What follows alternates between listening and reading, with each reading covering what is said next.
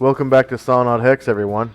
Today we're holding session number 454, and today's sponsor is our generous donors and patrons. Thank you very much for your generous donations and pledges. We wouldn't have dynamic lighting without you, and some pretty key tokens in the next couple of story arcs, including the one we're in. Players at this time, if you haven't already done so, go ahead and add 454 points for showing up on time. And we'll go right back into our dungeon in Central Adria, the Water Temple, repurposed by the Yuan-Ti, just south of Hang Mai, the old capital, in the swamp.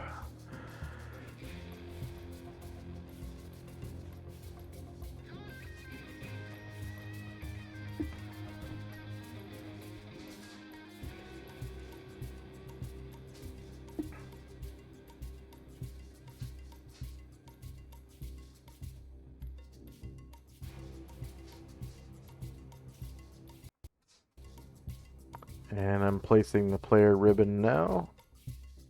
So there will be a music change.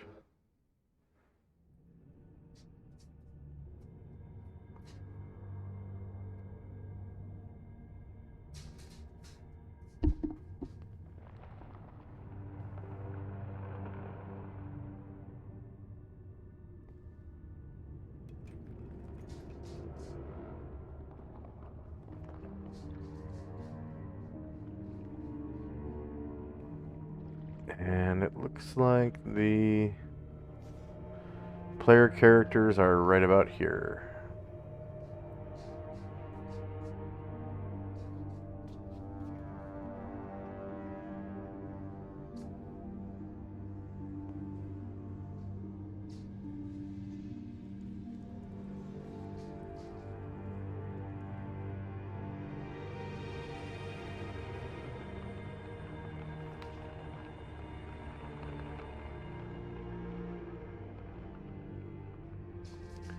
And if you could please roll base size initiative for your player characters.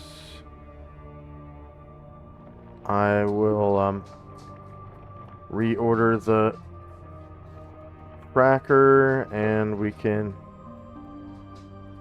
begin.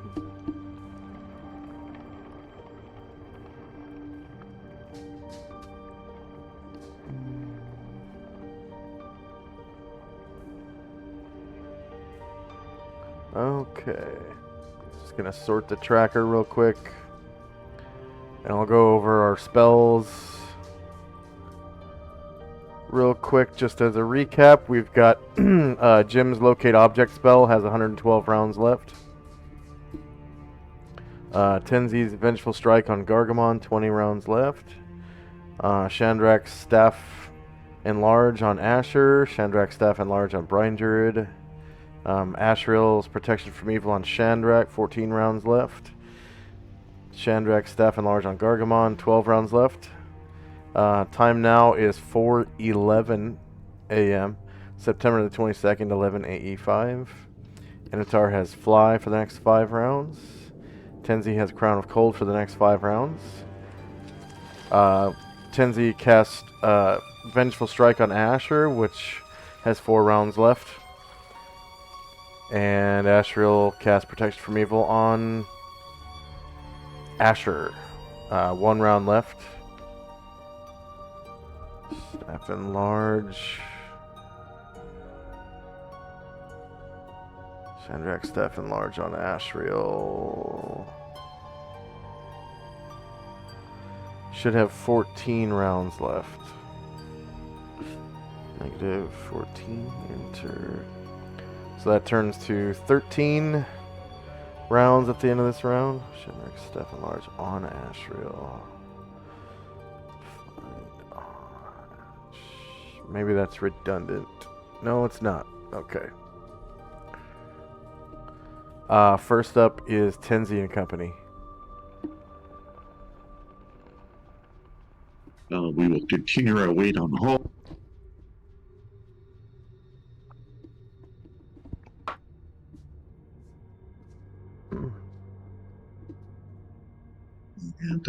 be it for us. All right. Asher. Also continuing down the hall. So just movement. Yeah. And Shandrak.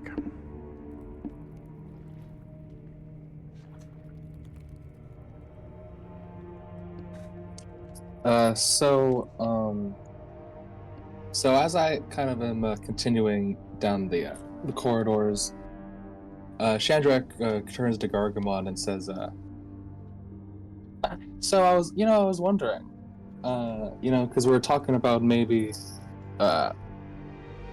spending a few weeks after this dungeon doing stuff, and Musashi has that cool Ronin he found that knows how to do Grandmaster in Katana. Gargamon, who taught you how to fight so well with the halberd? Who was your teacher?"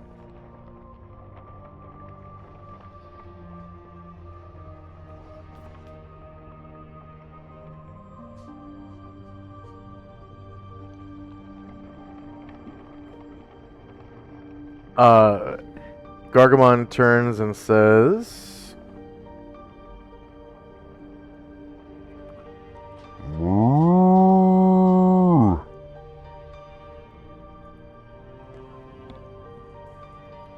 I learned from an elder minotaur in Nervia Forest. Oh. Who is this Minotaur? Is he friendly like you? What's his name? No, he's not friendly at all.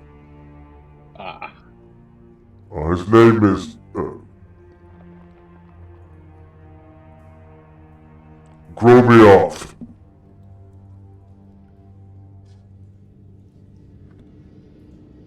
That was sorry, say again? Gromioff.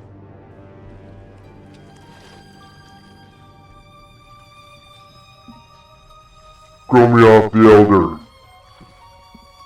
Not a very nice minotaur. Very difficult to get along with.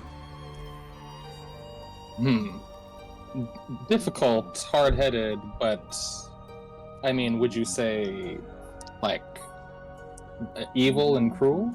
About evil as fuck. Like a truckload of evil.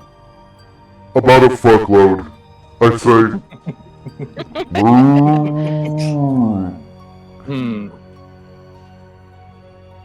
And that's who you learned from. Is he by chance a Grandmaster? Of course.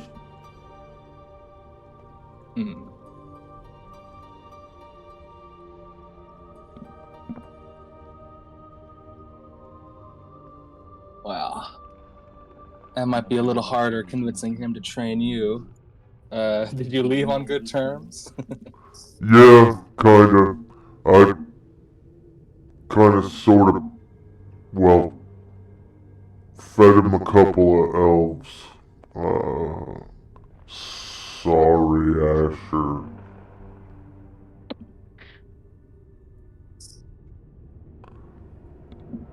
But anyway, yeah, he's, I guess, like a second dad to me. Oh, really? Was he? So did he? So he raised you?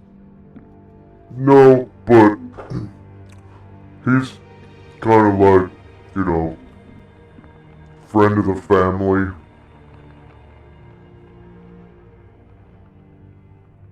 I mean, friend of your family. Yeah. He's the older minotaur of,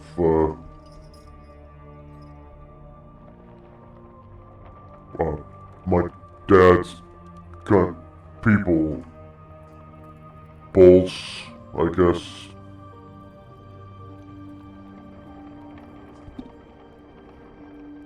But, yeah, So I killed like a rival tribe's elder, and well, he really liked that. So I guess you could say I'm like his star pupil type of thing. Oh, You, I, you I could imagine so. you could With call your him skills. like a godfather of sorts. Okay. Mm-hmm.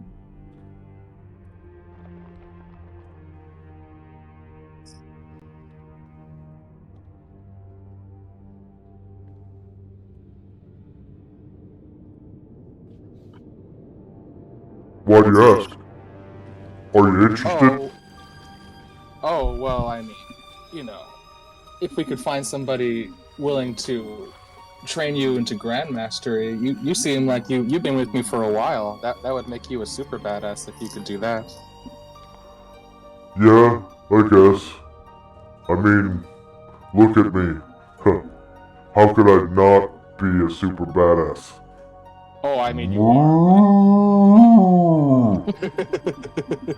I mean, I saw Varen before and after his longsword high mastery, and then like that was significant. I can only imagine what Grandmastery does.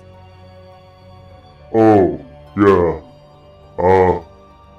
It gives you an extra attack, and you kind of learn how to do more effective damage, and, you know, stuff like that.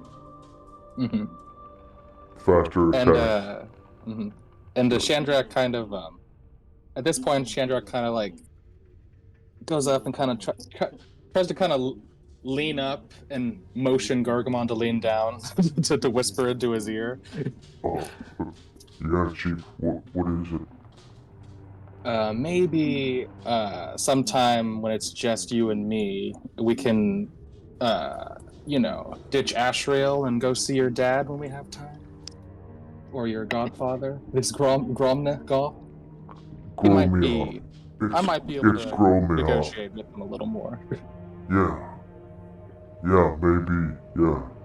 We could just kind of maybe go to Gronar or something, and then you and I could kind of go out to the woods and go to his labyrinth. It's out there. I've been there. I know how to get there. Well, I think we might be doing that when we get the chance. Cool. Right on. And that's all for me this turn. I'm down. Mm-hmm. What about else?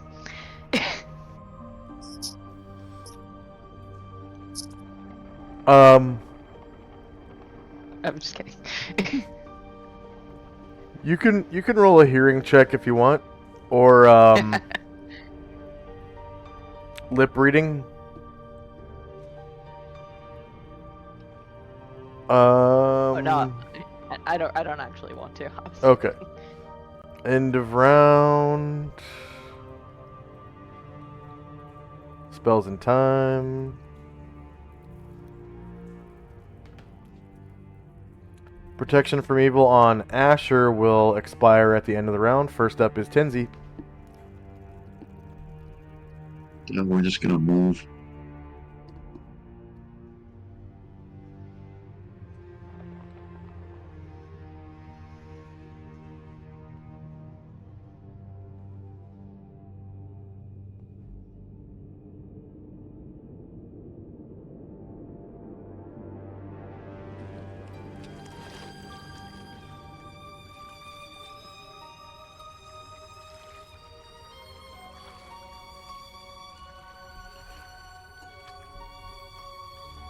Yeah, so I'm just gonna move my people, catch up, and that'll be. Alright. Asher. We are going to back. Yeah, we're basically just moving. We're on in the direction of some doors we didn't get to.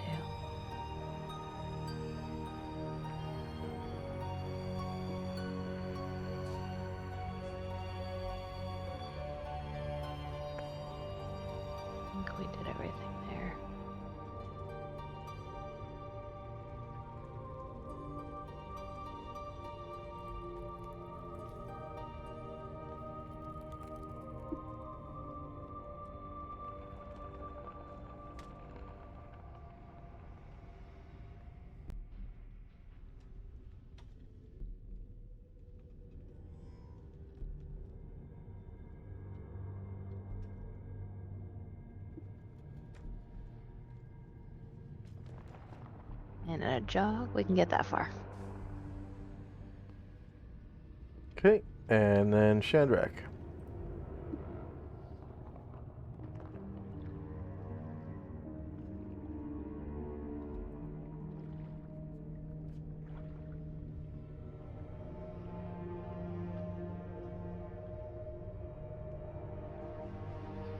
Alright, just gonna continuing onward, following Asher's group.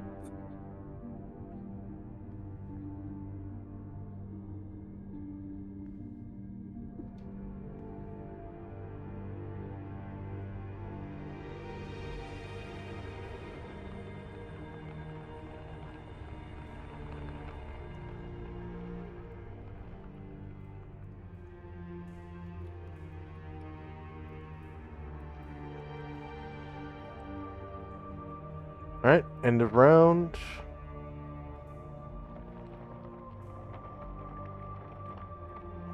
Spells in time. And Asriel's protection from evil on Asher has now expired. And first up is Tenzi. I'm going to move up, and is Asher visible? Yeah, okay. Asher will fly up and put a protection from evil back on her. Thank you. So Asher.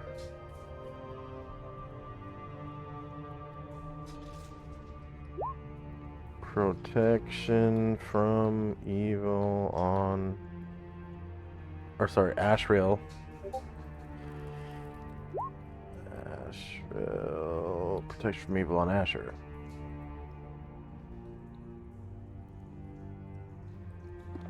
+1. And the duration is 24 rounds. Thank you for rolling that. -24. Enter.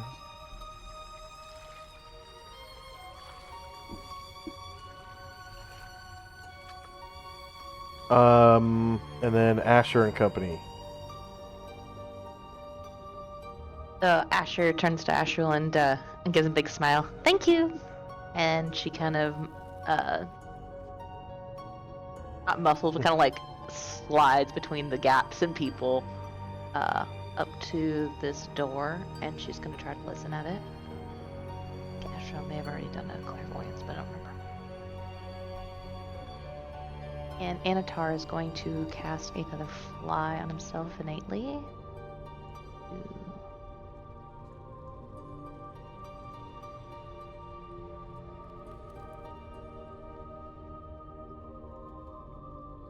That one.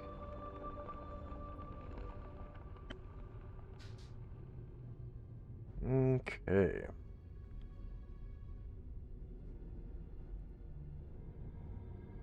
Anatar's casting fly on himself again. Yeah, there it is. Okay.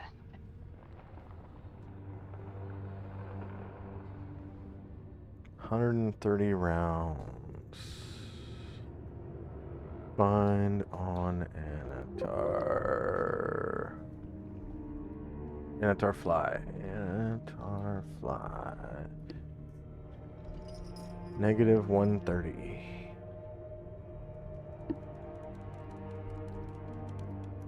And Asher's check.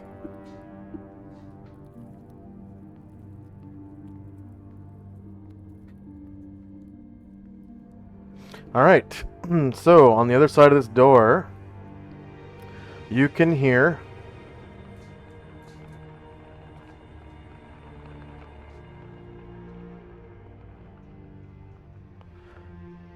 the sound of waves crashing against cliff sides and sort of like a quacking speech. Quack, quack, quack, quack, quack. Quack, quack, quack, quack. Asher describes what she hears, and she does try to mimic the quack. She goes, "It's kind of like quack, quack, quack."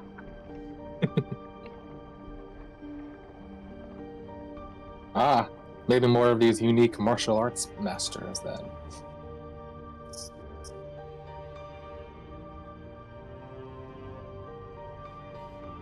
Well, you can ask him to teach you, but I wouldn't get my hopes up.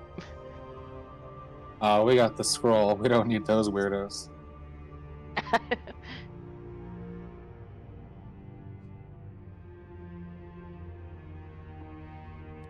And Chandrak and company. Unless there was something else for Asher. I'm good. Okay, Chandrak. And speaking of the scroll, Chandrak, since he's end up next to Tenzi perfectly, will take the scroll back out of his backpack and say, "Yeah, I think you might as well hang on to this. I looked over it again. It looked like it'll take at least a month to master this style, so you can hold on to it." Very well. And I will hand that over to Tenzi. And then I think Erdrin- scroll case is like 2 pounds, something like that. and then Erdrin will hide behind Brian Druid. And Chandrak will sneak between people and hide behind Gargamond. Okay.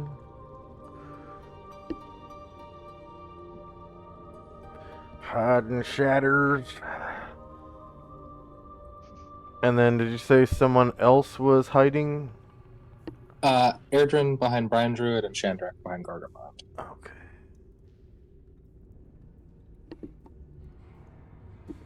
Hiding shatters. Alright. So end of round.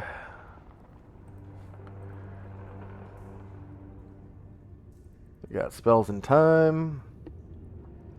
Time now is 4:14 a.m. September the 22nd.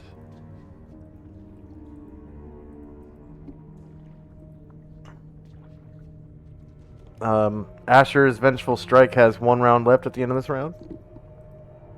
And next up is Tenzi. Asher seeing Asher at the door and hearing what she said, he will cast a clairvoyance 10 feet beyond the door. Okay.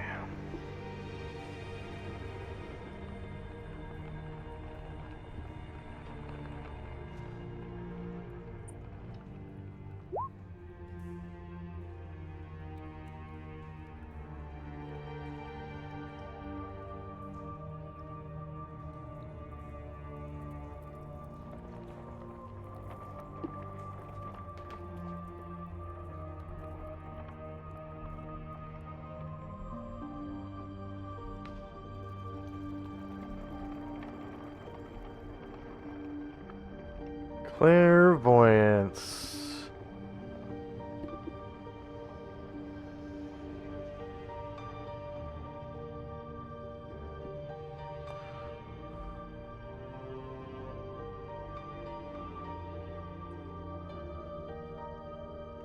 Okay, I see where he is. Alright. So, obviously the other side of the door is veiled in darkness, and the infravision from your clairvoyance spell shows on the other side of the door, just north of the center of the clairvoyance spell, there is a 10-foot climb to get up to a higher elevation. And just at the edge of your infravision, you can see right here that there is a pillar supporting a high ceiling.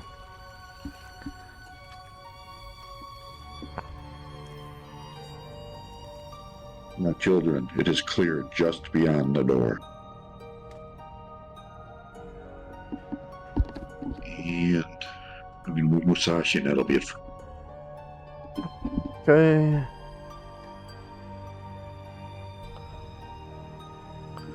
Next up is Asher and company. Alright. Hearing that, Asher says, Alright, give me just a second. And she will come back behind this little brazier and try to hide in shadows. And Bombosa will come over to this little brazier, try to hide in shadows.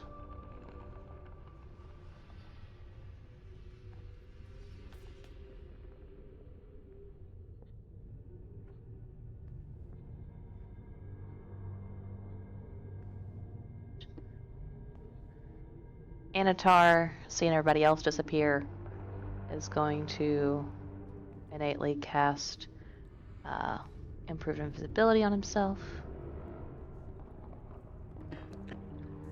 for 13 rounds.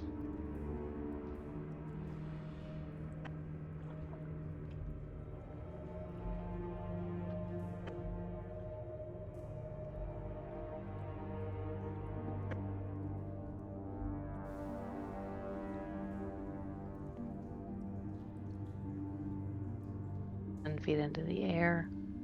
Nobody walks into him.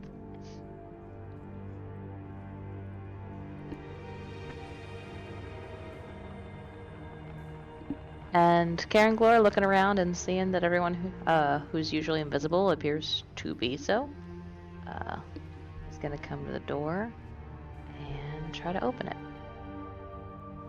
All right.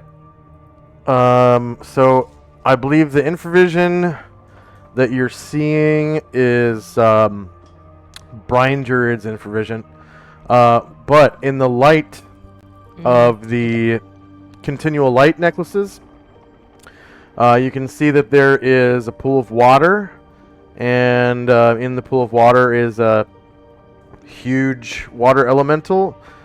Just at the edge of the light, you can see a Kappa T, who is like dipping, who is dead. Oh.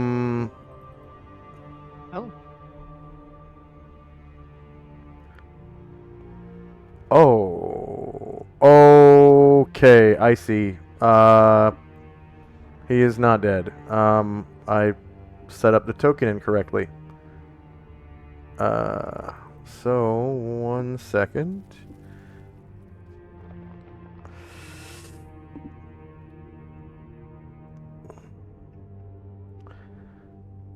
And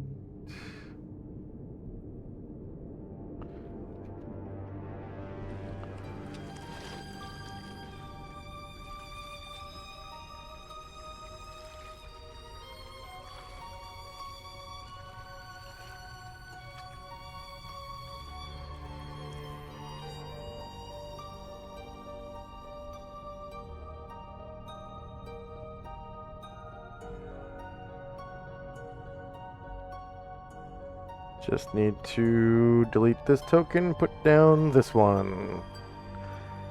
Okay, so he is dipping his toe in the water, and he just kind of, well, I guess I'll give you a chance to surprise him. So we've got surprise check. I'm gonna give, see, enemy's modifier surprise the party is probably just gonna be +0. Party's modifier surprise the enemy is probably gonna be, I don't think you guys are over 20 people, so just, but definitely over 10. So +1.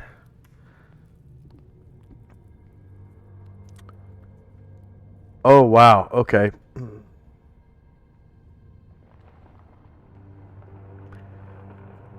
So to your surprise, no, you guys were expecting, I'm gonna re-roll that, because you guys were expecting basically what's in the room. One more time. Enemy's modifier surprise the party. I'll give you guys +1 because, wait, no, I think that's actually supposed to be +2. Expecting something, and then party's modifier surprise the enemy is +1. Okay, so no surprise. Yeah, he's kind of dipping his toe into the water when the door kind of flies open, and he looks over, and then he gets His countenance kind of wrinkles up, you know, and he goes into a Kappa karate stance, right? And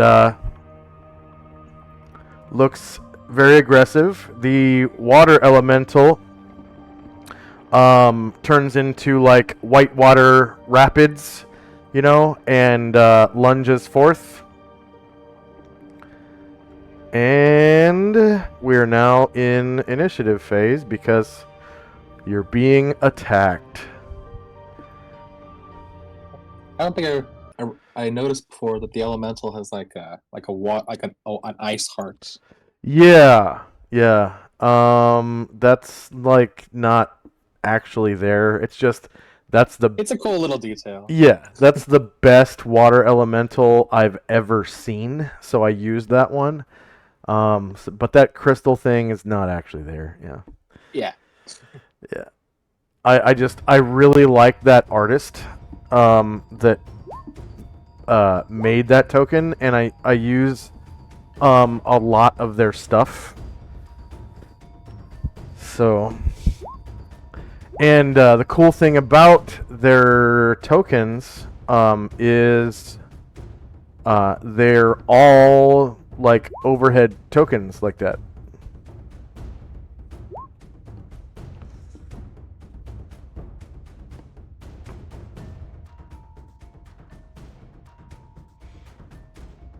Alright, so you guys can, some of you can see, well, it's Brine Druid that can see basically the whole room.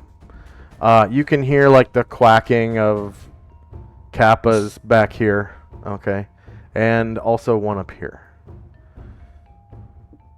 Quack, quack, quack, quack. They kind of have a weird quacking speech.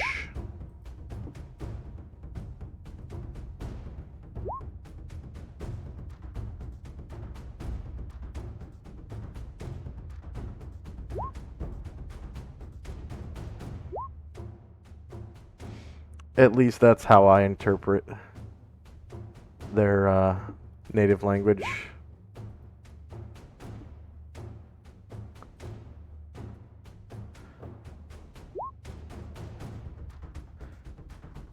And I think I should probably check something, because they might speak a weird, like, common tongue to each other.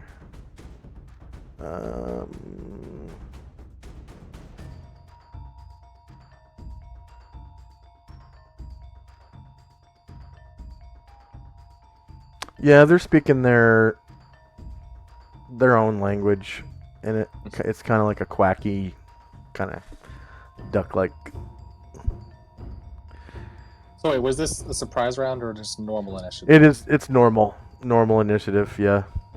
Okay, can I get a second attack for Garganland? Yes.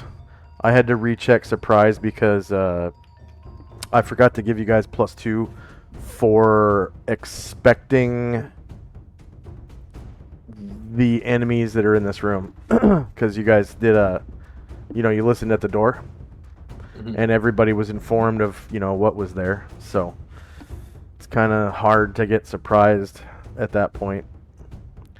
I'd have to roll a 1 on the surprise check for you to get surprised at that point.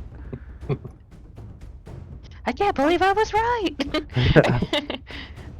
May I please get extras for Varen, Anatar, Karenglor?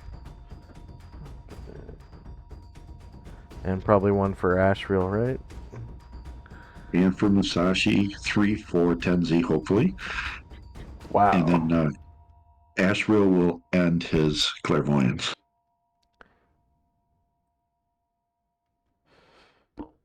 Okay.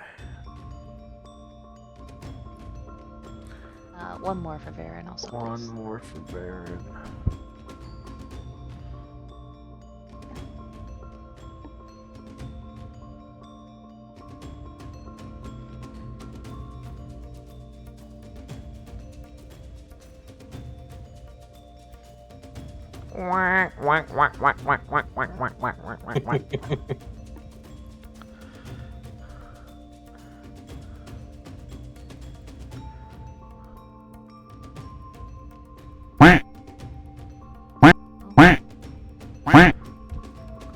Can you guys hear that? Yeah. That's a little muffled, but yeah. The duck sound. Okay. I heard the quacking, yeah. Did you put Karanglor and Anatar on for a second? I don't see it. Eranglo. Oh, I did not do Karanglo or Anatar. Where? Okay, Anatar is right there. And one for Karanglor right there. Thank you. Oh, wait a minute. Is there... Okay. I did do dynamic lighting for the pillars. It's just... Huh, I don't see any shadows for the pillars. That's weird. Maybe I have to look at individual people's site or something to see.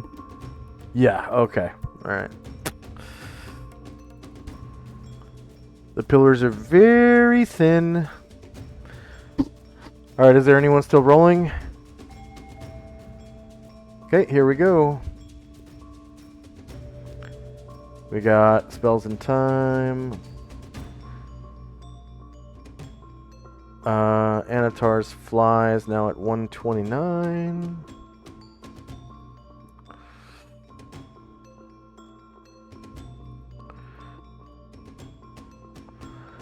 Time now is 4:15 in the morning.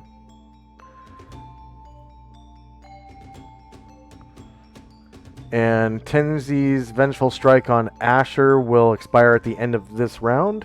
First up is Musashi. Musashi moves forward up to the water's edge, and then he will guard there. Okay. And be sure to choose your facing as well.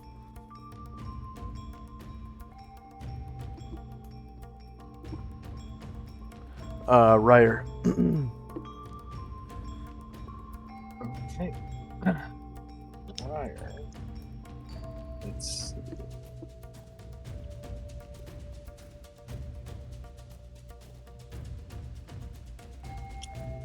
Yeah, he'll be able to make it that far, and he'll try to guard from there. Okay. Brian Druid. Ranger is gonna come. 11.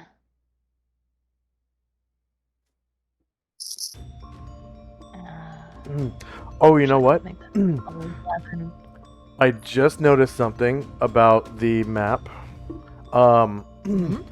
That Kappa T is actually 10 feet above the water's edge. So he's basically he wasn't dipping his toe in. He was preparing to dive. Now he's in We're a interrupting a pool party. Kappa karate kung fu. I think he can do his breath weapon from there without getting Musashi. We'll have to see. Probably. I got a visual. It's pretty thin at the Yeah. beginning.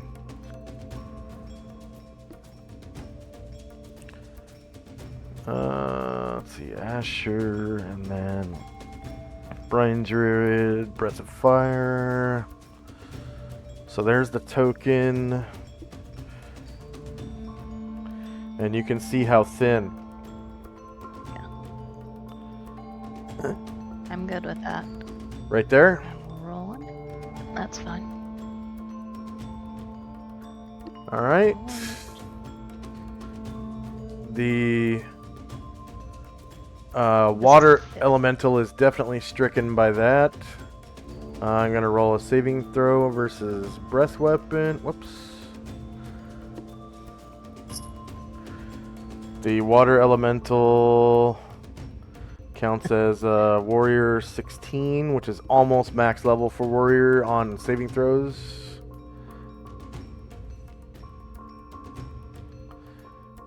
I don't think water elementals are susceptible to fire.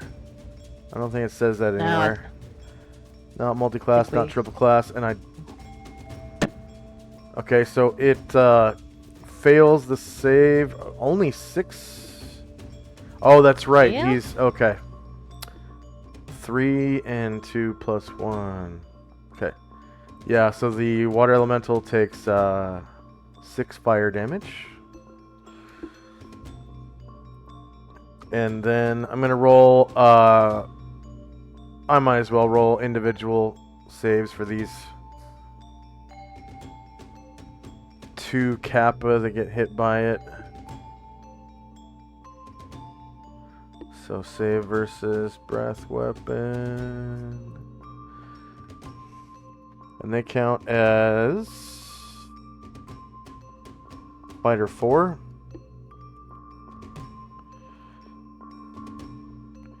Okay, so this first one right here only takes 3 damage.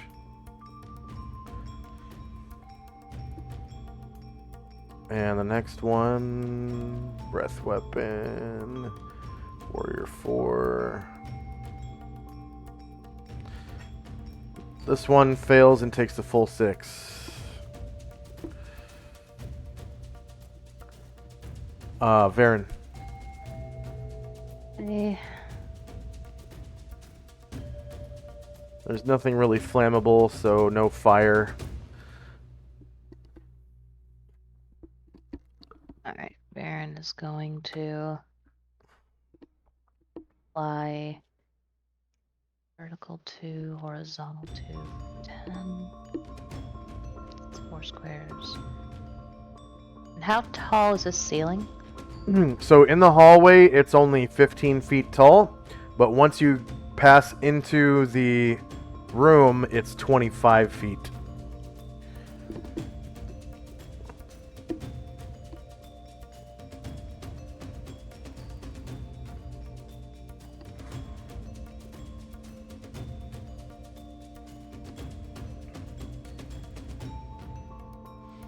And Varen does give off light from his wings. So he's going to kind of expand the light out.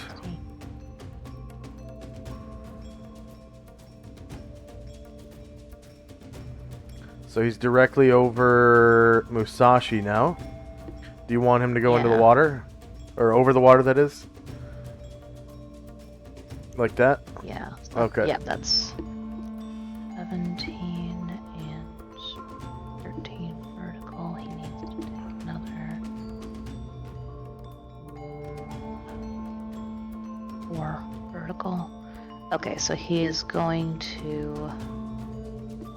Currently at 20 feet, you can definitely reach the water elemental, and you also have higher ground over the water elemental, as the water elemental is only 16 feet tall.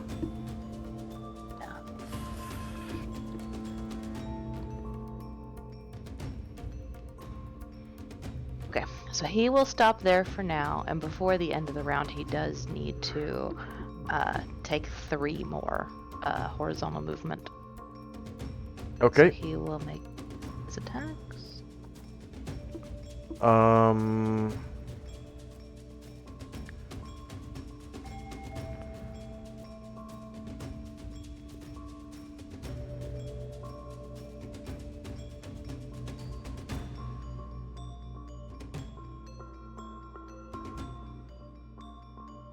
All right. Oh, I'm sorry, I need to reroll that. I did not use High mastery. My That's bad. right. Yeah.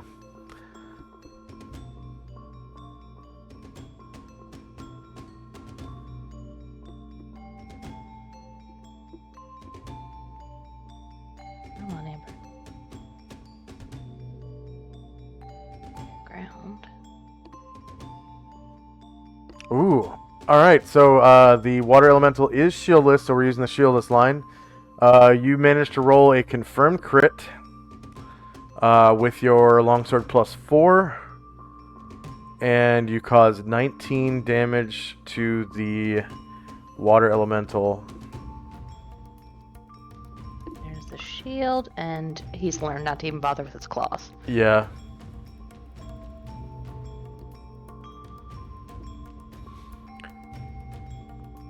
Yeah, AC1 versus AC2 just hits by 1.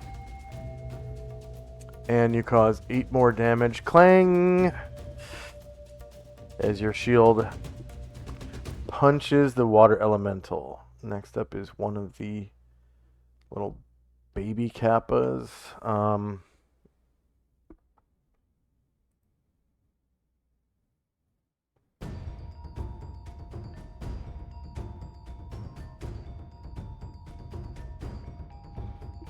So this one's kind of taking a bath.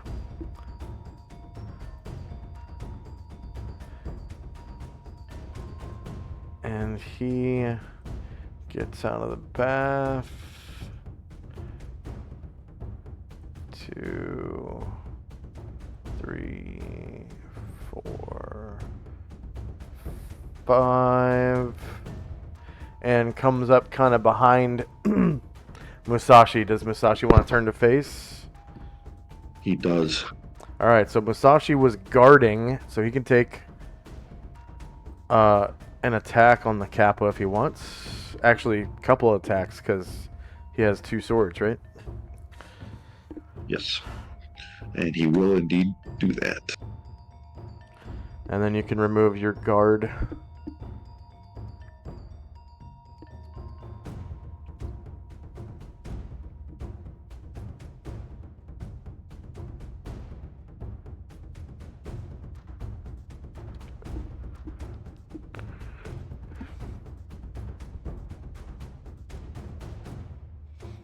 Alright, the little bastard is shieldless, -5, beats AC3. You cause 15 damage to little baby Kappa. 15. With your katana. And I believe you also have a wakizashi. So this Yeah, I just Kappa, gotta change the weapon. this Kappa is 3 feet tall. The little baby, oh, 2 feet tall. 2 feet tall. They're tiny little guys. Well, they're not technically tiny sized, but they're small. Small size at 2 feet. Tiny is 1 foot or less.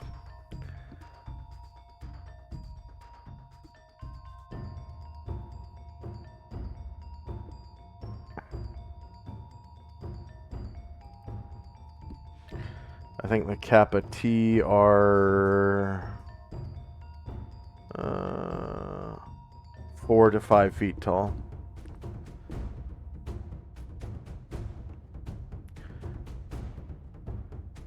Are you making your wakizashi attack, or? Yeah, I gotta move it up in the weapon table. Oh, gotcha.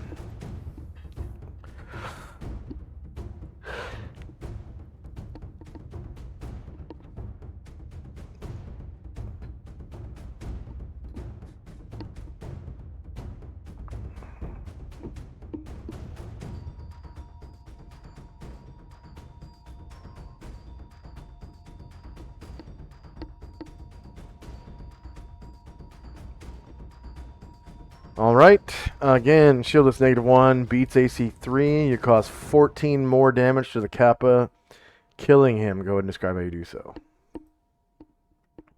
So Musashi was watching the water elemental and seeing Varen engage it, and then out of the corner of his eye, he saw the Kappa coming, so he just turns, and with one, as he turned, he hit him with the katana, and then just stabbed him right in the middle of his, whatever the forefront is, his main body, right in the middle of it. Yeah. Okay, this Kappa T is gonna dive into the water. And swim over to Musashi. Does Musashi want to turn to face? Yep. Okay, so Two- from the water, he's going to be at lower ground because he's still in the water. He is going to perform a great throw against Musashi.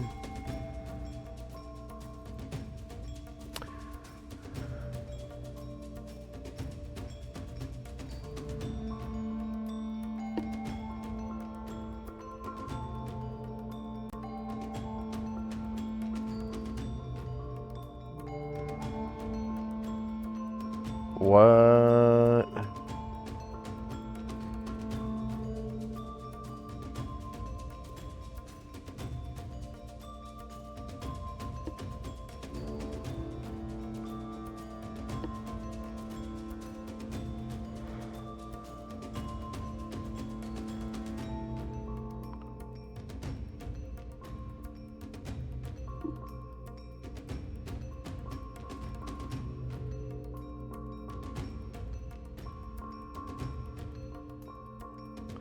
Weird.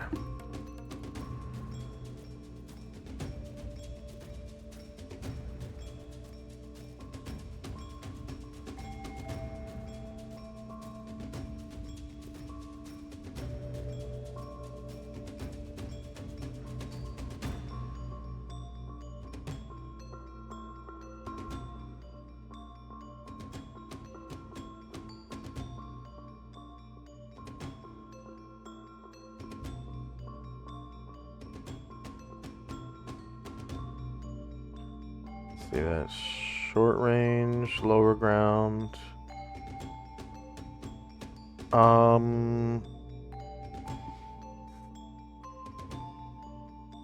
Any attack roll modifiers? Is he covered by protection from evil or anything like that?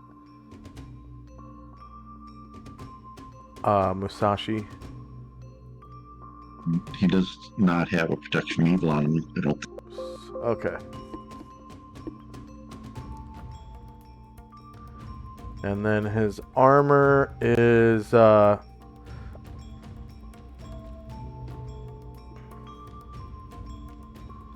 splint, right?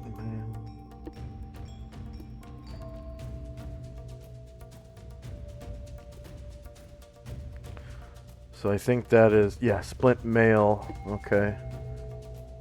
Smith, and your largest weapon is medium. No damage roll modifier. Okay. 3.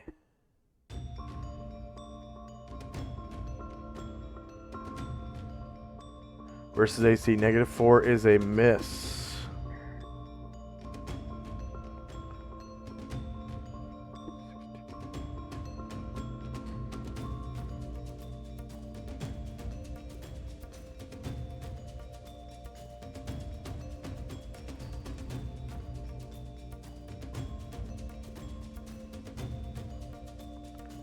Yep, that is a miss. Tenzi. Benzi will move forward his full movement. And guard.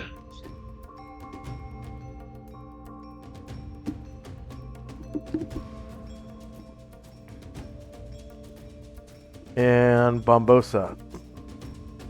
Bombosa is going to try to use Featherfoot.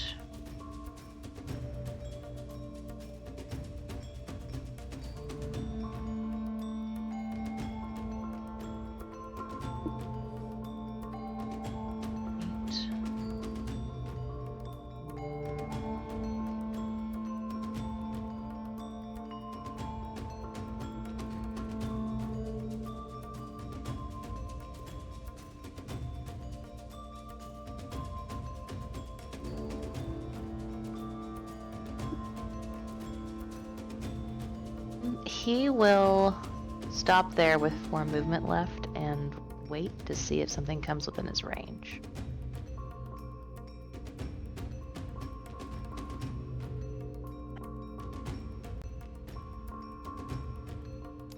Oh, necklace of continual light.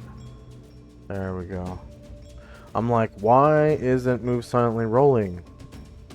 Because necklace of continual light doesn't have a move silently score. Okay. Alright. I would argue it's very quiet. Let's see. This Kappa is going to do the same thing, kind of swim up to the edge of the water here.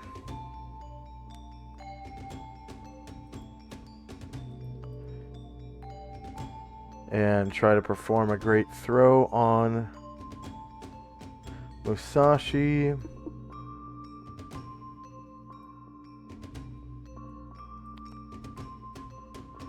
And I don't get why it's asking for a casting level. I don't... It's so weird.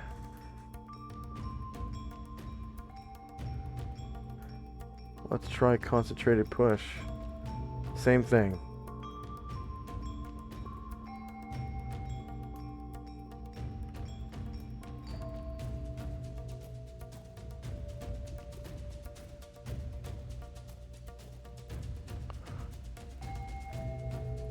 Oh.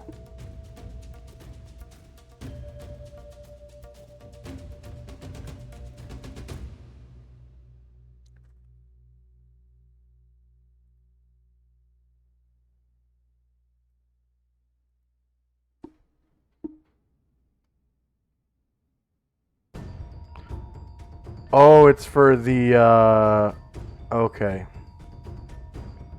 I see. It's for the distance. I don't know why I put casting level. Okay. I see what it's for.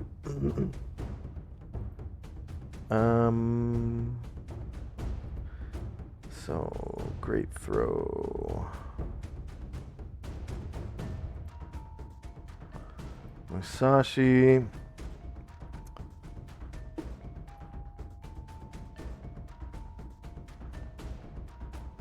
And that is melee range. Lower ground because he's in the water.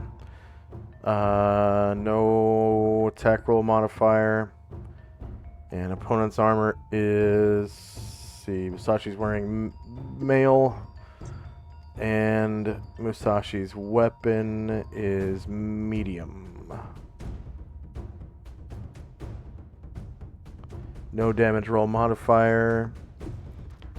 Natural 20. Ooh.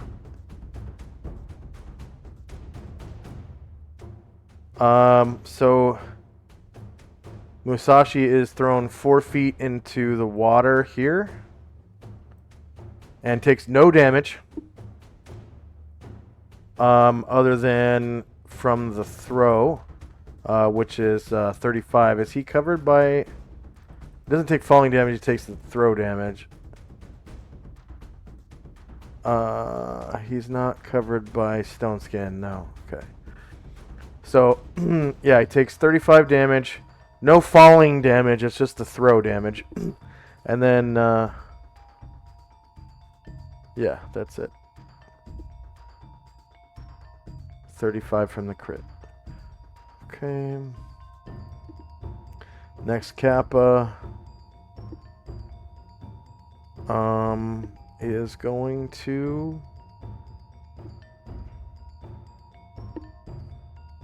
okay, this Kappa is going to do something weird. So, this Kappa is going to swim up the water elemental to Varen's height. So he comes over the water elemental, swims up through the water elemental, and is kind of like surfing on top of the water elemental. I can dig it. And is going to Kappa Karate Varen, who is probably protected by stone skin, right? No. Wow. Okay. Nope. Okay. I see. Kappa Karate. Low, I guess. So that's melee, same elevation. Is he covered by protection from evil? Varen? Don't remember. Let's see. Don't think so, no. Okay. I'm looking. Doesn't see it. And no damage roll mod. Wow, that's another natural 20. Okay. So that causes 19 damage to Varen.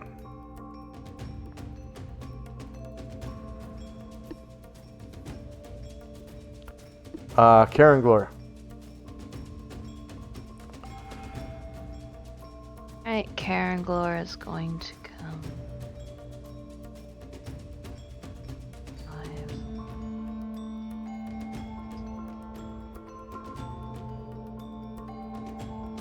8. Turn to face this one.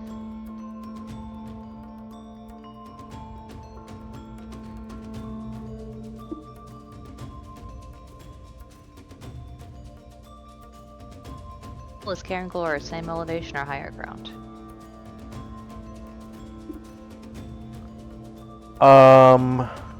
You're attacking this the little one? Yes. Yep. Yeah, you have higher ground. Because he's down in the water.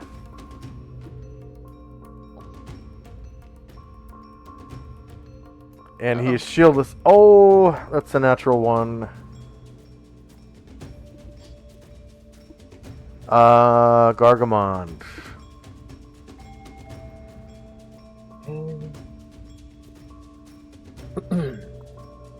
Let's see.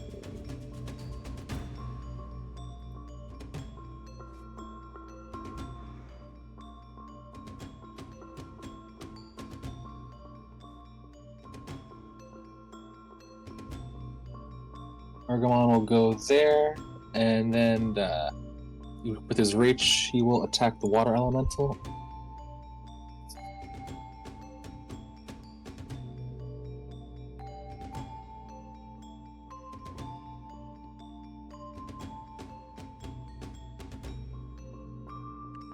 That is front shieldless AC. Oh man, another natural 1. Jim What is Astonbreast. Yeah. The enemies are rolling 20s, and the players are rolling 1s. Jim Astonbreast. Jim Astonbreast.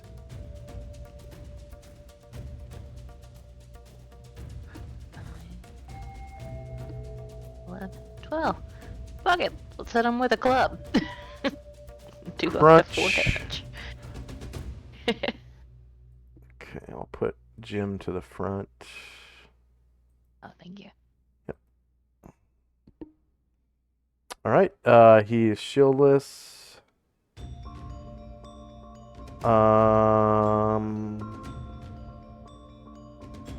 And you have higher ground.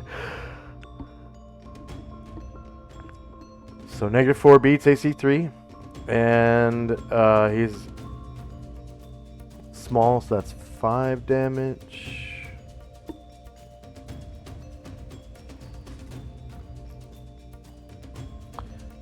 And Anatar. Okay, and Tar is going to fly in.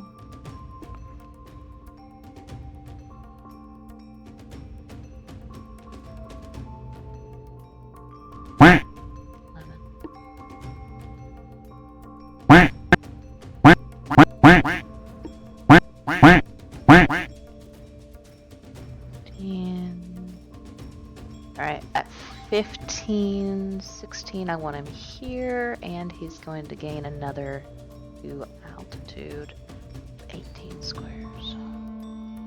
Sorry, 4. And fly over the water? Right here, please. Okay. Yep.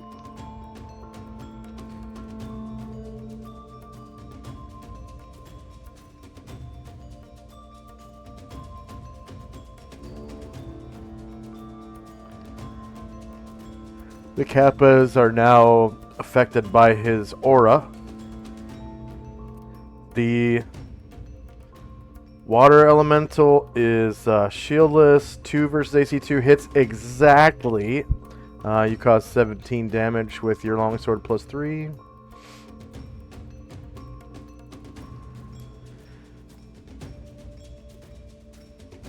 And another little kappa.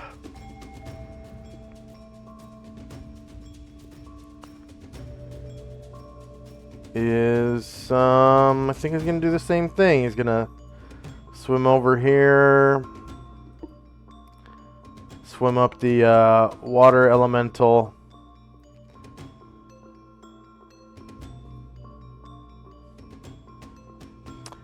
and probably cannot see.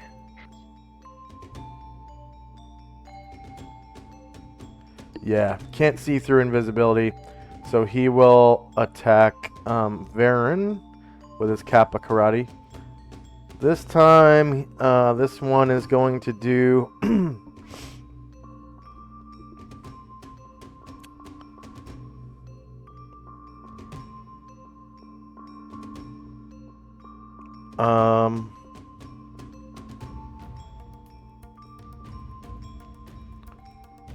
see, I think all of these are... He's going to try to do a great throw on Varen.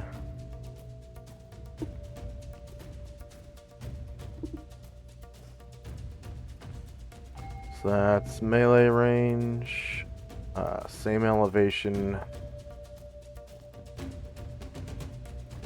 It's going to be -4 to hit because of the aura.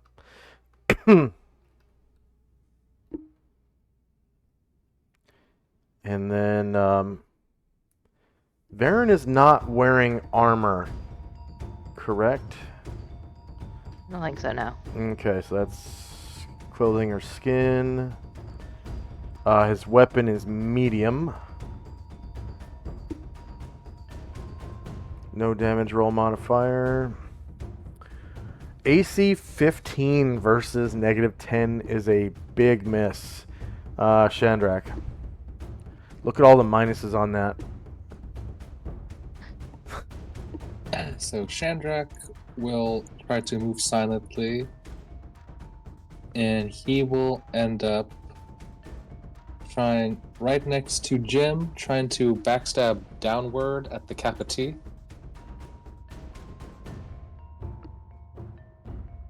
One second. I just noticed something about the Kappa character sheet.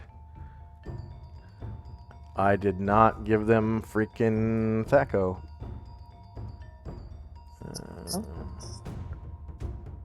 Oh, the regular one. Yeah. So I need to roll that.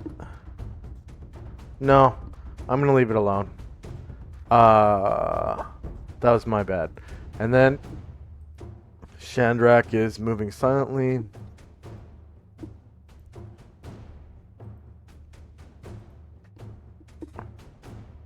And you get your backstab. And actually, I'd like to change that from the Kappa T to the Kappa next to Musashi. That's why I want to attack. Roll intelligence. Roll intelligence. I just Okay. want to see if you remember something.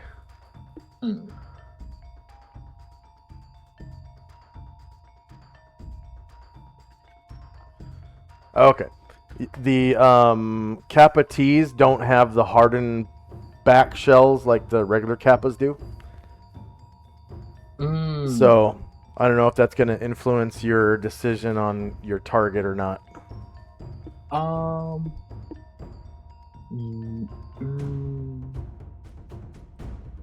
Yeah, I think even with that, I want to try to see if I can get that Kappa off Musashi's back, so I'm going to backstab the Kappa. Okay. It is a -5 to hit that Kappa with a backstab.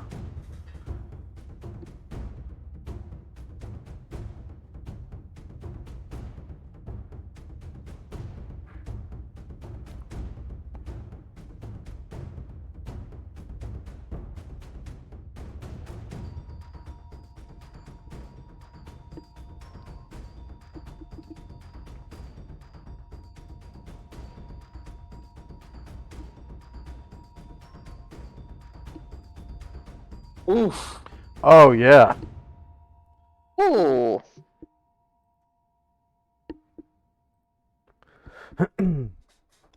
-2 definitely beats AC 3. You cause 53 damage to the Kappa. You just kill it from outright damage. Go ahead and describe how you do so. So this thing, it's kind of like laughing to itself after like throwing people around, and then all of a sudden, swing! Its head goes flying, and like the little bit of water in its head flies away. All right. Real quick, let's take a 3-minute break and. Weird, my pre-roll ads are off for some reason. But let's take a real quick 3-minute break and we'll come back with Asher's turn. Be right back in 3.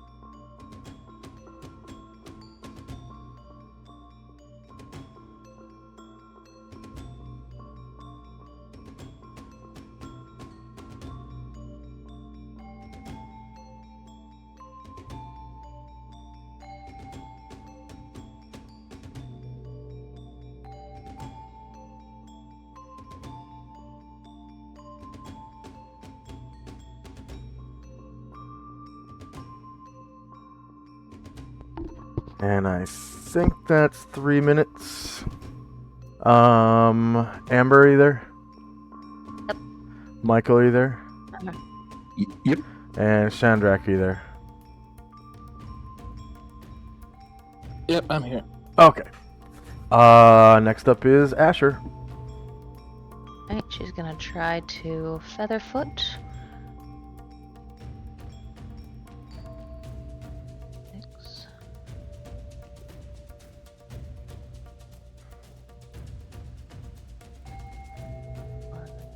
And her Featherfoot is the super Featherfoot that allows her to like walk across water, and it increases your movement rate to like 18 or something like that. Mhm. Yeah.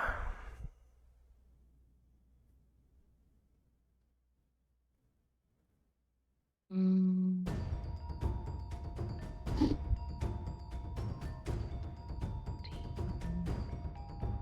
It's 12.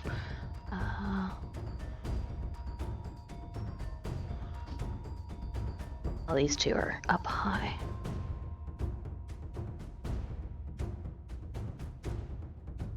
Yep, 15 will get her here. And she is going to try to backstab this one here. You got it. And there is no penalty to backstab a Kappa T. They don't have like turtle shells per se.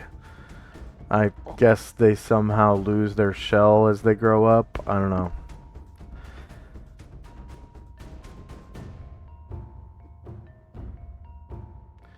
Oh my god. You roll a natural 20, causing 25 damage to the Does he Kappa survive? T, and wow, yeah, he survives. Okay. 5.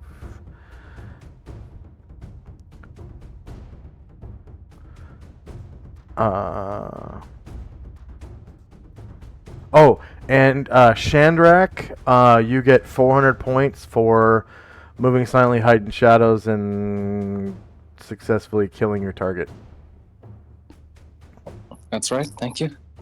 Ashriel. Ashriel will fly up to the first evil thing he sees, which I believe is this Kappa. He'll have to go down a little bit in height to still.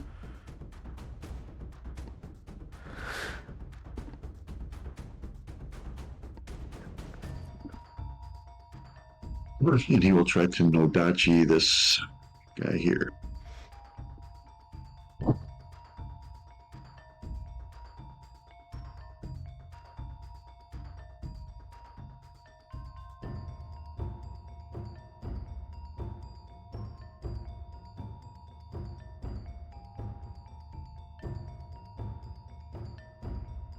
So they're all evil except for the water elemental. All right. The Kappa T is shieldless, so -7 beats AC 3. They are medium creatures, so you cause 15 damage to the Kappa T, killing it. Go ahead and describe how you do so. Flies up and kind of comes down a little bit to reach it and just cuts off its head, and then it'll continue moving. Over the water. There you go. Whoops. Nope, that was the wrong character. Let's see. Yep, there you go. All right.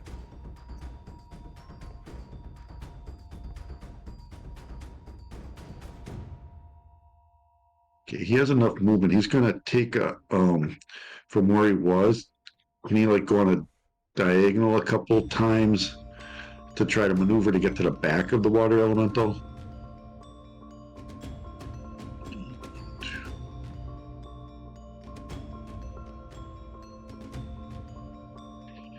He has 15 more squares of movement, so he could go 1.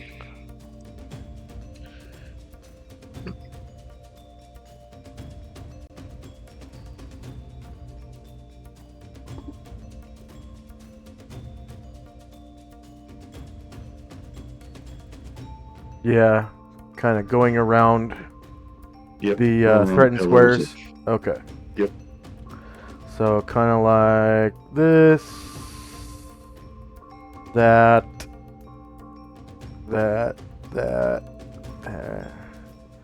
and there, and then end up facing the water elemental from the back.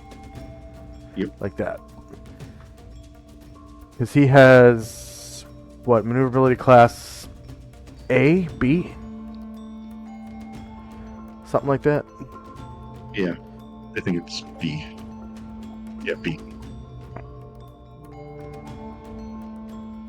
And he'll use the flame tongue on the water creature.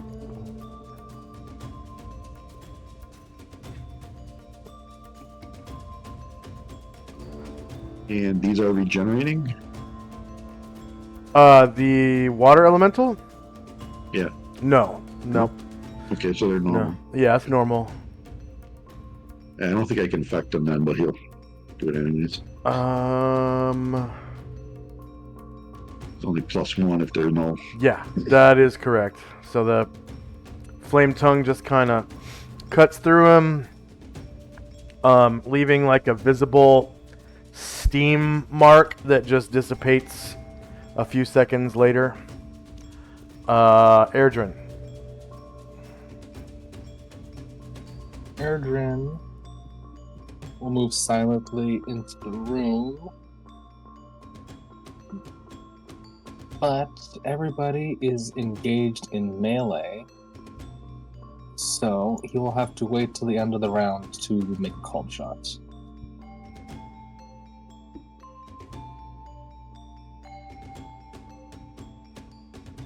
Alright.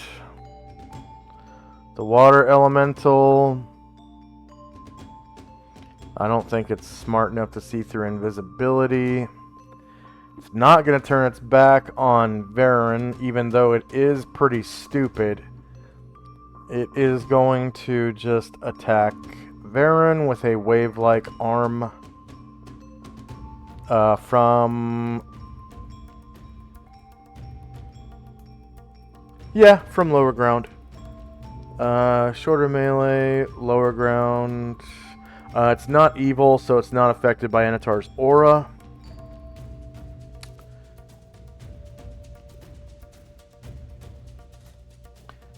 And 0 versus AC -10 is a miss. Musashi's multiple attack. He's going to climb out of the water. He doesn't like being in the water.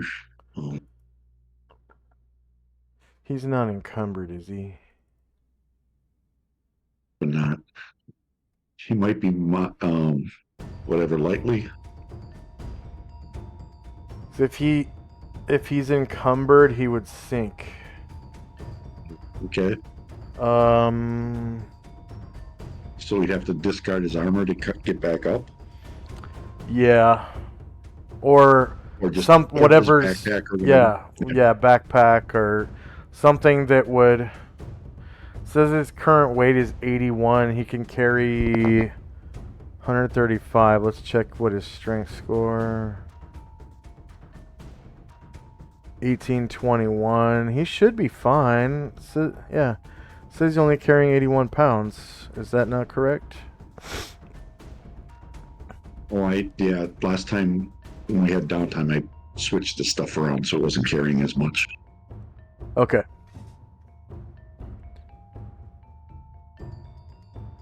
So yeah, so he's just gonna climb out. Yep. I don't know if does he have to make a climb check to get out of the water? No. Or- Nope. Nope. None at all. No. So he's gonna get out next to Gargamon.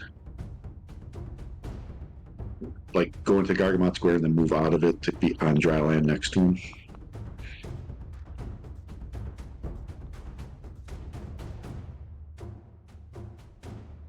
There we go. And that'll be it for him. Try to dry out. Okay. Varen. He's coming for the, I guess, the water elemental again.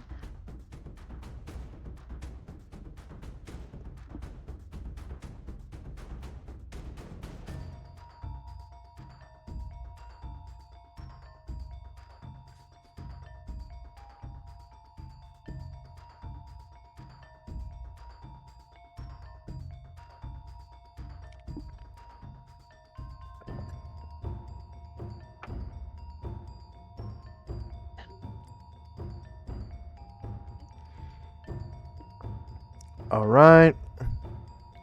The water elemental is shieldless, so -10 does beat AC 2. It's a huge creature, so you cause 10 damage with your longsword plus 4. And since this guy, the Kappa, came to Varen's height, can he use his claws on the Kappa now? Definitely. Yep. So let me roll a natural fighting.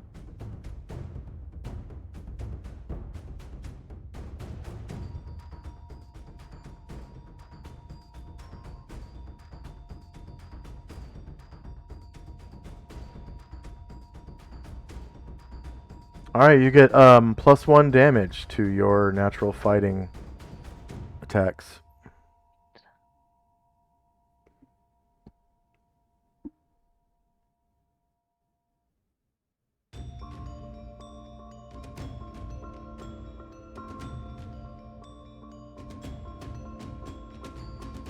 Alright, is it the Kappa directly in front of you? Yes. Okay, the Kappas are shieldless. So -5 beats AC 3, causing 8 damage. And then the second one is a miss.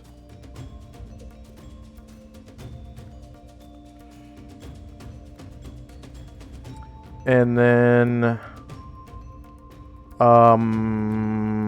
at this time you would also get a third Sweet. Talon attack.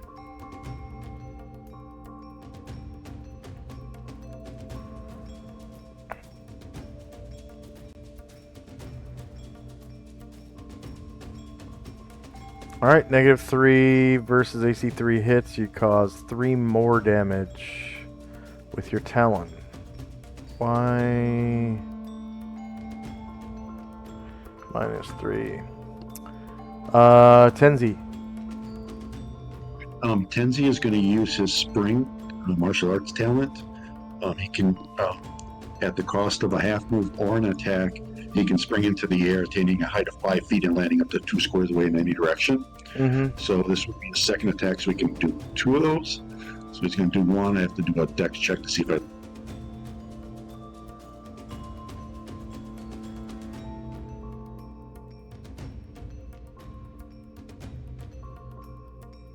Okay, first one, and then my second one, I will jump to here. And then that'll be it for me. Oh, I gotta do the check again.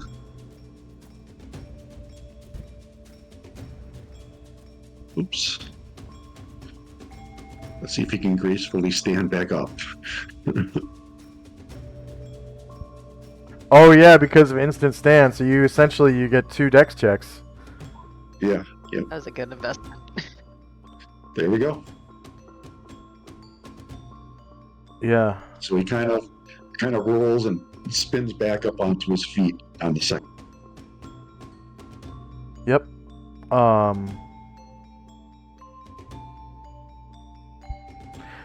I don't understand why instead of just moving. Was he out of movement? Yeah. Oh.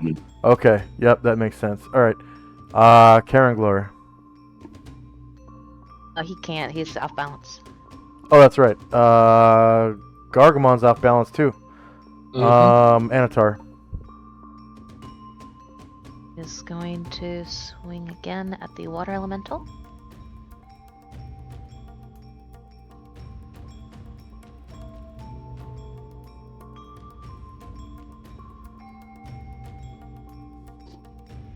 The water elemental is shieldless. -6 beats AC 2. You cause 21 damage to the water elemental with your longsword plus 3. Killing the water elemental. Go ahead and describe how you do so. So these little guys are surfing on him, and Anatar just cuts off like the whirlpool-shaped head. So it doesn't like go anywhere. It just dissipates into a crash of water, and then his body like rains down into the pool, and I guess they're like, "Whoop!" They go down too. Yeah. So they plop into the water. Water doesn't really... There's no mechanic for taking damage from falling into water. I guess unless you hit terminal velocity first, which is like 120 feet, which they were not. So they were only like, 15 feet in the air or whatever. Ashriel. He'll move up and down a little bit to be above them, but still be able to reach, and he'll attack this creature here. Okay.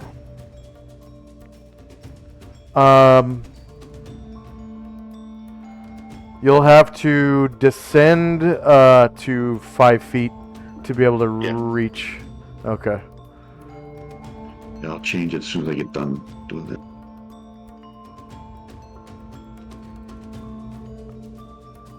And then Varen has to move how many more squares to stay aloft? 3, but that's not what he's not going to stay aloft. He's going to take his 90 degrees of movement to face that direction, and he is going to 2, 4. He's going to glide down and descend here. Okay, so Ashriel gets that Kappa basically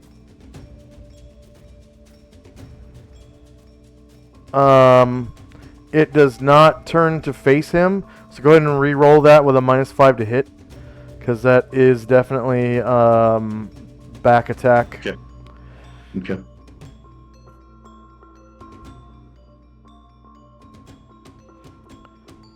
And then you said Varen was going to turn and fly south? Yeah, there's nothing in his reach, so he's just going to fly south 4 squares, gliding down and landing here. Okay.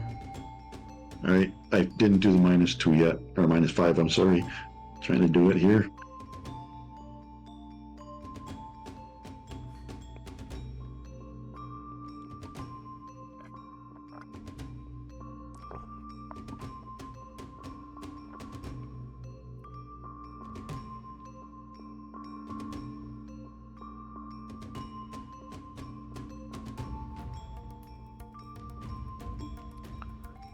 Oh, okay. Confirmed crit.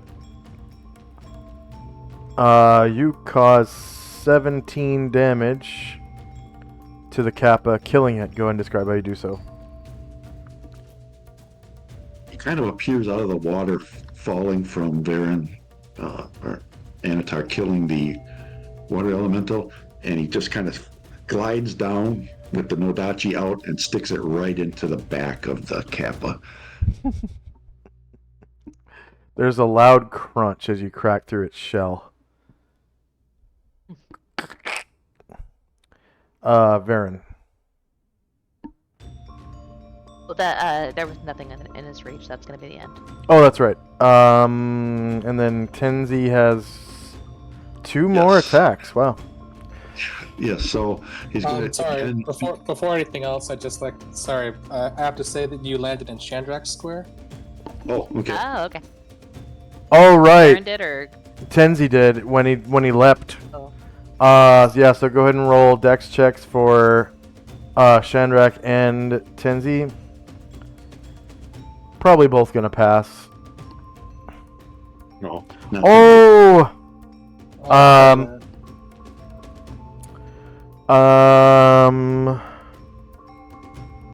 So you passed your leap check and your instant stand. So we'll just say that you are...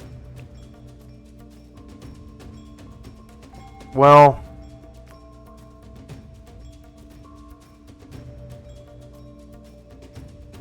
Yeah, we'll just say that you're...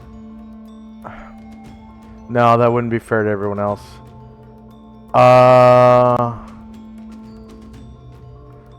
Can you roll another instant stand?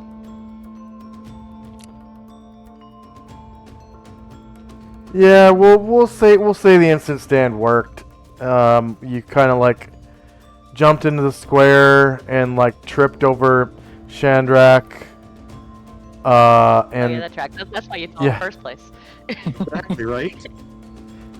yeah, and then you're displaced one square back here. And you can go ahead and take your action. Oh man, I think that missing that wrecked my plan here. But because now I need 2 jumps to get over to the other Kappa, and I could take 2, but I won't be able to attack on the second one. So, all right, I'm just gonna stay there. I'm not gonna try to do anything. Oh yeah, because you have free action, so you can walk on water as well. So you could Exactly, yep. jump off the water. That's funny. Okay. That's what I was gonna do, So you're just Before gonna the end- say again? Before the end of the round, I'm gonna have Bumbosa take the rest of his movement, if I may. Yep. Go ahead, Thank you. because that ends the round. Regeneration occurs. You notice that the last remaining Kappa's wounds heal just a little bit. And I'm going to roll morale for this Kappa because he's the last one left. And he's just seen his buddies get, like, demolished. Their morale is not super good.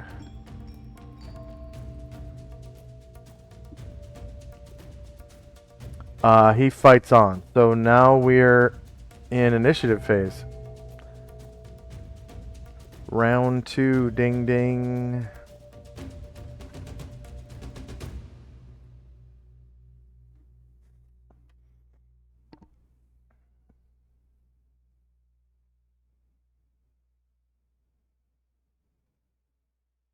Round 2. Fight!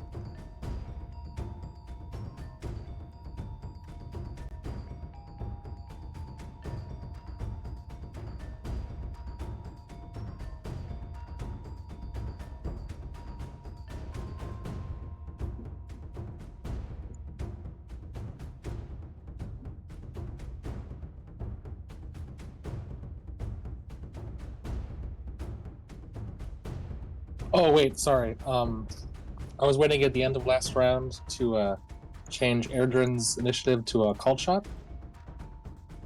Go ahead. So I'd like to try to shoot this Kappa.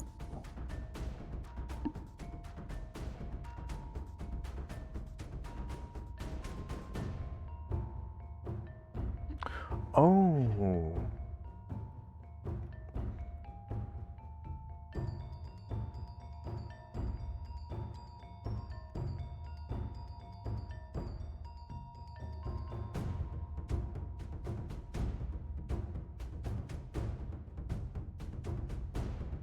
Ooh.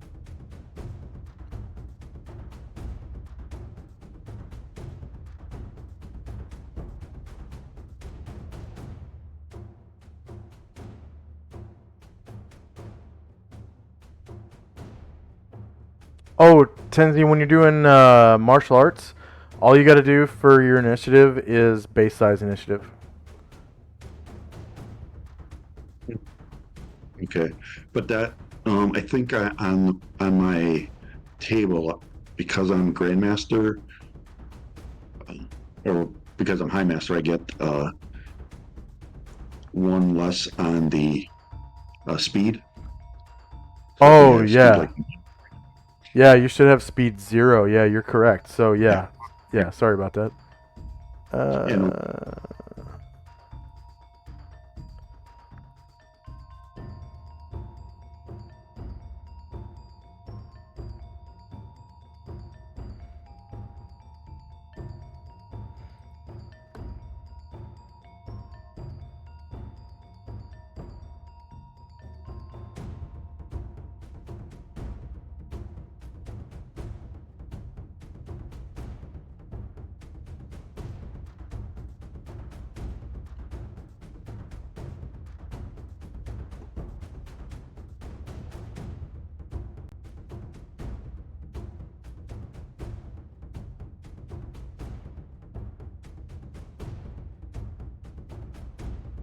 And that backstab was for Airdrin, yeah?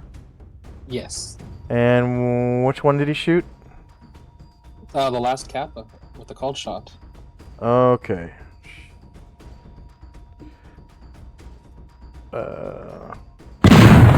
Yeah, 1 versus AC3. You shoot the shit out of that last Kappa, so you don't have to roll initiative anymore. You cause 48 damage, killing it. Go ahead and describe how you do so. So, like a hollow point bullet, it enters through the soft belly, and then a bigger hole just explodes outward, shattering its shell. Yeah. Okay.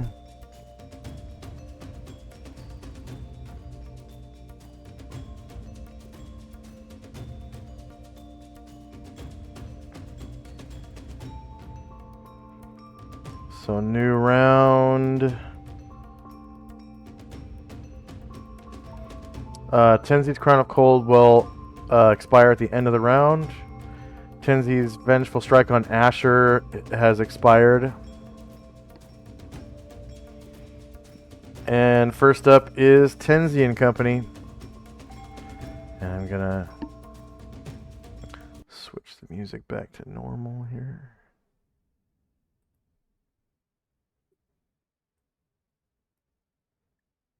Yes. Astro will fly out to up here.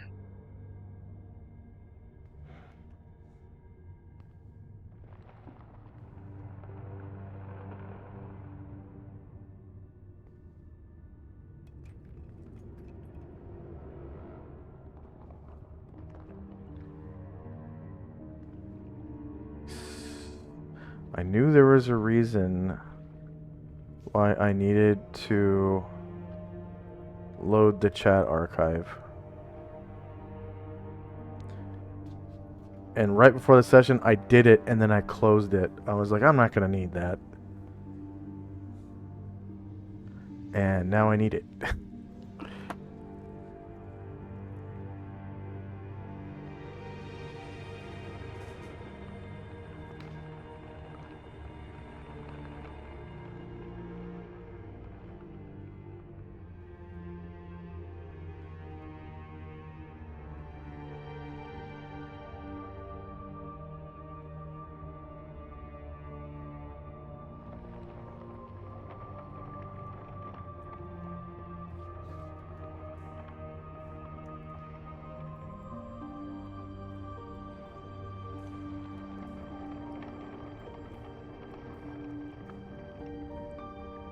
One, water, 16.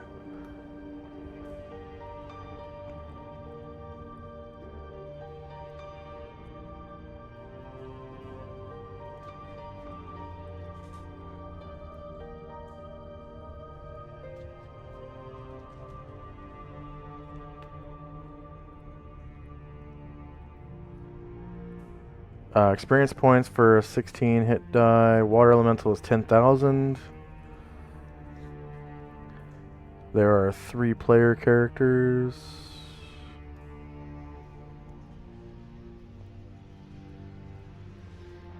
Oh, that's right. Okay. Last time we played, Asher wasn't here, so that's not accurate right there.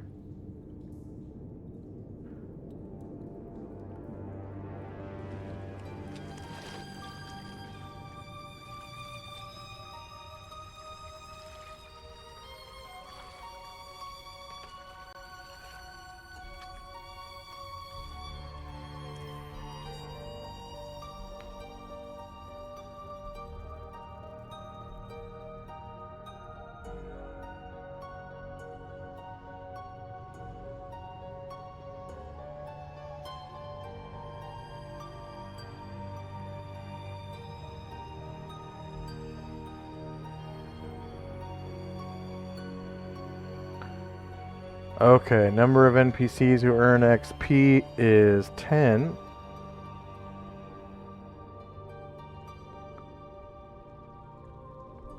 Number of creatures defeated was the 1. Hit dice is 16. Warriors and bards in the party is 7. And then there was a Kappa T.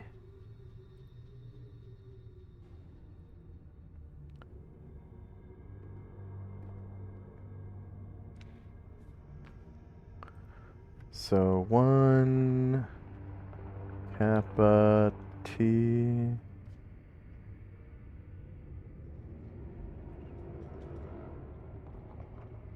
They're worth 1,400. 3 player characters. 10 NPCs. 1 was defeated. 8 hit dice. And 7 warriors and bards. And then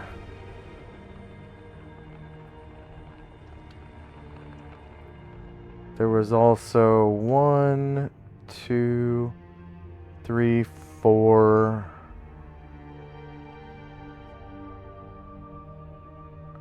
Kappas.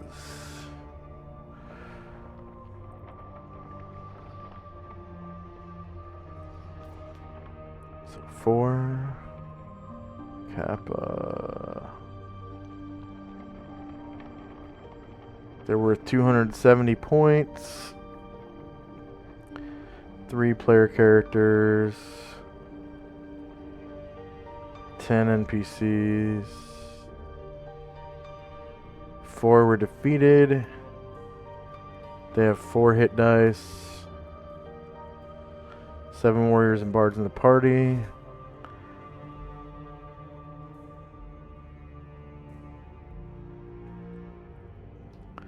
Alright, so what did Tenzi and company do? I moved Tenzi and Musashi. Astro's going to fly up to be next to Tenzi. And then he's going to cast Clairvoyance 10 feet beyond that door. Okay.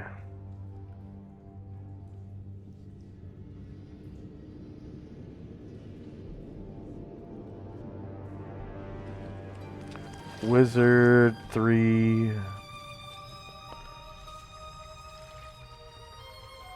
Clairvoyance. So you can see that on the other side of the door, the room is not lit. And it's like 10 feet wide and goes off beyond your infravision.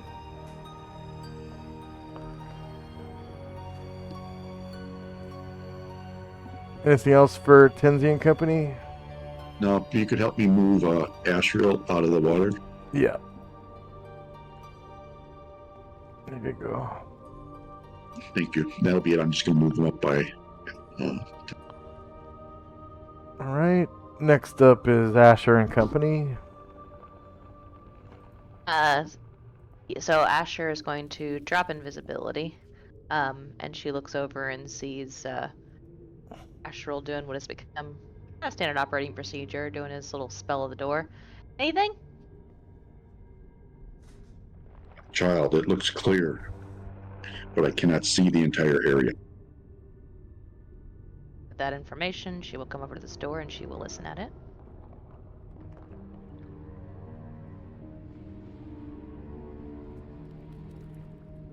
Umbosa is going to try to put their foot over there.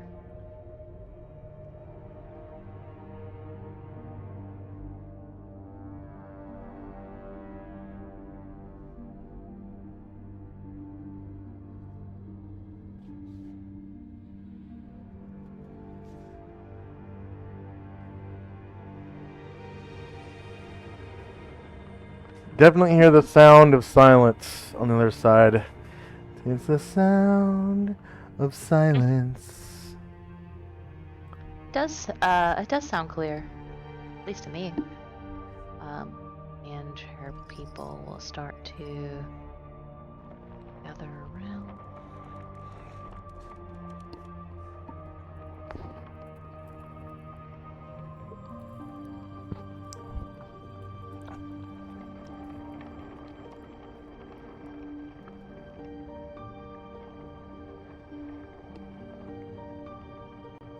And that will be good for now.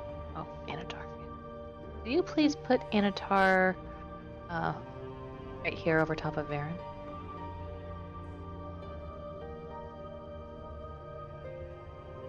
Or anywhere on land, and I'll take care of it. Thank you. Yeah, so Asher listens to the door, says, like, yeah, it does sound quiet there. And then kind of looks around and waits for other people to finish what business they want to. People writing songs.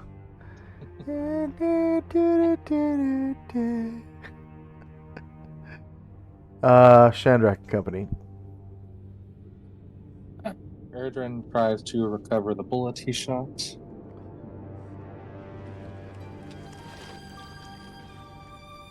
And he got it. Nice. And Shandrak, he kind of just has a little funny thought in his head. He is going to try to, he's going to try to get in the water and kind of go to the part of the water where the Kappa was that Ashriel killed, which is like that one.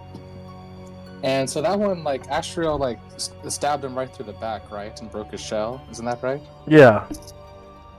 Yeah. So I want Shandrak to see if he can, like, try to, like, gather like a handful of, like, the shells of, like, the shards and, like, pick up some of them. Yeah, the way it broke was kind of like how an eggshell breaks when you stick your finger into it. Like, it didn't shatter the whole shell. It kind of punctured a hole, and where the sword kind of pushed through, there's like these bits that are kind of still like attached, but they're broken off and can be torn off. They're pretty small bits, probably about the size of a saucer. Like a tea saucer, about that big, and the rest of the shell is still intact. But you can rip off, like, say, about 3 or 4 tea saucer-sized shards of Kappa shell. Definitely. Yeah, I think that sounds good to me. They're essentially weightless unless you have, I would say, 10 of them. Like, they weigh 1/10 of a pound, so it's not any kind of big deal. You don't really have to put like 0.3 pounds or anything like that. But you do have 3 tea saucer sized shards of Kappa shell in your inventory now.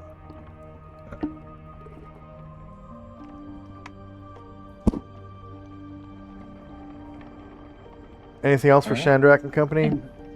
Yeah, Shandrak will then kind of paddle over and try to get out of the water next to Brian Druid. Okay. Brian There you Druid will go. dip his head down and try to, like, help him up with his teeth. Oh, thanks, buddy. And kind of seeing most people over here. It's like, so you want to go through the right door first?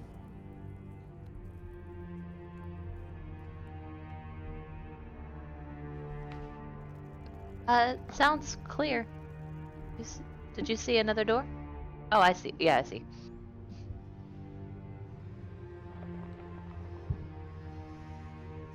All right. Well, give me another minute so I can hide, just in case. Thumbs up. And that's all for me. Consensus is the right door. Says Brian Druid. So yeah, Shandrak kind of picks some stuff up and ask some questions, so he'll hide in shadows next round. Okay. End of round.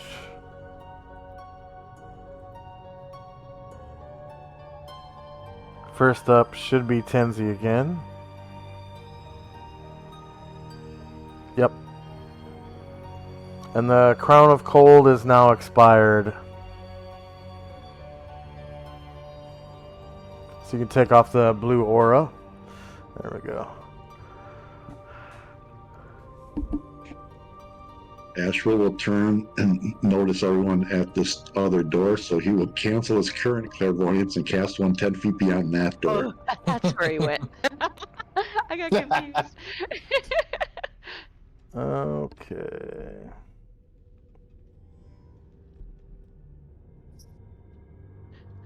Really did not see that door until a second ago. 10 feet beyond the door on the right. Correct. Okay, pretty similar story. It's like a 10-foot wide room, and the other side of the room is outside of the infravision of the spell. Yep. And then Tenzi will say, we're ready whenever you are. Musashi gets his weapons. He's still wiping stuff off from falling in the water, but he's ready to go as well. And that'll be it for us. Okay. Asher and company. Asher will slide behind Brine Druid and try to hide in shadows there. And Jim will step forward and try to open the door. And you can see by the light of the necklace that it is actually a hallway. And Jim remembers other hallways we've traversed and says, anybody want to check it out? And he kind of looks around and all the rogues are not visible. But he kind of shrugs. But Bombosa is going to appear and try to check 10 feet in front of him for traps.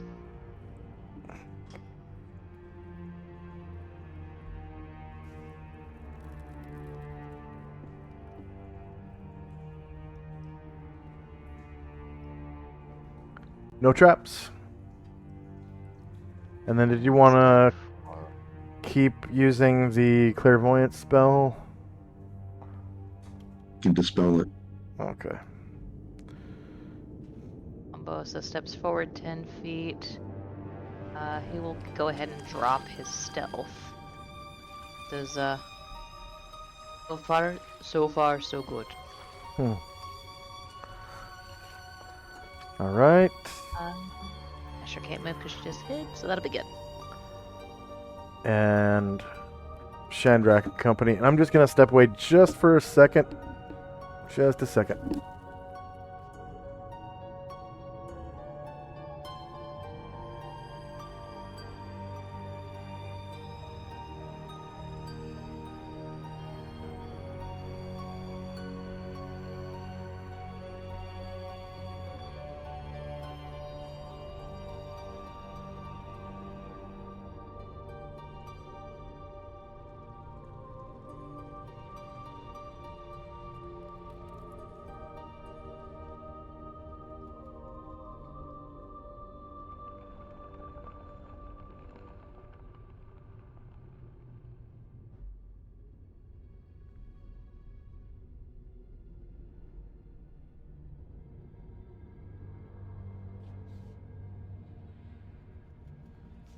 Okay, thank you for your patience. Sorry about that. Chandrak and company. So hearing Jim ask about traps and then hearing Bombosa give an answer, Chandrak says, Erdrin, you go look first. And Erdrin will come on over and he'll try to detect for traps in front of him. Okay.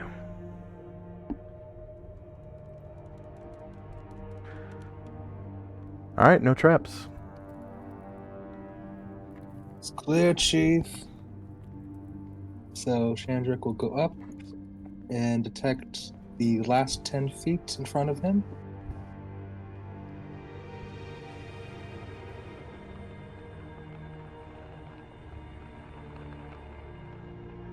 And no traps. Same is clear. So hearing that, Ryer will come up to try to listen through the door.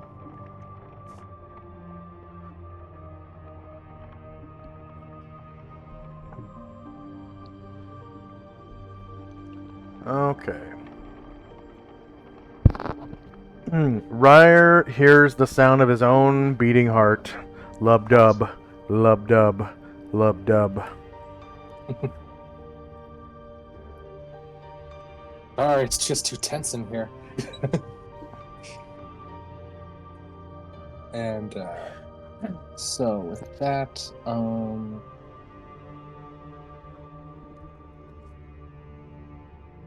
yeah, would Chandrak be able to find traps and hide in shadows in the same round? No. Yeah, okay, that's fine. That's fine. Yeah, so Chandrak will. I think I did allow that one time, but Yeah, you really that's fine. should only be able to do one thief skill per round. And by thief skill, I mean the percentile dice rolls. Yeah. So Chandrak will kind of come out of the hallway. Unless it's like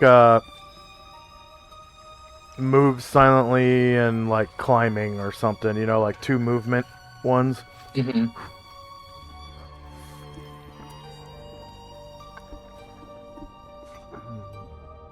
And then Gargamon is gonna come up and oh wait, but first Erdrin will also exit the hallway real quick. Then Gargamon will try the door. It opens freely, and on the other side, on the right, you can see a long tapestry hanging from the wall. 1, 2, 3, 4, 5, 6. It's about 30 feet wide. And I'd say about 15 feet tall. And it depicts the symbol of the cobra. So, you know, the religious symbol. And there is a Kappa T standing there in the hallway. Whack, whack. Okay, wait, hold on. Cancel. Surprise. See, enemies modifier surprise the party probably +0. Because even though you listened at the door, you didn't really hear what was on the other side. Party's modifier surprise the enemy is probably going to be +1. Alright, so you get the drop on the Kappa T. So everyone gets a surprise round because the party was not surprised. So go ahead and roll initiative for a surprise round, and I'm going to change the music to surprise round music.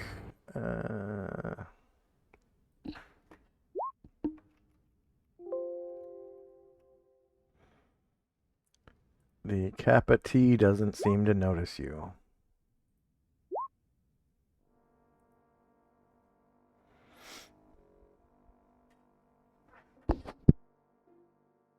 And the surprise round is la-di-da-di everybody. La-di-da-di everybody.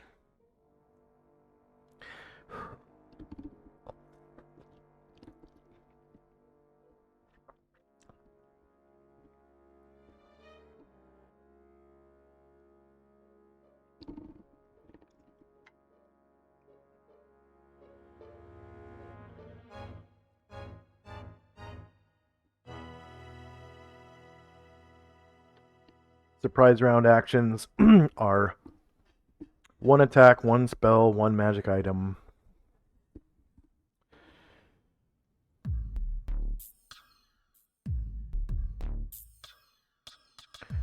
basically just no multiple attacks. And then, of course, any spell you cast is cleaned from memory. So if you don't get to cast it, that's kind of on you.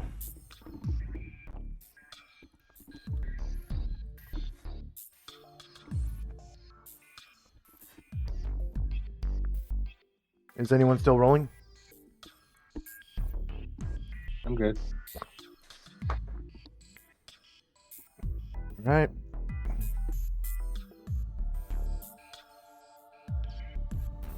Whoops. All right.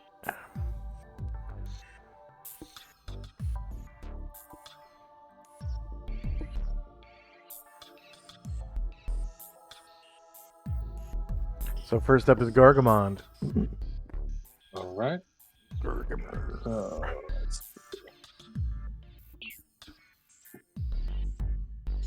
Gargamon will come on out, go into the corner to give some room for people, and use his reach to attack the Capity.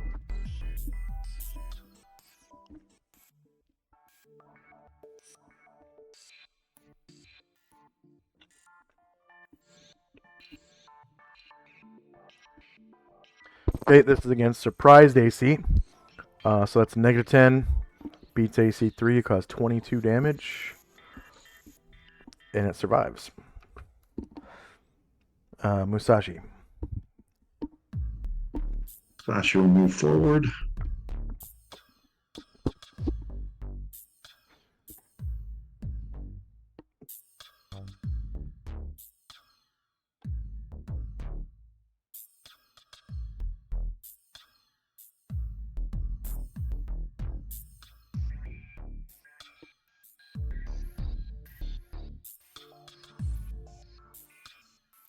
Is that in water or is that just colored tile? It's like a 1-inch trench of water. Well, maybe 3 inches or so. 3 inches wide. And, you know, probably as deep as the pools are. So you could, like, easily lose items down there.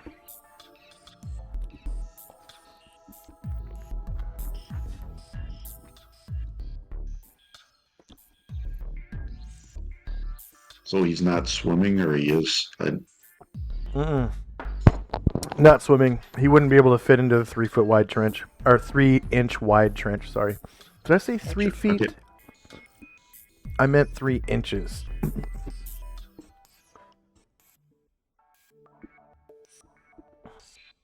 Well, we'll do a katana. It's a very, very narrow trench. Alright, katana to his surprised AC.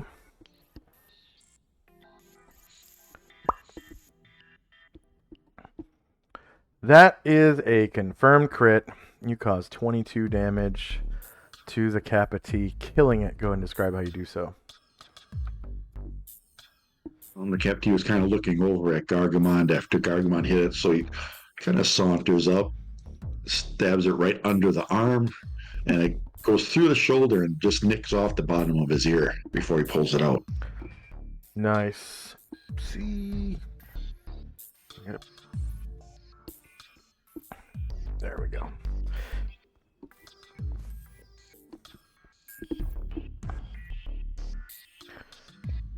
And the combat or the surprise round is over. That was one Kappa T. I forget how much they're worth already. They are 1,400 and they have 8 hit dice. So 1,400. 3-player characters. 10 NPCs.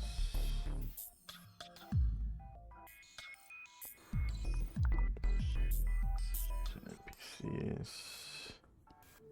1 creature defeated. They have 8 hit dice, and there are 7 warriors aboard.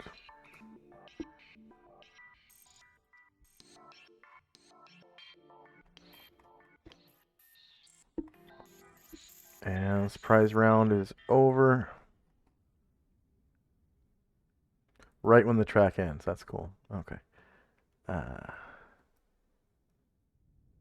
Back to normal.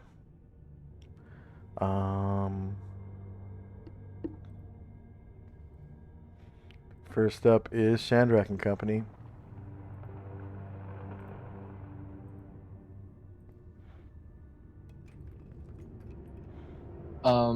Yeah, sorry. Near the end of that round, my roll 20 started being weird and went black, so I had to. I'm still reloading it right now.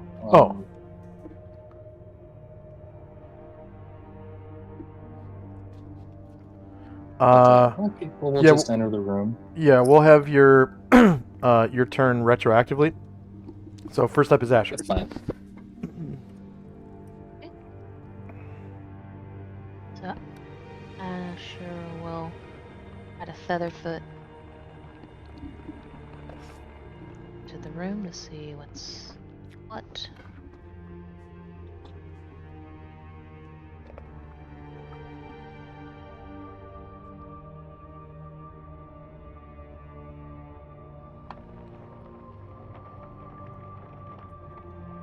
So it's a 30 by 30 room. See, There's a tapestry on the right side.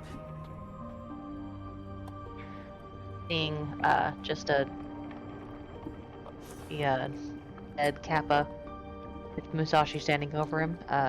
She kind of nods from her place in the shadows, and she's gonna try to listen at this door.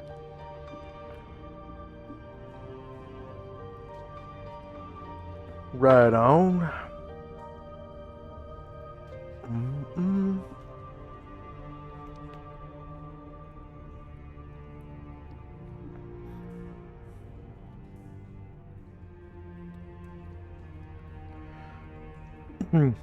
Lub dub, lub dub, lub dub, lub dub.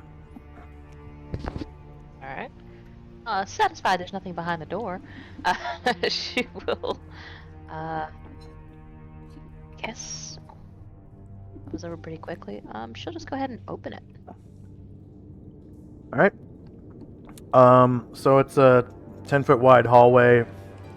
It's like, I don't know, 60, 50 feet, something like that. There's a staircase going up about 10 feet. And on the far side, you can see a door. Okay. She'll check the 10 feet in front of her for traps.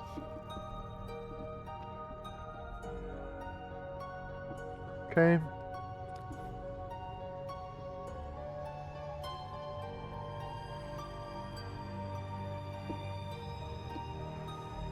No traps. Okay. She will drop stealth so that she can communicate what's going on. There's no traps this far. Boza. And he will come and check the next 10 feet. Sorry, so actually she's gonna here. He's gonna here and check the 10 feet in front of him. Everybody else is just gonna catch up. And no traps. Alright. So I'm just moving people and that'll be all my turn. Alright, Shandrak. Yeah, I am back now. So, Ryer will go and try to listen at the other door, the door to the north.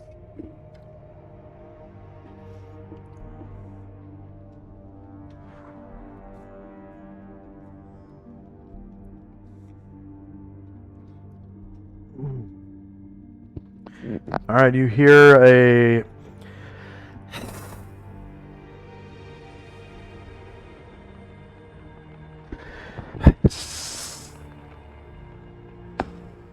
sound. Two distinct hissing noises coming from the other side.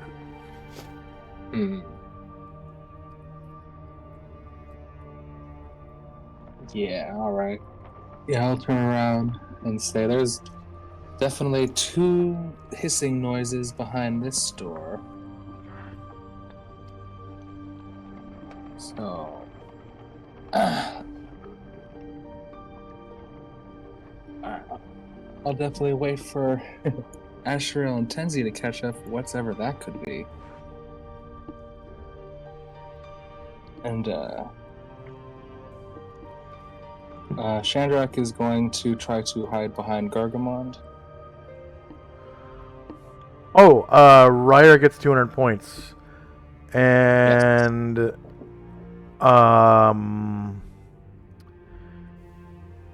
Asher gets 200 points. And make that 400 points actually for Asher. I think you passed 2. I think. Man. I think I failed the listening check. Well, you made No, one that's, earlier. That's not point. Okay. I think you made 2 earlier, and I never gave you points until now.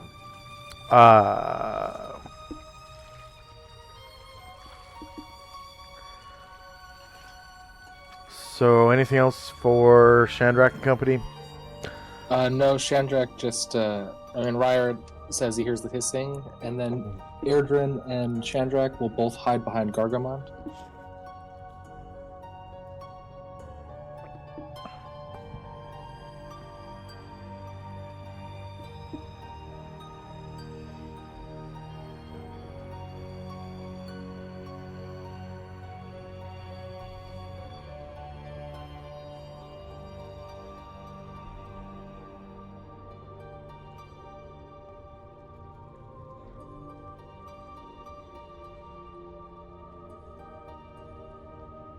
All right, Tenzi.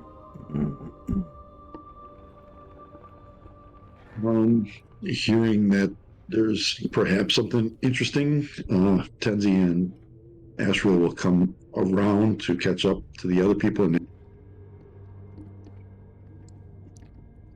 that will be it for us.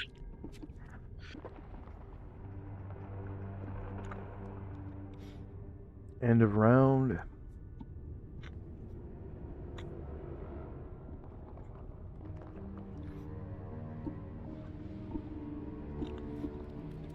Is Ashriel injured?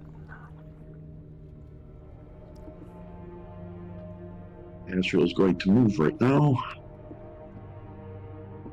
He's not injured, is he? No, he's not. Okay.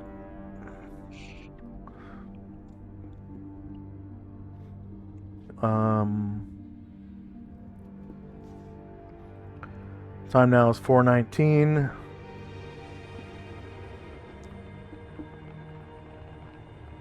First up is Shandrak and company.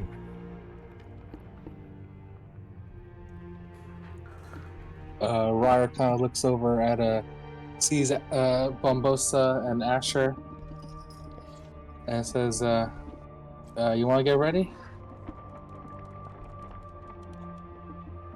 Yep, 1 sec. All right. And Ryer will just, we'll just kind of come off next to the door, and that'll be all from me. Okay.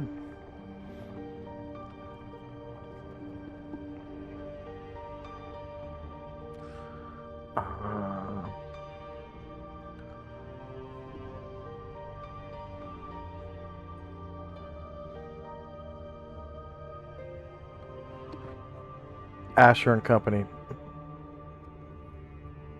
Asher will close the door behind her, and she and Bambosa are both going to try to hide in shadows.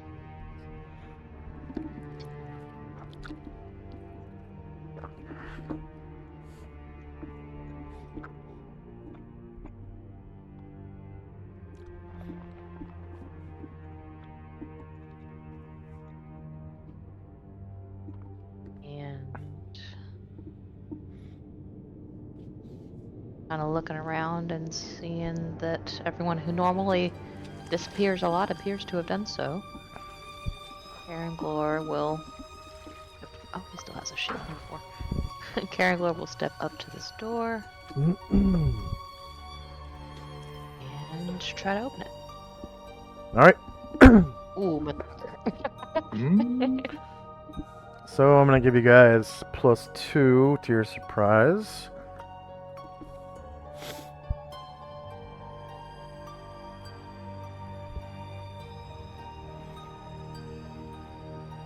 And give the enemy +1. Alright, so 2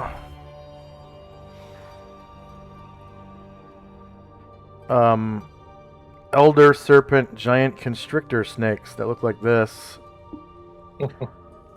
are coiled around a cobra statue. And there's no surprise, so they see you guys enter and aggressively approach. At the base of the statue, there is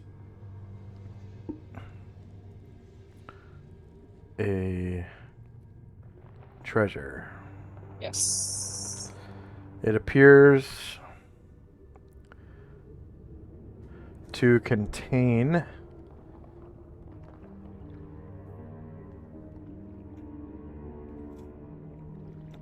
some pale blue-green stones,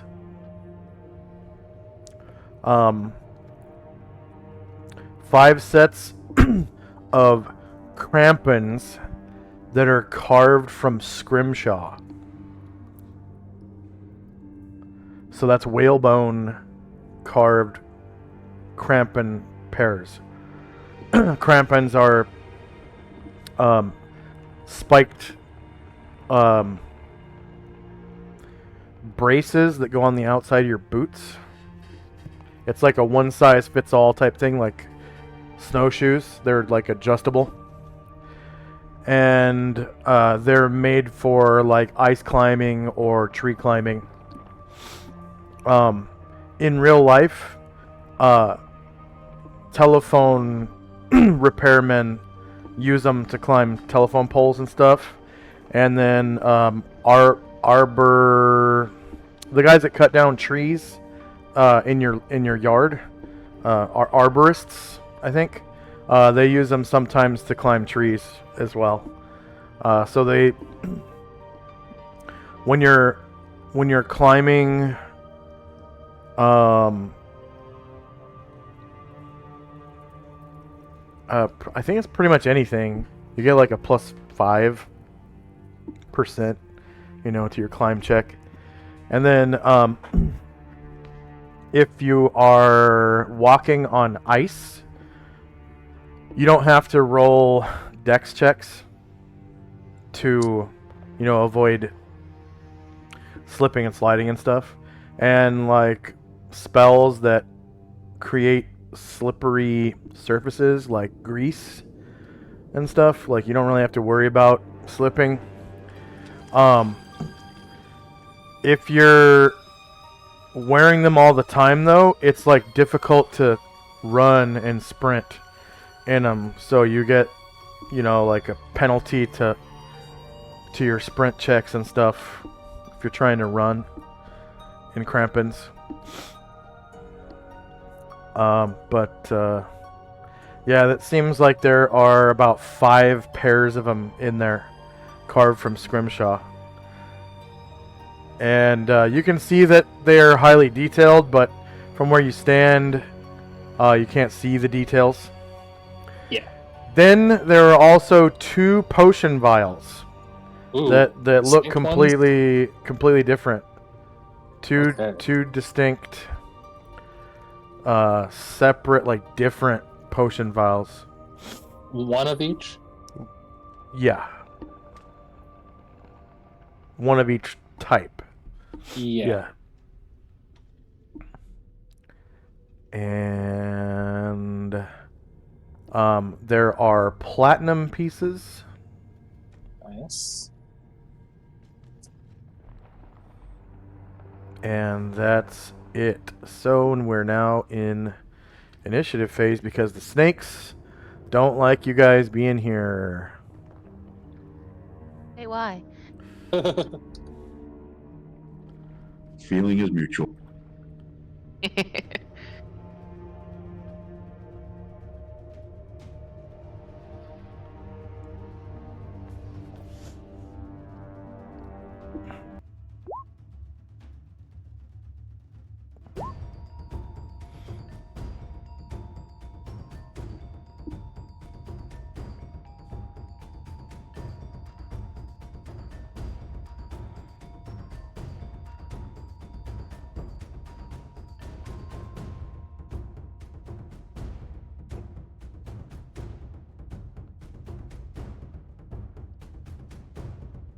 So constrictors, from what you guys know about snakes, are never poisonous, but they still can bite.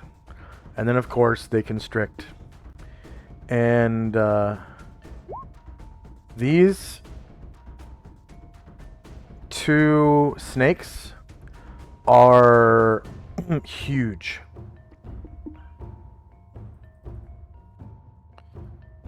They sure are.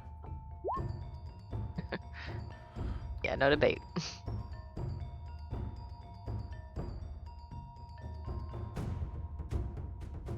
Extra attack for Gargamond. Okay, extra attack Minotaur, for Karen, Gargamon. Glory, Baron, please. Karen Glor. 2 for Varen.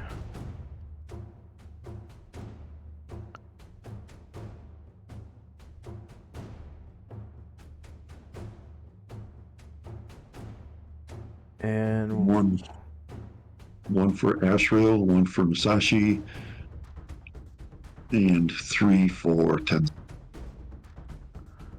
okay. Can you ping Anatar for me? Yeah, he's on over top of Baron. I'll move him there. Alright. Done. And then 1 for Ashriel. Okay, any other multiple attacks?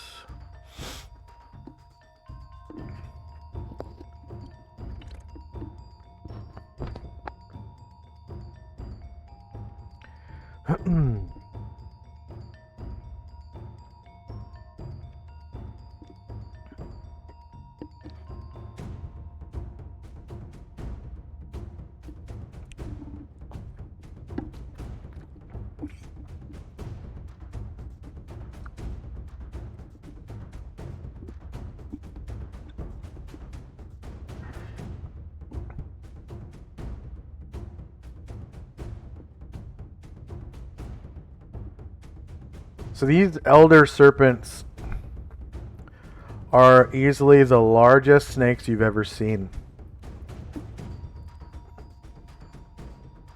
They're 30 feet long, and their bodies take up 10-foot wide space. So these are like El Diablo from those stories in Honduras about the snake that like weaves its way up the river and then like you know comes out of the water and grabs a cow and pulls it back in. That's how big these snakes are. Like if you've ever seen Conan the Barbarian, when they infiltrate that snake tower and they go to the bottom where they're sacrificing girls, and there's that huge snake that's got a body that's got a like a 4-foot diameter through its body. That's how big these things are. I need one more for Tenzi. 1 more for Tenzi.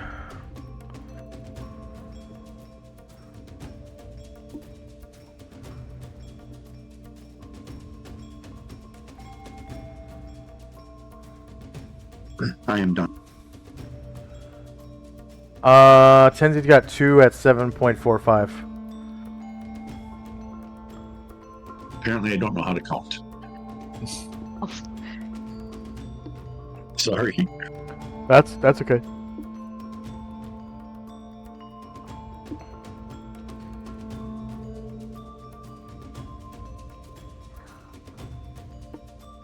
Oh, does that mean you have 1 extra? Yes. Okay, Yes, so I sure. should just delete. Yes. Yes. Please. Okay. All right.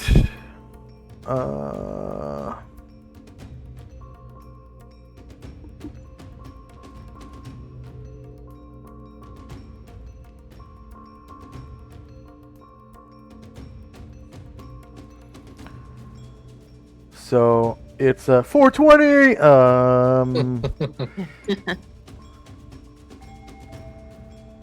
Asher. Okay. Asher is going to open this door, and she is going to attempt to Featherfoot.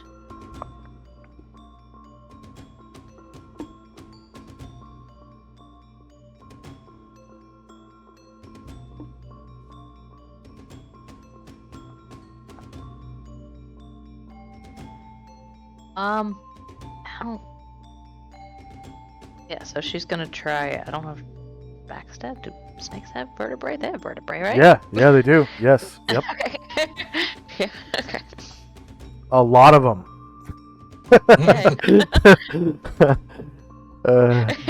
They're basically all back. Yeah. There should be a bonus to this. I'm kidding.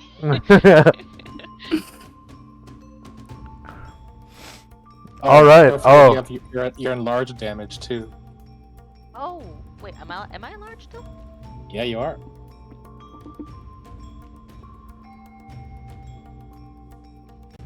Protection from evil, enlarge. Yeah, 8 rounds left. Thank you, Shandrak. All right, let's try that again.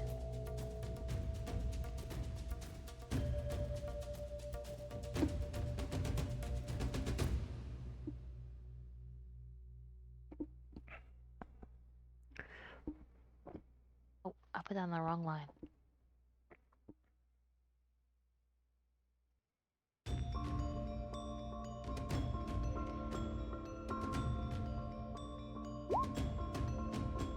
Well, that's much better. Oh yeah. Okay. Confirm crit. Yep. And massive damage. Imagine. Yeah. You're backstabbing this one, right? Yes. Okay, so just outright with damage, you kill it. Sweet.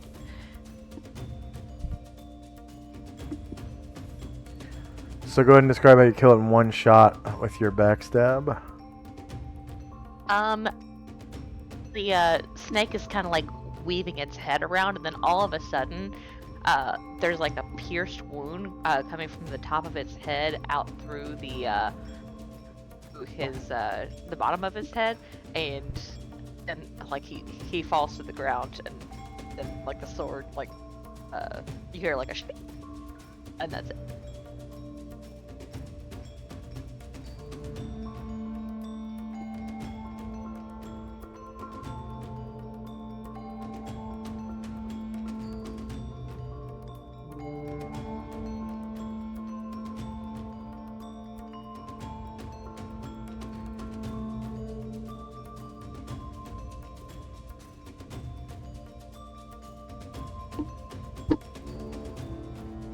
Okay.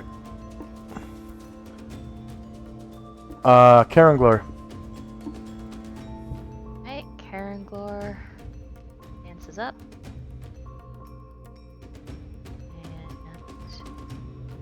make an attack at +1 for blade singing.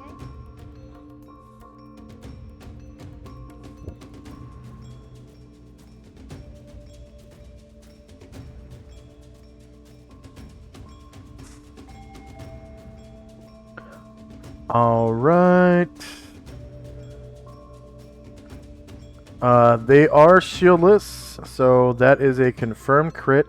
You cause 18 damage with your blade singing sword strike. I think the crit damage is 13. Oh, 13. Whoops.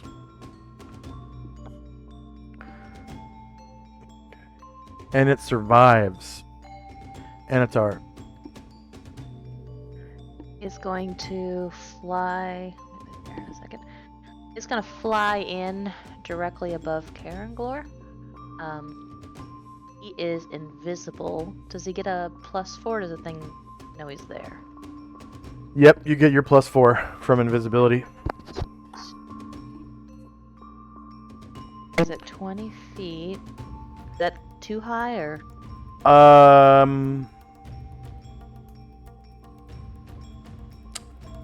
20 feet is...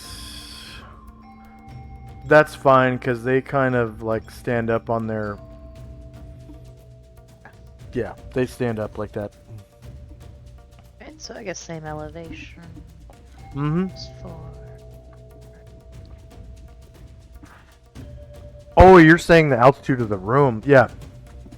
The altitude of the room is about 15 feet tall, so that is too high. Oh, well, But I'll that's bring him fine. You down one. you still get Yeah. get to fly and get same elevation and everything. So it is shieldless, -10, beats AC 5. You cause 22 more damage, and it survives. Tenzi. Tenzi runs up, jumps into the air, and will flying kick this guy.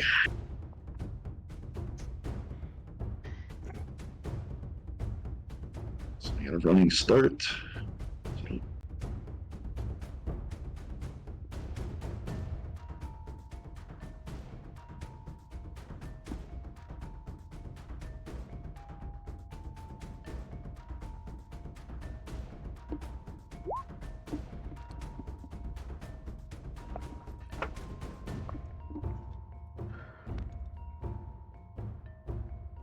All right, you run up to it and kick its shieldless face in, causing 15 damage and killing it. Go ahead and describe how you do so.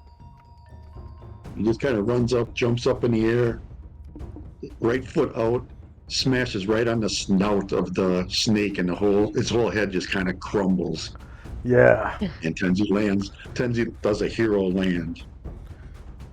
Oh, right. Yeah, like they do in the like in the kung fu movies. Yep. With kind of like in the warrior pose in yoga, but you like have one foot on the ground and like you're face down, and then you look up, or one hand on the ground too, and with your face down, and then you look up. I think the Dungeons and Daddies crew call it a blade landing. That's how I always think about it now. Oh, was Blade the first movie to have that? I doubt it, but ever since I said it, it's like, yeah, that's how he lands. Okay, combat is over.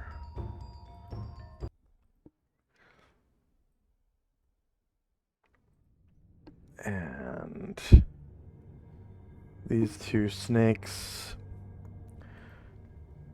kind of like uncoil off of the statue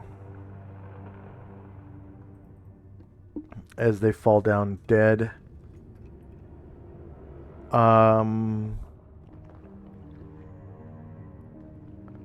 So there are two elder, serpent, giant, constrictor, snake. They are worth 1,400 each. There are 3 player characters.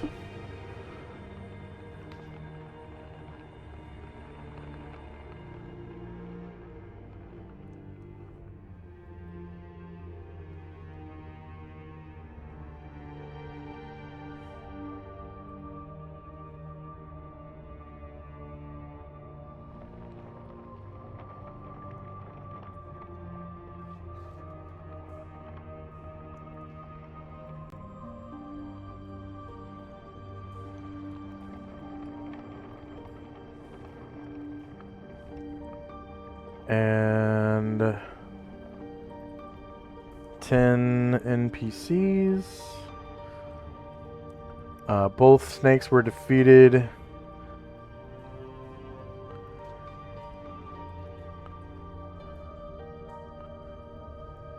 They have 7 hit dice each.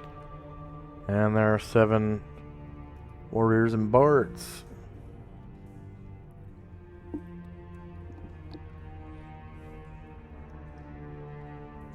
And we haven't really taken any breaks except for that first one about an hour in. So let's take a a full 5-minute break. And for some reason, my 3-minute commercial button is still... There it goes. All right, we'll take 5 minutes. Be right back.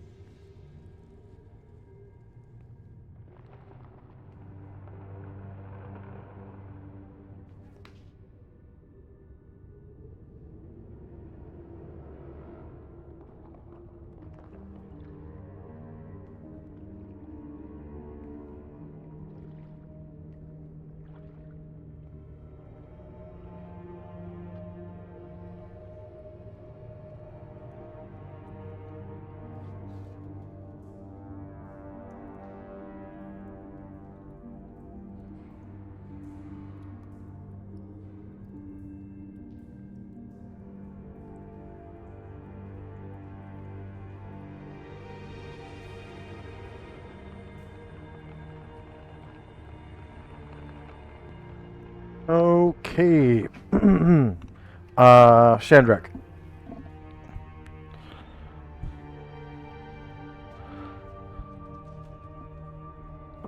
Okay.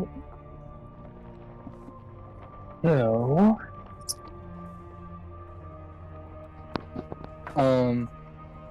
so you said that it's a tapestry to Mershulk? Is that what it is? Yeah, it's the Mershalk Cobra holy symbol. I think you guys have seen the same tapestry in other parts of the dungeon before. Right. But so it is a tapestry though, right? Yeah. It doesn't look like it is made of anything particularly valuable. You could appraise its worth if you wanted. No, that's not what I'm looking for. So, Gargamond is gonna kind of turn, and he's gonna take a swipe with his halberd and just cut horizontally across the whole tapestry. Okay. And it is made of, like, a flammable material. If you wanted to set fire to it, or and it would probably be slightly absorbent. So if you wanted to soak up blood or water or something with it, you could do that. Well, after Gargamon gives it a nice big cut, he will turn to Varen and say, "Those wings would be good to finish it off."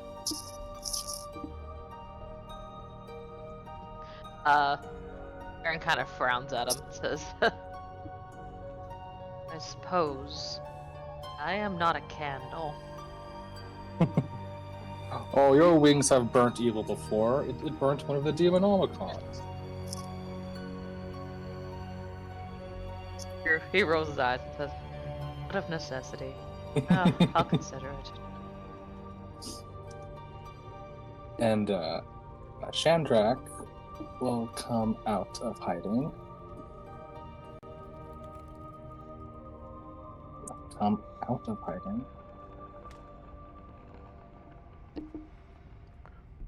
So now it's in, like, two pieces. Yeah, There's one kind of crumpled up on the floor, and one piece is still hanging from a spool near the ceiling. So Shandrak will come over and he'll say, "Guys, come in here." And Shandrak, and Ryer and Erdrin will begin counting that platinum. So 3 people counting. Okay.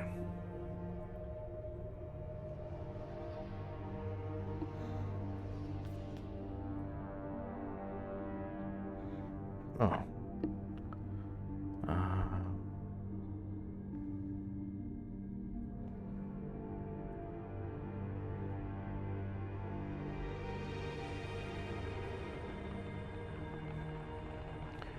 All right. So with 3 people counting, you count out 300 platinum in total for the whole chest, and that's it for platinum.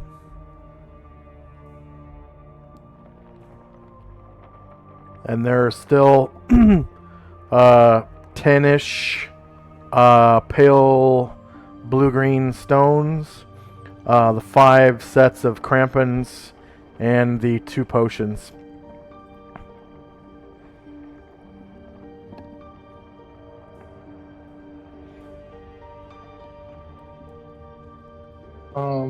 If Ryer can, he counted, but he'll take a look at the crampons and try to appraise them.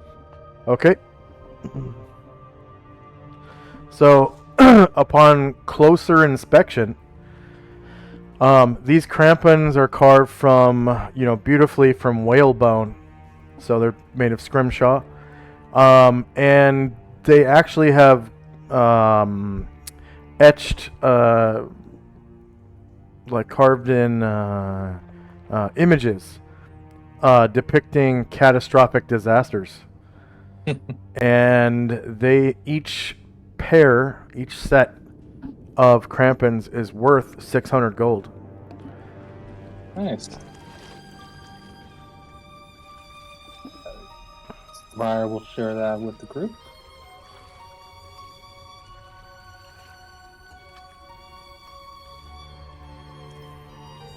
Said 500 gold? 600 gold each. 600. Yeah, there are 5 pairs of crampons, and each pair is worth 600 GP. And it's like a frame that goes on the outside of your boot. There's a place for your toes to dig into, and then a spot for your heel to stick into, and there's like a buckle that squeezes the two parts together. So and it fits to the outside of your boot, kind of like almost like a sandal.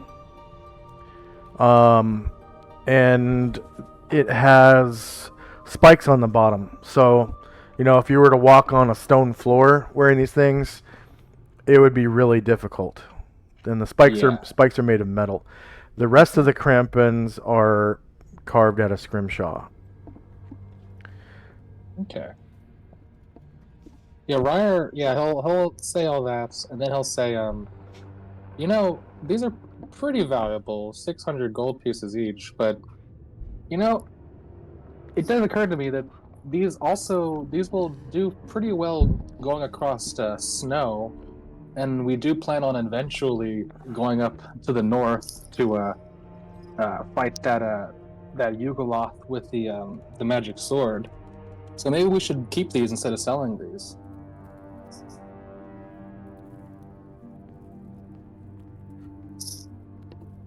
Asher's in there. Asher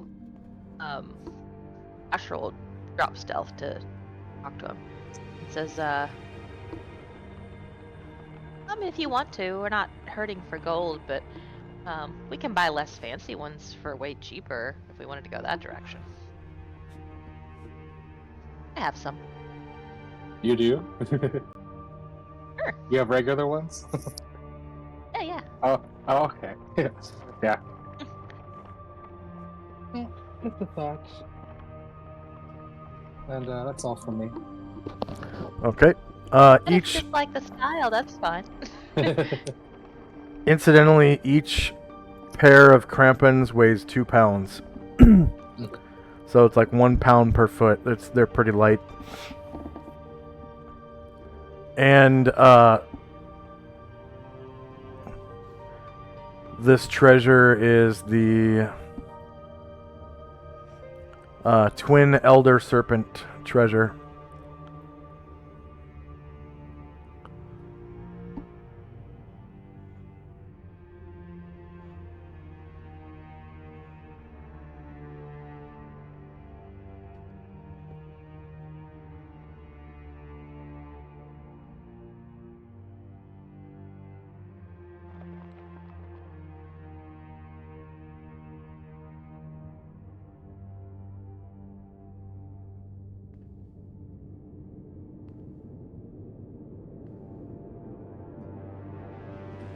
Let's see. Next up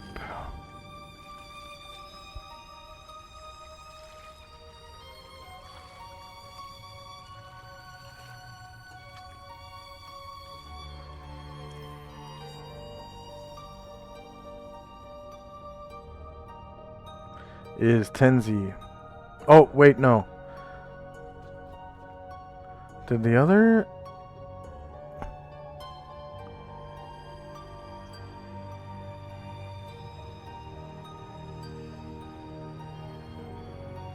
I think I accidentally deleted you guys. Because Shandrak was first, right? I think I did go first this round.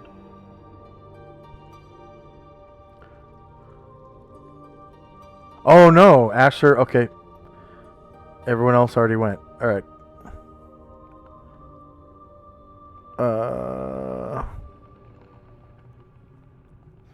Alright, so end of round. Unless there's anything else Shandrak wanted to do. Shandrak and company. No. Added, did appraising, talking, I'm good. Okay. Spells in time. Okay, Asher and company. Asher will step up to the treasure chest and have a look, and she's going to try to appraise the stones. All right. There are 10 of them, and they are aquamarines. They're a pale blue-green. They're worth 500 GP each. Nice. Now, all that's left is Potion A and Potion B.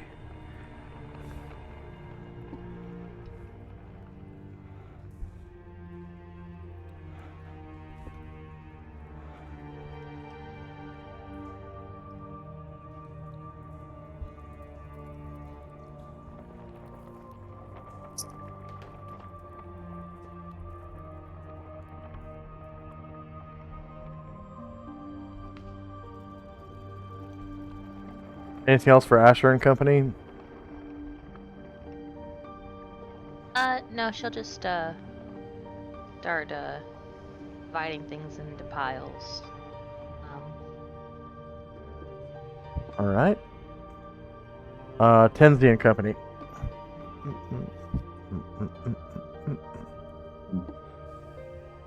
Denzi will take are the vials still in the chest, or is somebody holding them now? They're still in the chest. There's vial A and vial B. So Tenzi will take them out, go down to the corner here, and he'll put vial A in this square to the west, and vial B to the south. And then Ashrael will fly over, turn towards the west, and detect magic after Tenzi moves out of his.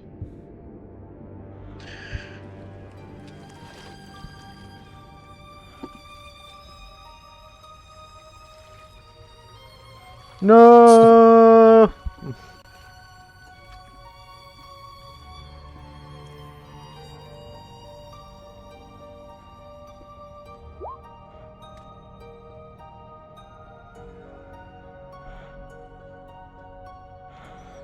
Okay, so you said vial A is on the west side. Correct. Okay.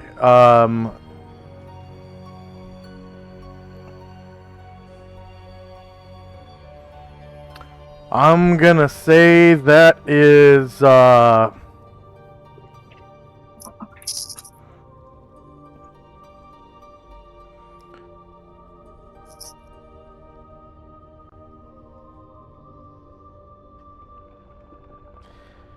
gonna say that is strong strong alteration magic. Yeah.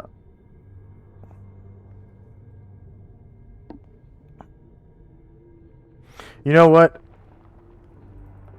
Overwhelming alteration magic. It's overwhelming. Was that A? That is potion A. Mm. Yeah.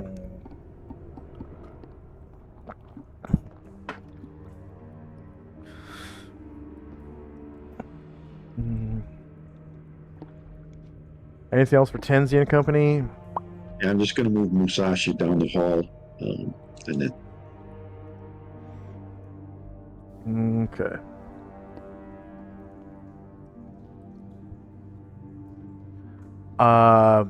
Shandrak and company. So last round, I had counted 3 people with platinum. Yeah. So this round, I'll have Gargamon join them, and I'll have 4 people counting. Like I said, you counted all the platinum already. It's 300. Oh, okay, I missed that. Okay, cool. Okay. Alright. In that case,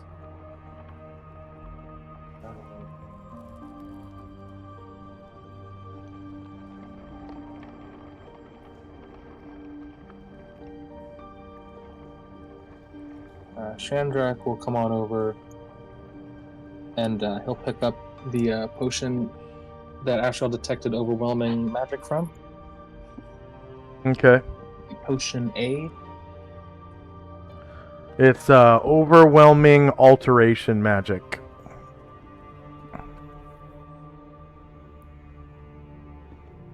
This will be worth an identifier. Yeah.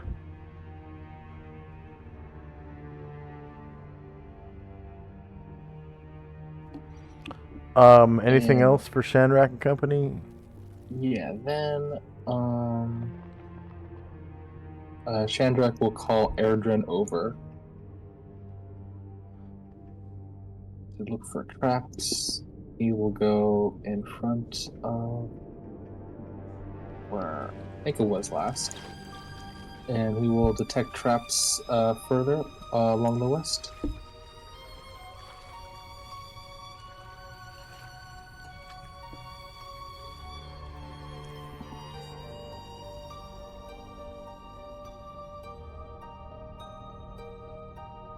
Okay, finding traps.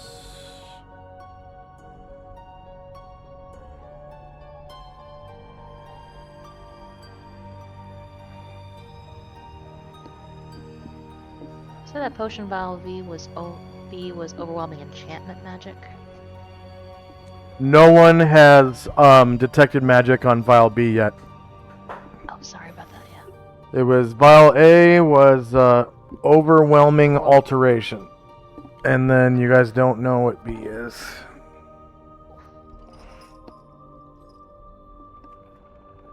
So no traps 10 feet in front of Erdrin. Calls back is safe to me. And Gargamon will come up, and that'll be all for me.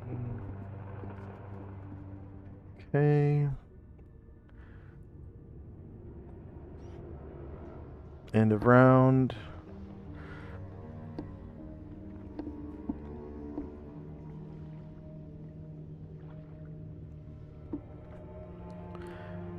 And this time Asher is first.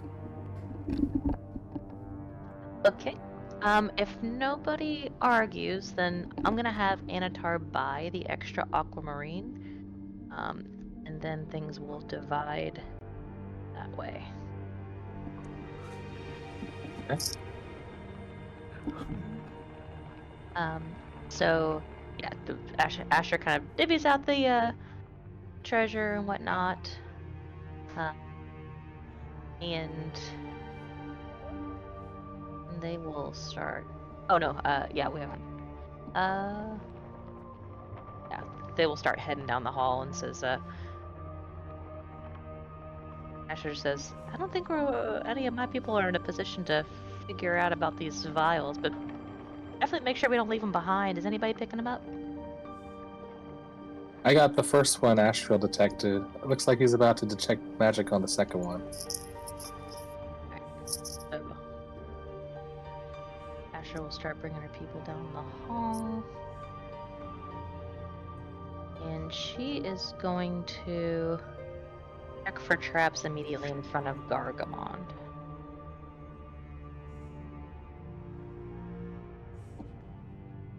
All right.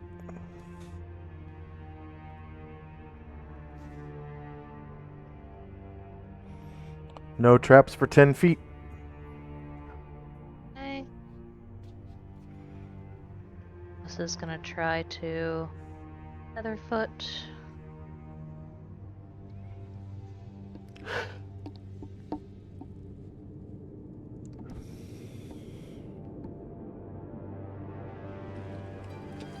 And that'll be good for me.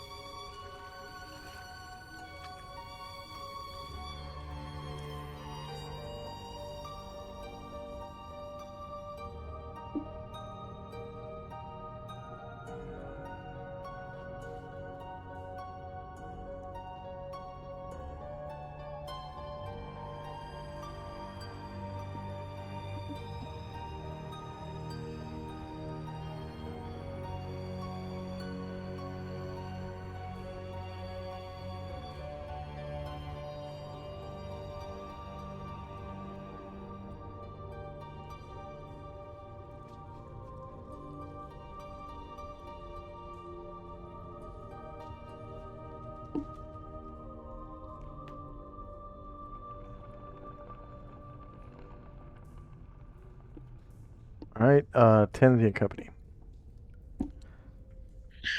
Ashwell will turn to the south, detect magic on the other, in the direction of the other potion vial. Alright. He detects overwhelming charm magic.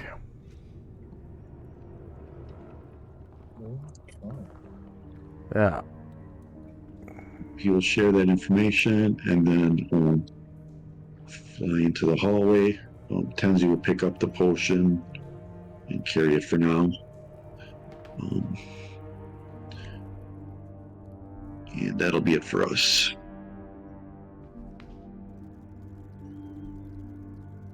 Shandrak.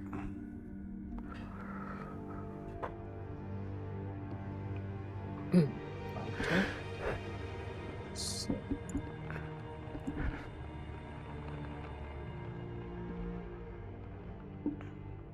Ryre will come on up, and he just kind of up to the door and try to listen to it. Okay.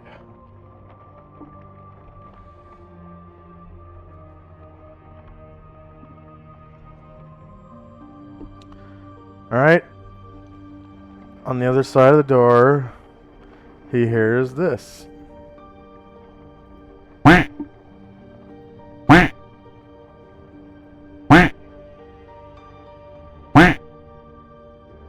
Still more Kappa through here.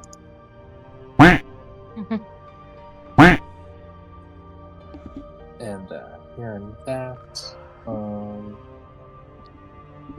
Shandrak will come up behind Gargamond, and Shandrak and Erdrin will both hide behind Gargamond.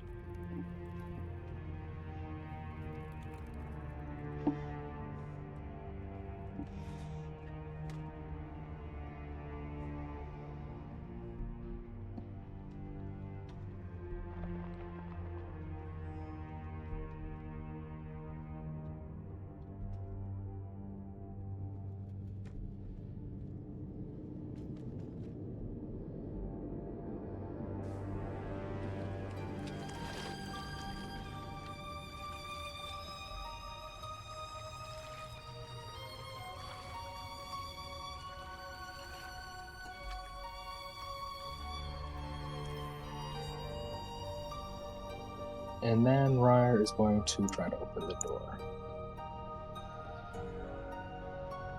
Oh, there it is. On the other side of the door, by the light of the necklace, you can see these little guys. You can see that this walkway is about 10 feet higher than the rest of the room down here. And you don't see any stairs going down, so like if someone were to come through the door from the south, which you can see with your infravision just barely on the other side of this pillar, they would have to roll a climb check to get up to where the Kappa are at. Oh wow, your character can't see the door. Well, there's a door here. Right here. And I will roll for surprise. Your party probably won't be surprised because I'm giving you guys +2 because you would expect Kappa. So surprise, enemies modifiers, surprise party +2 and +1 for the enemy. Alright, you managed to get the drop on these two Kappa. Go ahead and roll Lottie-Dottie Everybody Surprise Initiative. So you get a surprise round.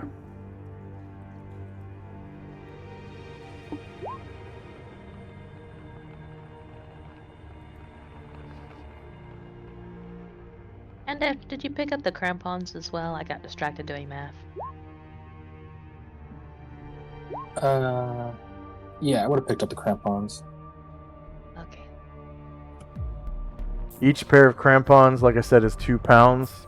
And there's 5 pairs, so it would be 10 pounds.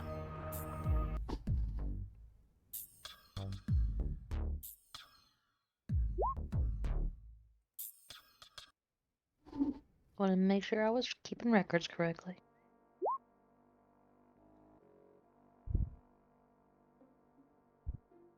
Yeah, actually, Ryer will have that.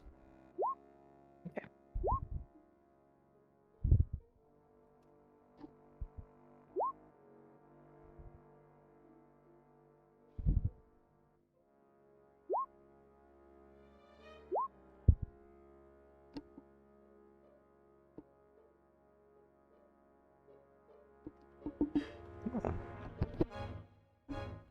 All right, is anyone still rolling? Sorry, 1 second.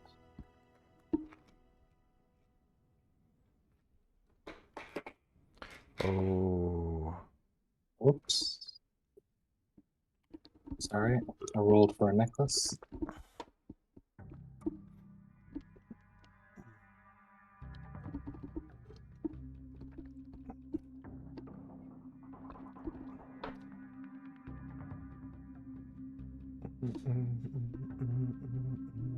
Alright, I'm ready.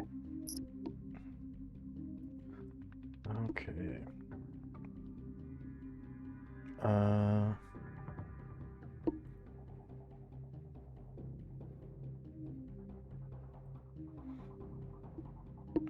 We got spells and time.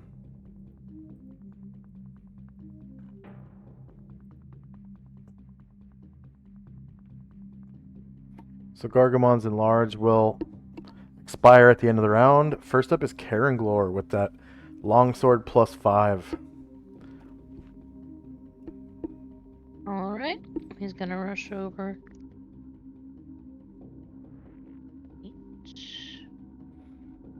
And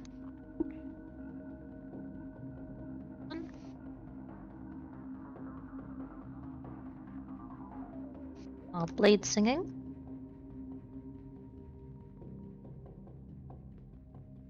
Oof. Oh yeah, that's a natural one because target was shieldless. It's a surprise round, so just don't bother giving yourself a poopy marker. Musashi. Point.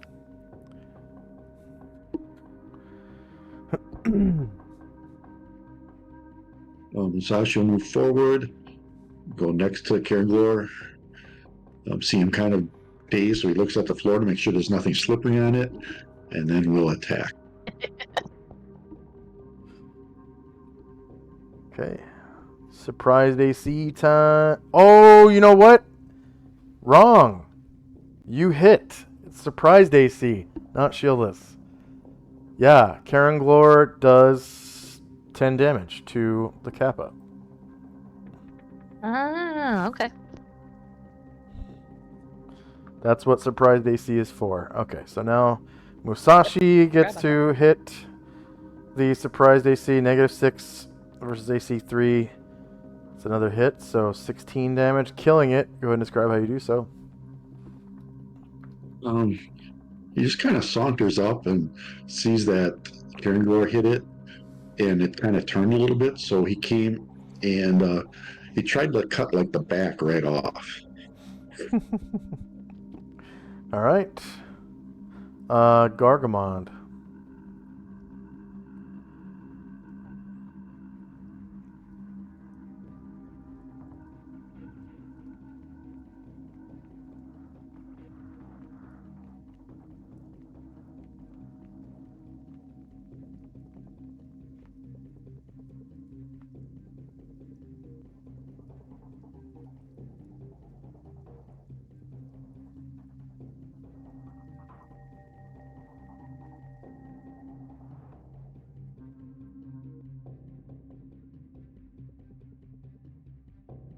Oh yeah, so Gargamon will attack the Kappa from what I think is the top of the stairs. Yep.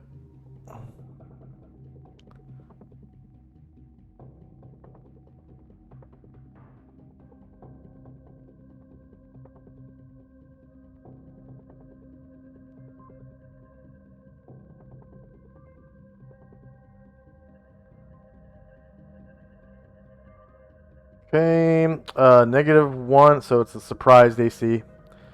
-1 beats AC 3, and you cause 26 damage to the little Kappa bastard, killing it in one shot. Go ahead and describe how you do so.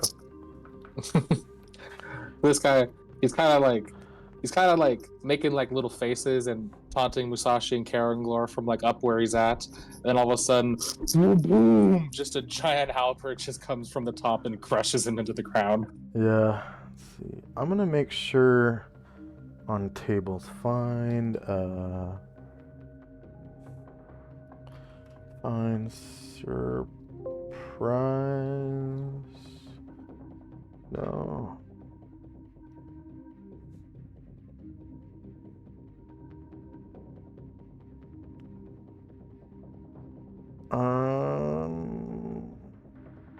There should be a table in the player's handbook for surprise adjustments. Rolling surprise.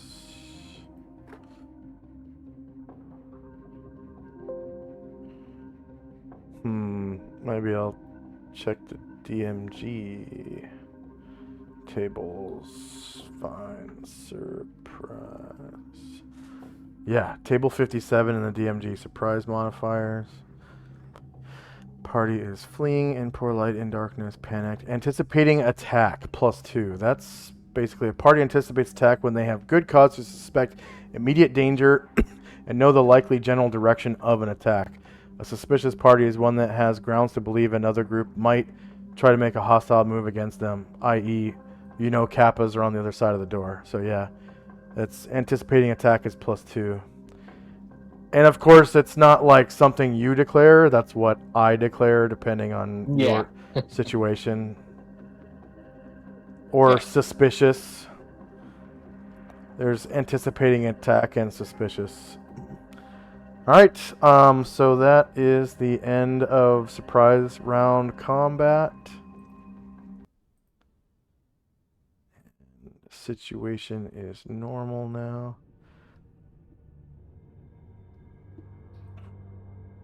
That's why Asriel's never surprised. He always suspects it. Yeah. There's evil around every corner. Yeah.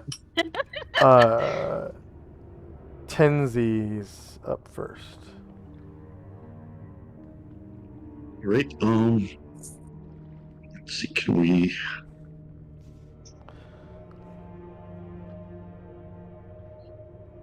And these little Kappas aren't worth much.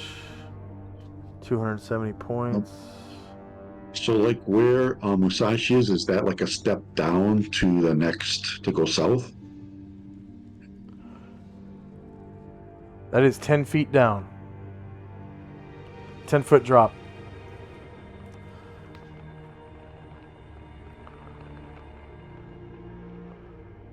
Yeah, he's not doesn't fancy doing that, so he will. He's just going to stay there. Ashro will fly in, and then fly down to the south.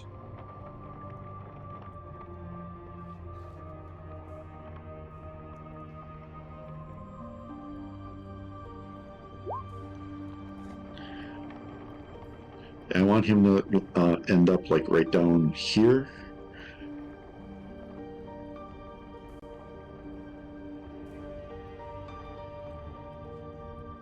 There.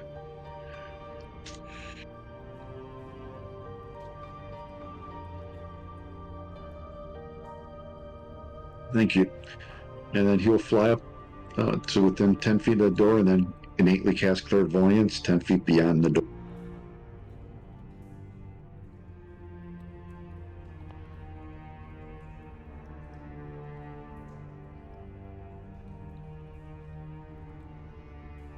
Come and try to tumble down the wall.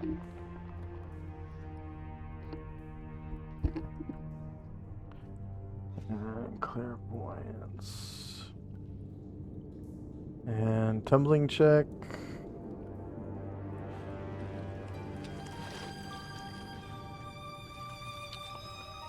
And no damage. You deftly maneuver and muscle for rank. Fuel burning fast on an empty tank.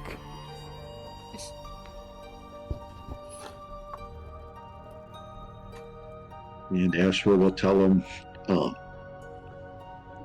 my son, it looks clear beyond the door. And that'll be it for us.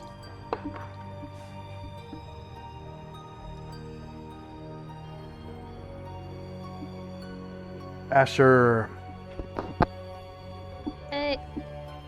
Bosa is going to try to other foot forward.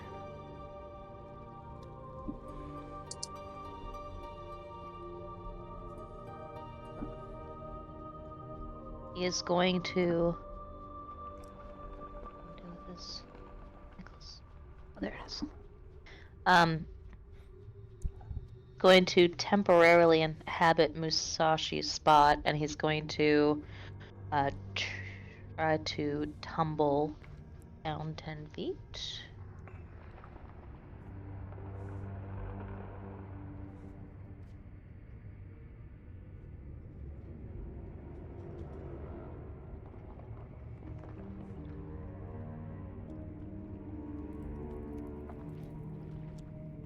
You deftly maneuver and muscle for rank.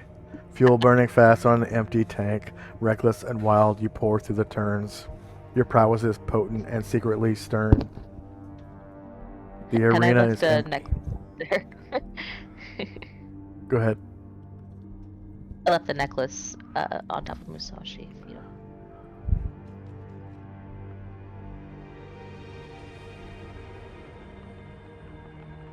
The hell?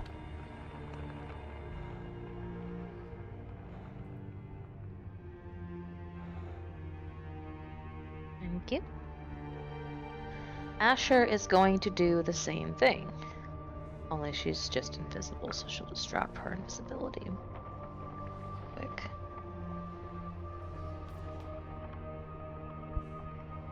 Into Musashi Square. Turns and tries to tumble down.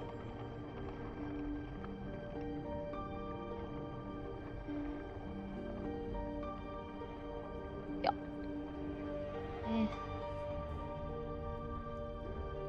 And she will stop at the door, and it looks like she's about to try to listen at it.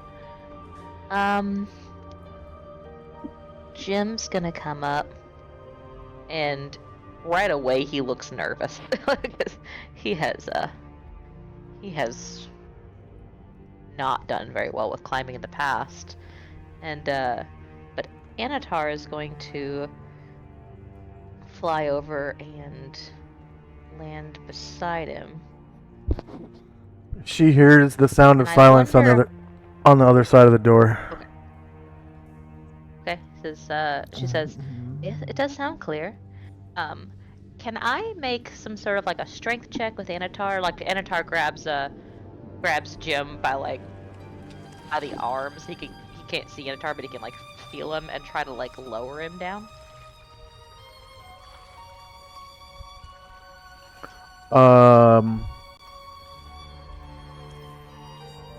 Sure. Yeah.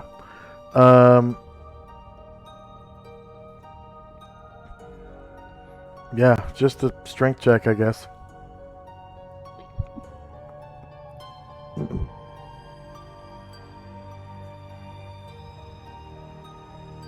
And you lower down Jim.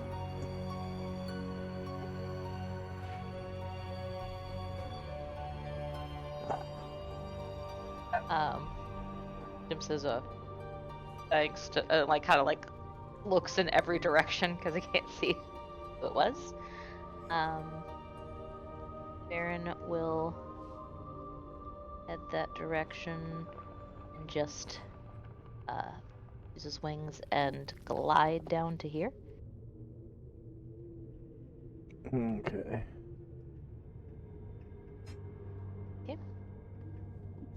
And then seeing Jim just kind of get lowered down out of nowhere, Aranglor will turn to Musashi and put his hand out as if to offer help.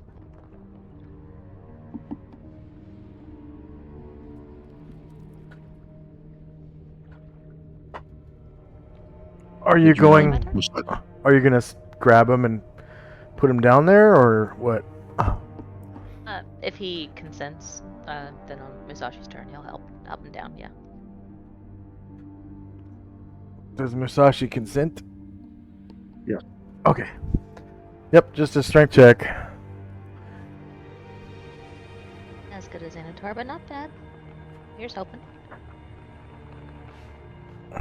That's good because he wouldn't let Anatar do it because I think Anatar failed last time he tried lowering Musashi. Oh no!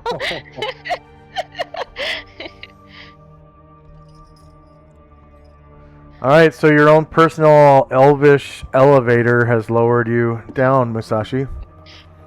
Awesome. He thanks Karen. You are a welcome friend.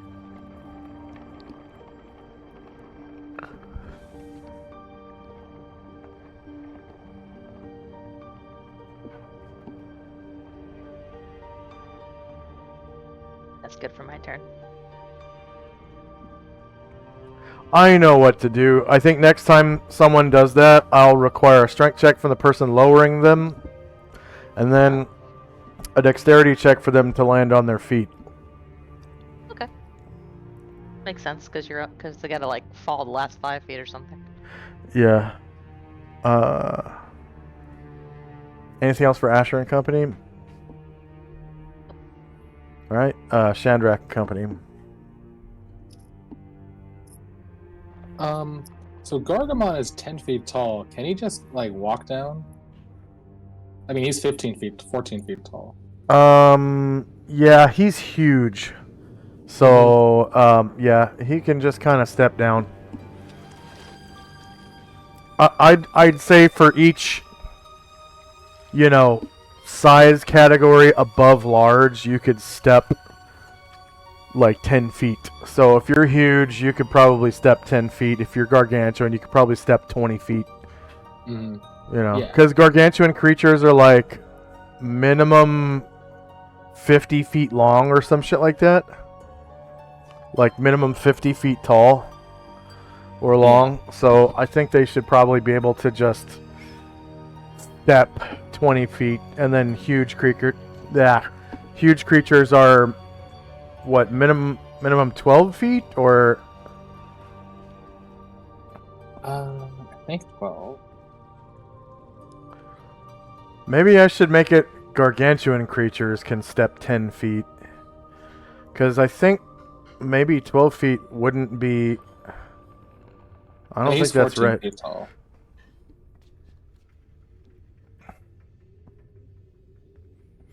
Let's see, Monstrous Manual. And size. Okay, so huge creatures are 12 feet to 25 feet, and then gargantuan creatures are 25 feet or more. So I think gargantuan creatures should be able to step 10 feet. Huge creatures, not so much, because that's...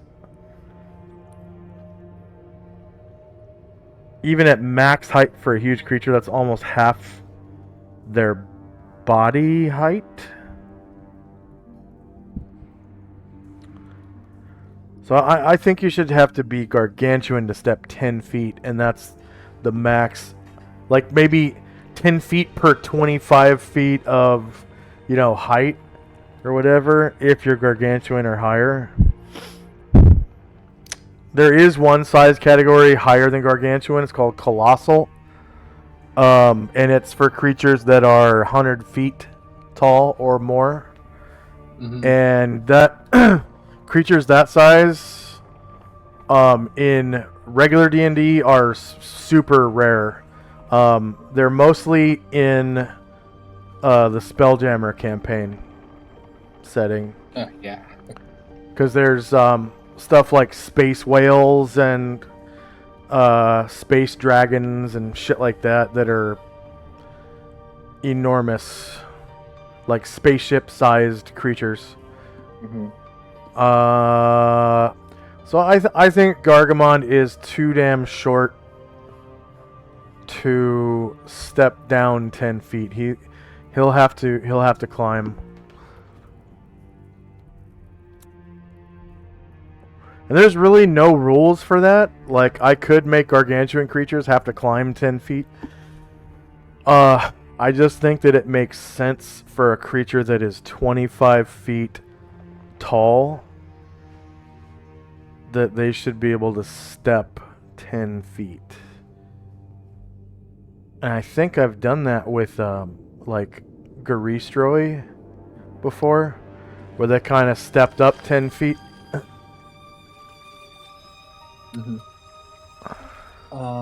So I'll also have Airdrin try to tumble his way down.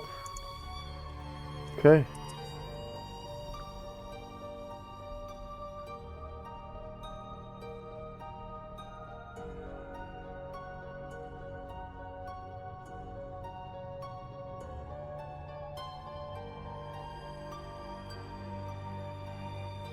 The hell?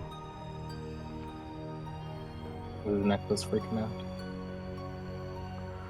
I'm just not able. There we go. And Shandrak was able to see Karanglor try to let people down. So so Shandrak is going to come over next to Gargamond, and then will be enlarged to dissipate from Gargamond, so he's back to normal 7 feet tall. Okay. And then Shandrak will try to help Gargamond down from there. Okay.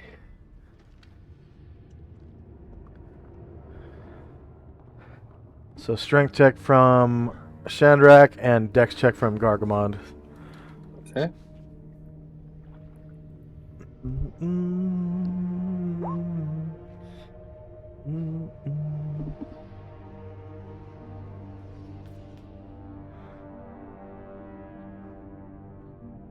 All right, so clop clop, his hooves hit the floor below.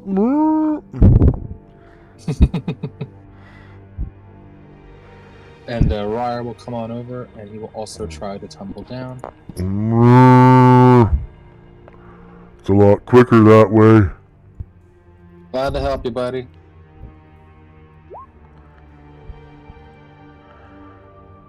Yeah. Would have been a little too heavier if you were still huge.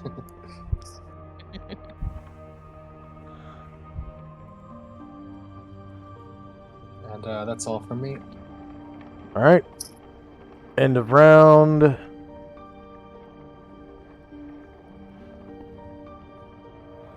We don't have any new timers, do we? Did someone cast a spell within the last round or so? Clairvoyance. Okay. I don't know if you put a timer for it though. No, we don't really usually need to. It lasts, well, like 2 rounds per level, and you usually only use it for like 3 or 4 rounds at a time. Yeah. Okay, so yeah, enlarge on Gargamond is gone.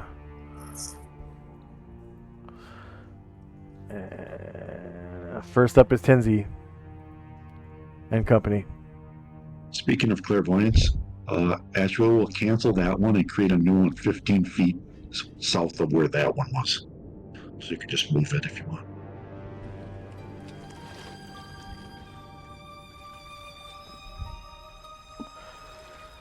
Still looks clear. You can barely see a door at the edge of your... Yeah. And if there's a necklace of continual light in this hall over here, it belongs to Musashi apparently, because I lost it somehow. Yeah, it looks like it. Mine are accounted for.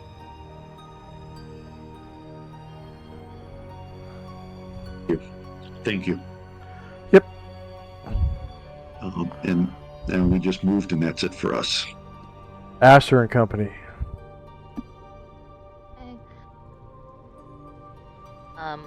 Anatar will try to step over next to Karanglor and try to...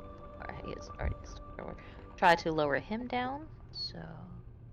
Okay. Check. Yeah, strength from Anatar and Dex from Caranglor. Pretty sure Caranglor is gonna make the Dex because don't Blade Singers have to have high Dex? He's got good dex. So. And elves get +1 to Dex as well, right? Don't remember. I think all elves get +1 to Dex.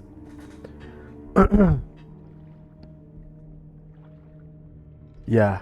Caranglor gets 4 attempts and 3 of the 4 are successful. So he lands like a cat on his feet. Meow. And Anatar will fly right overward. Yeah, he'll fly here and basically right over where Jin is his real home.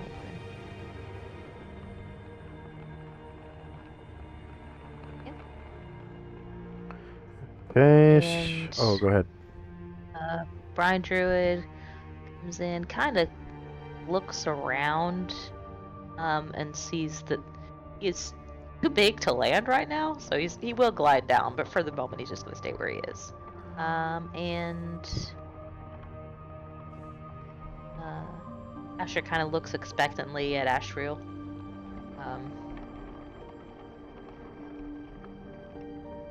It's clear so far down the hall. She nods and looks at Chandrak to see if he's ready. Oh. I would like to enlarge Gargamond again. She nods and is going to head behind this pillar over here. She's going to try to hide in shadows.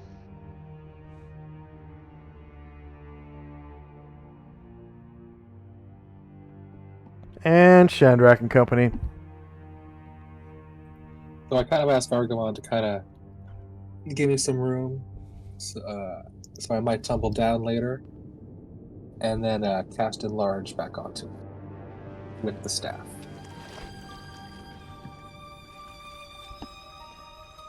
Chandrak, staff, and large on Gargamon. For our viewers, Gargamon is the character after which I named my account. So, this Gargamon character in this game is the original Gargamon.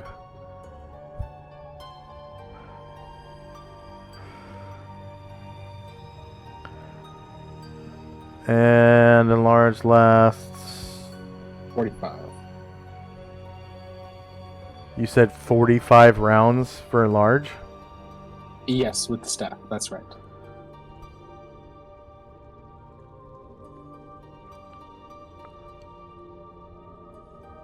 Okay. 45 enter.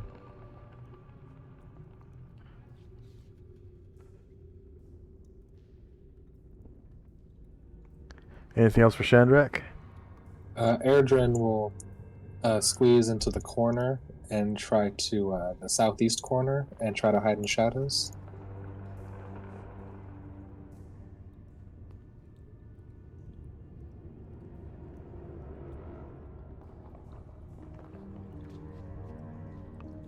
All right. And Ryer seeing Brian Druid will he'll move out of the way for him.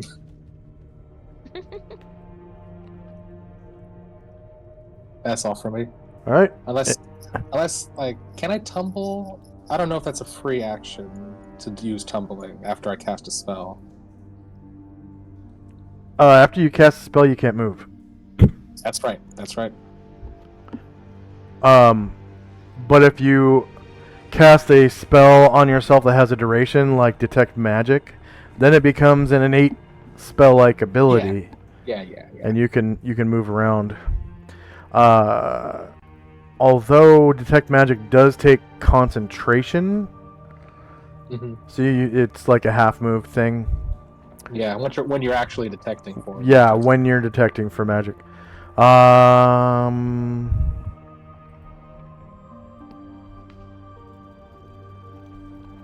got spells and time. So protection from evil on Shandrak is going to expire, as well as enlarge on Brine Druid, and then enlarge on Ashriel has expired. First up is Shandrak.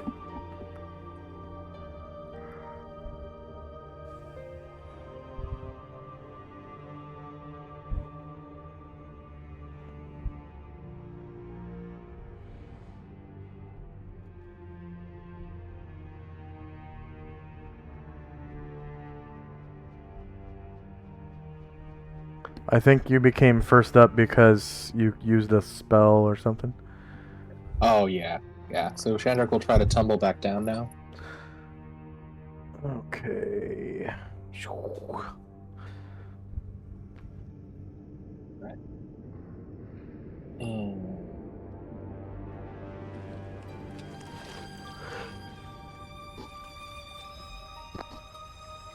Yeah, that's all from me. Alright, Tenzi.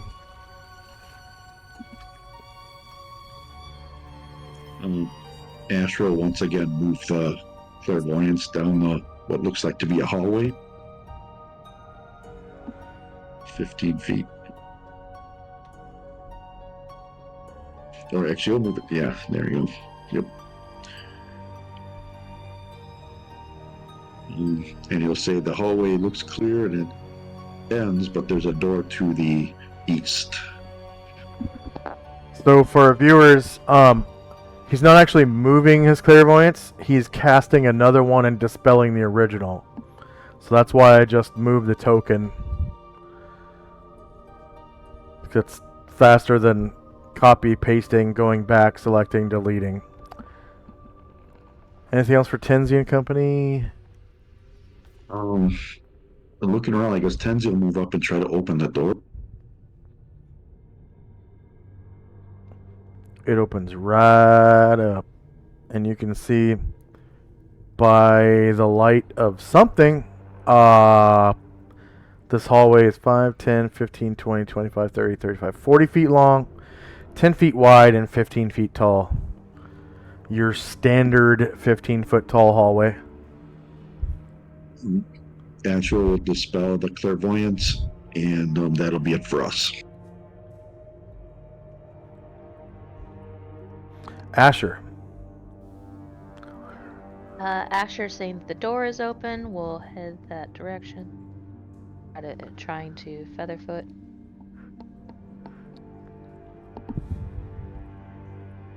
At 8, she's here. And she kind of takes in the hallway.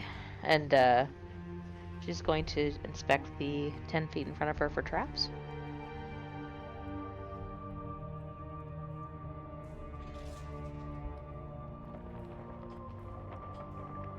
No traps. Right, she will drop stealth so that she can communicate.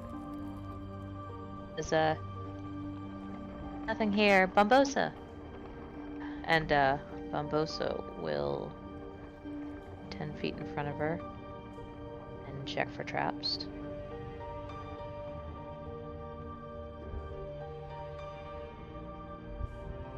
He will drop stealth so he can communicate as well.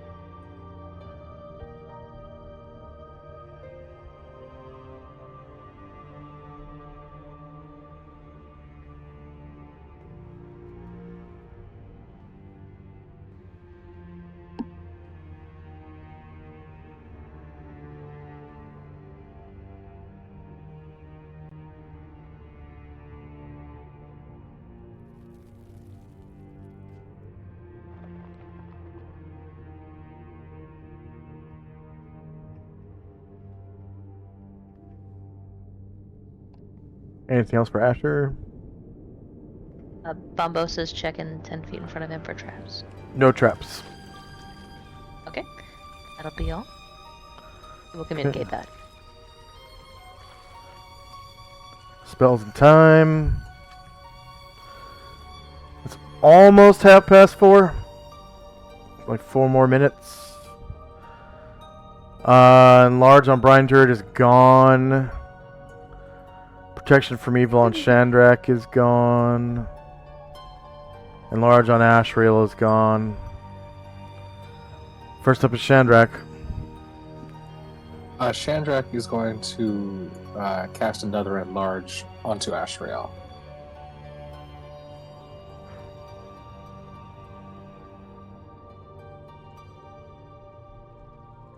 Yeah. Okay. Chandrak staff enlarge on Ashriel. 45 rounds.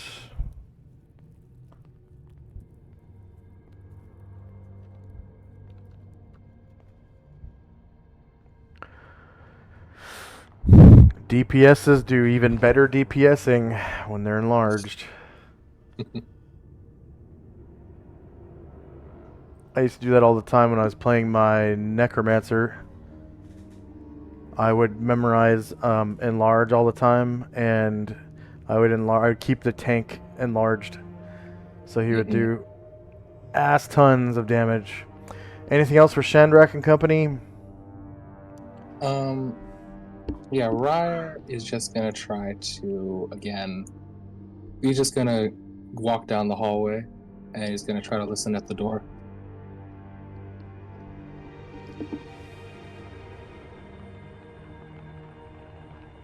All right. You don't spring any traps on the way there. And you hear lub-dub, lub-dub, lub-dub, lub-dub, lub-dub. Despite that, it's still gonna try the door because yes, that looks like a big circle. So it opens up, and in this room, you can see several dead Kappa and a pool. And let's take our last 3-minute break. And when we come back, we will have the finale of our session. So 3 minutes starting now.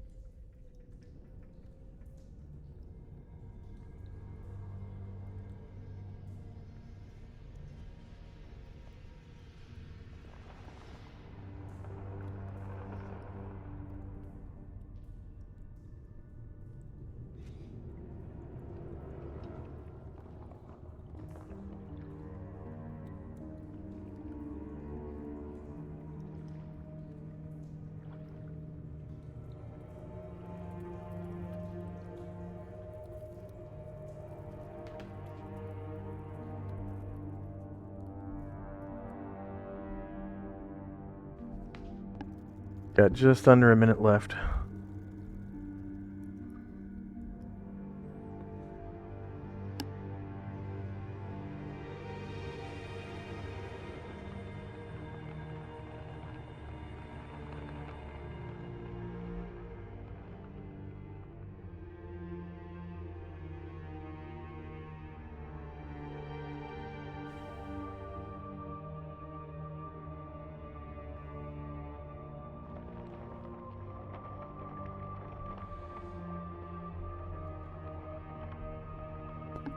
About 15 seconds.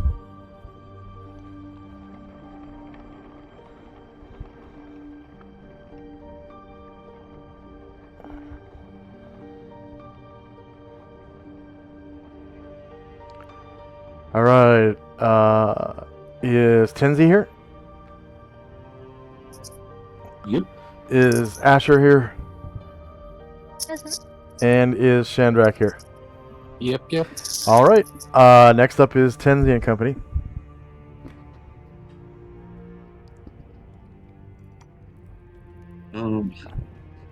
We will head down the hallway. Come on.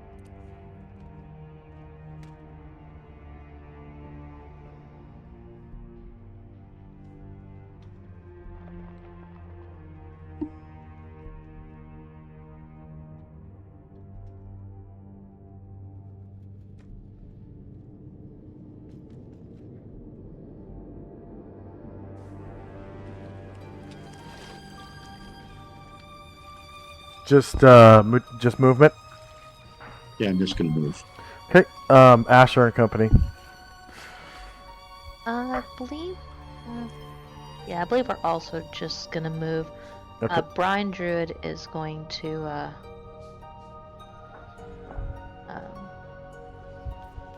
Let's see, Glide. it's clear. Yeah, I'll move Karen Gloria. He's gonna glide down and land here.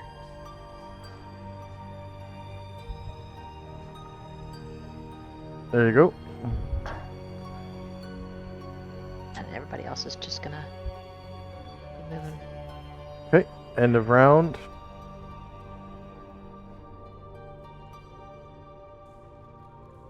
We got spells and time. Improved invisibility on Anatar will end at the end of this round. First up is Shandrak and Company.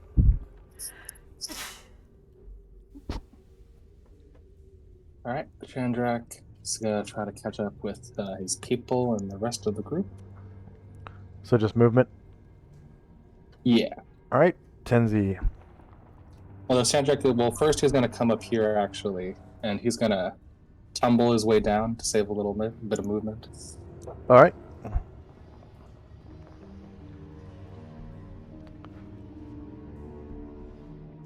All right. Success.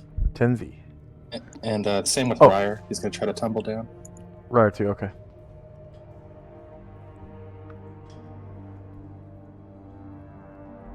Success. Tenzi.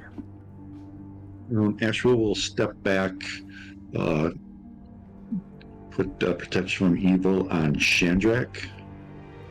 24 rounds. Okay. Thanks, bud. Ashrill protection from evil Shandrak.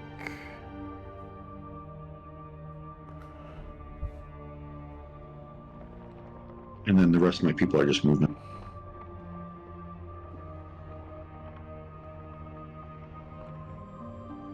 You said 24 rounds? Yeah. All right.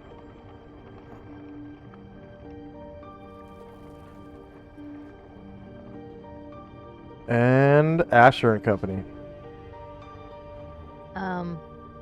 Brian Druid, having landed, is gonna catch up to the rest of the group.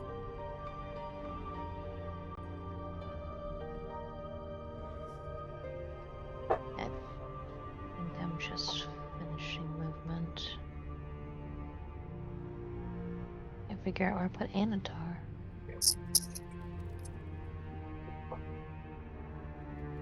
Oh, I think we also need a shrink, Brian Druid. That enlarge is over, I thought you said. Oh, right. Yep. And then did you want him to, okay. So for our viewers, Brine Druid is a hatchling gold dragon, and when gold dragons hatch, they are the size of a horse.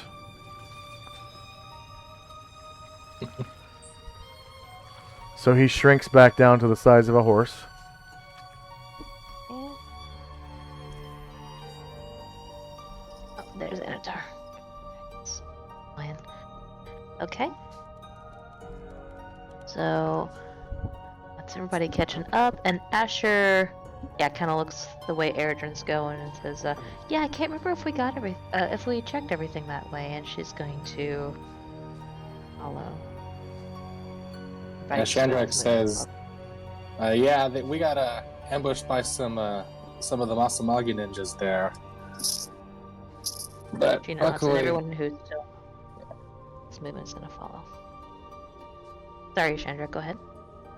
oh no, it's like yeah, we got ambushed by them, but there's definitely some more that way."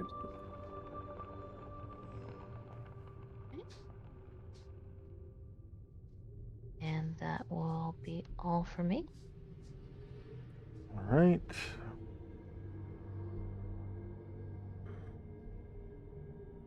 That's the end of the round.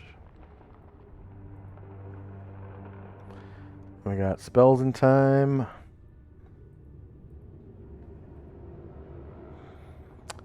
Enlarge on Asher has run out.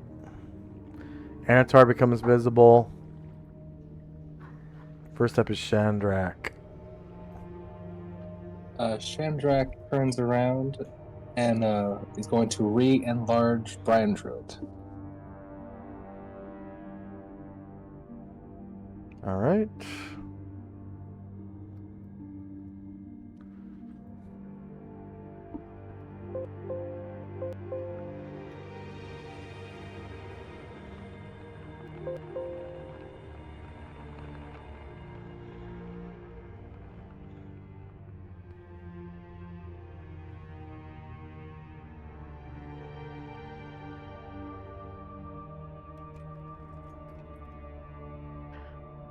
I could get used to this. A small taste of Shandrak. what it's like when you're older. He gives you a smile with so many teeth.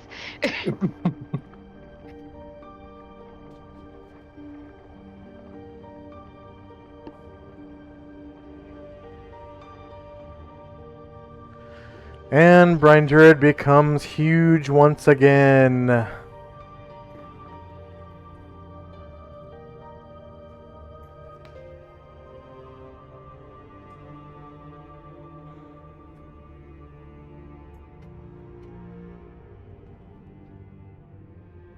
Anything else for Shandrak?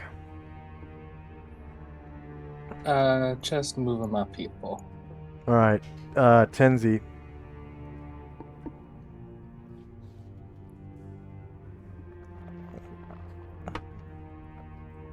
Asher will fly up as he flies by Asher, I think.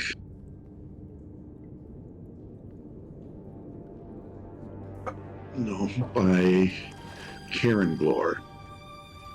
He will put a protection from evil on Karen Glor.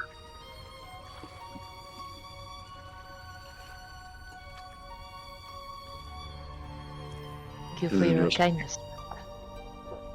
And the rest of my people are just...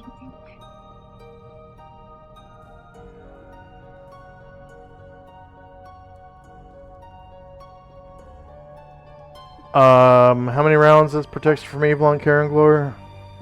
24. 24. Yep. And then how many rounds is enlarged on Brine Druid? 45. And then did someone enlarge Asher yet? Nope. Okay.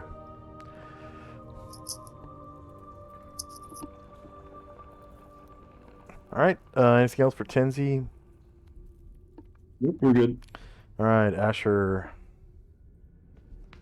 Okay, Asher kind of like, is it kind of like like she's a person who's just very in her body, so she's like doing a lot of like stretches and stuff, trying to get used to like the new proportions. And they're going to move.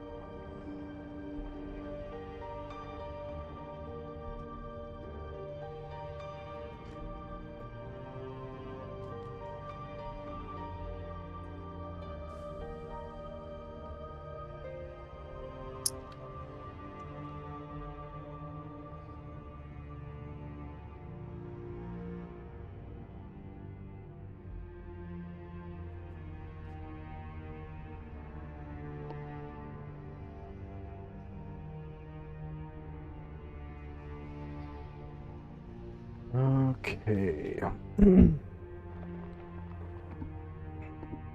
So, ahead you can see someone has lit, since the last time you were here, which I think was just Henzi. No, it was Ashriel.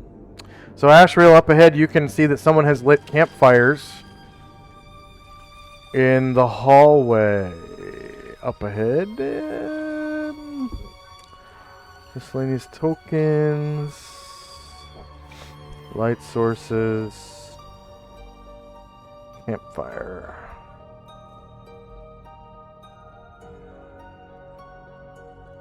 In these little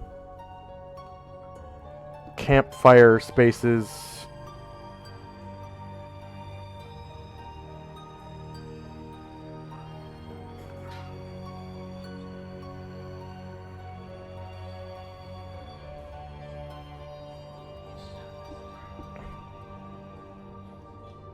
and you can see some further down.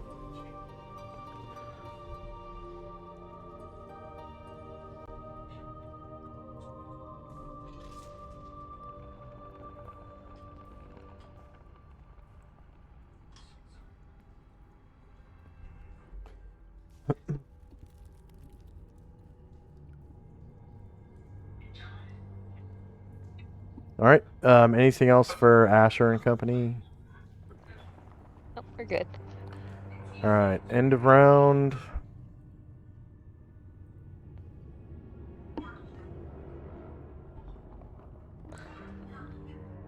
Does anyone have tracking?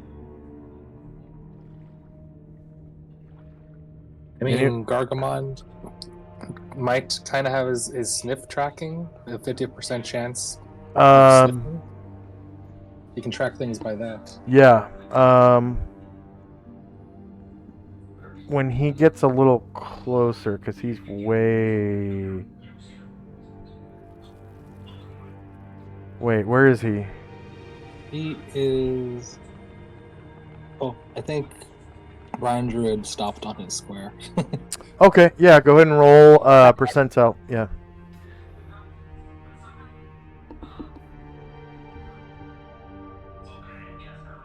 Okay.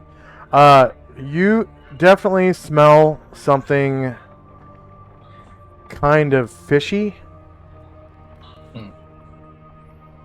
And it's coming from somewhere around these campfires up ahead. Hmm. And like, does he recognize it as a familiar smell? No, not at all. Okay. Is Astro close enough to track? He has tracking? Yep.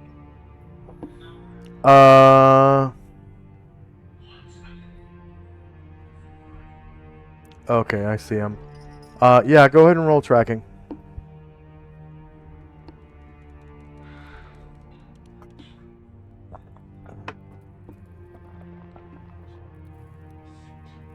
Move it up the list.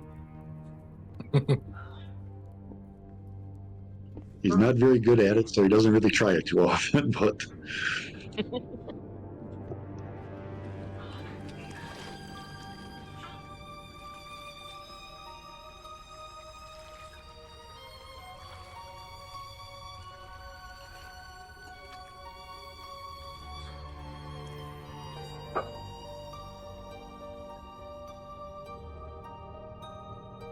Alright, so Ashriel just sees, like, dampness like everybody else on the floor up ahead. Gargamon can actually smell it.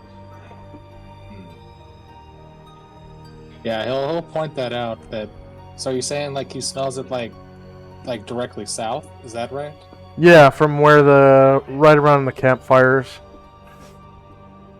Smells it around the campfire? That's where he smells it? Yeah. Yeah, so Gargamon will mention that. It's like, around the fires, something weird and fishy around here. I haven't smelled anything quite like it, though. I don't know, be careful, I guess. Something fishy, literally. Moo!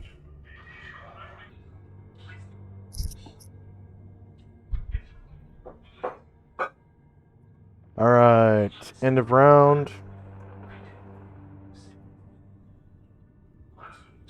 Got spells and time. 429.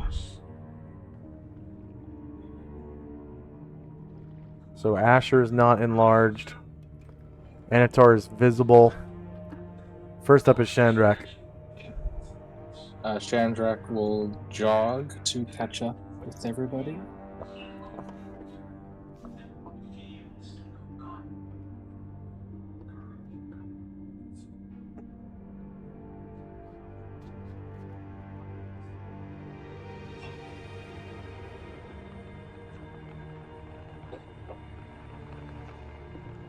So, Shandrak can see dampness on the floor, but it means nothing to him. It's just water. Mm-hmm. Okay. Yeah. So okay, yeah. So Shandrak's like, this is pretty new territory, so I'm hiding. So he's gonna run over and try to hide by this campfire over to the left.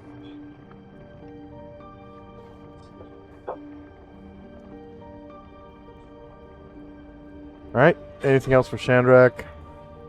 Yeah, Eredrin is going to do the same to the campfire on the right. Alright, Eredrin can see up ahead.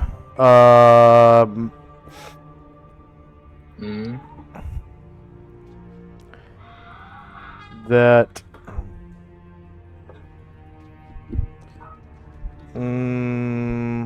let's see how much he can actually see. Yeah, he can see that there was a kind of like a statue right here. Mm-hmm.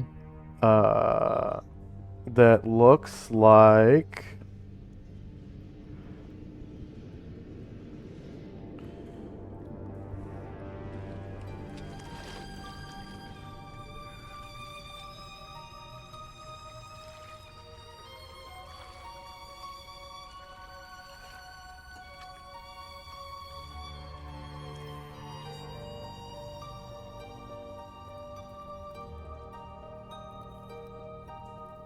no.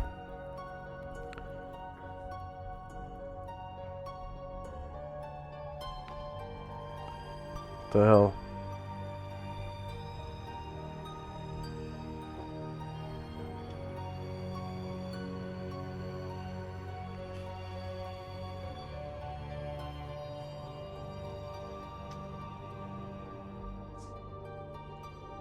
Oh my god, dude. Come on.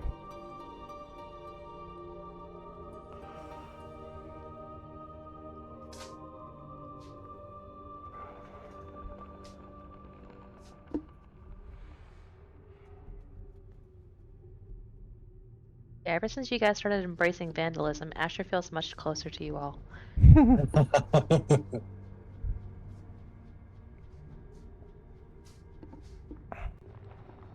Alright, it looks like this.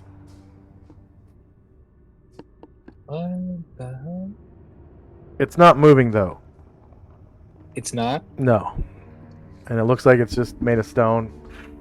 Okay, that appears to be a statue. Yes. So it's a statue of that. Whatever that Huh. is. Yeah. And then I guess now Ryer can see it. Yeah, he can see it. So if he has religion, he can roll religion. Oh. Yeah. Sure.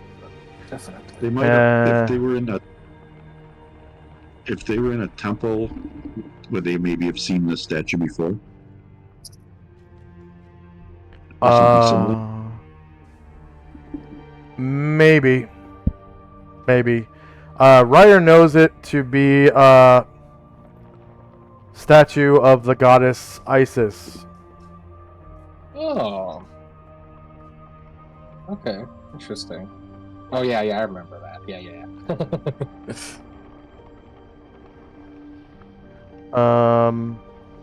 Anything else for Shandrak and company?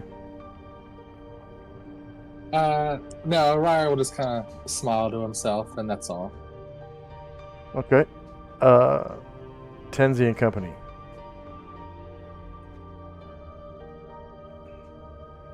Astral will fly up.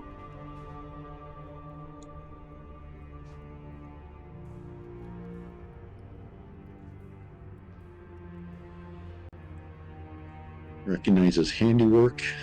Yeah. And So I found a way better token for Isis, by the way. yeah, that looks really cool. Yeah. He's going to stop there and cast clairvoyance 10 feet beyond this door. Okay, so spell AoEs, wizard 3, clairvoyance.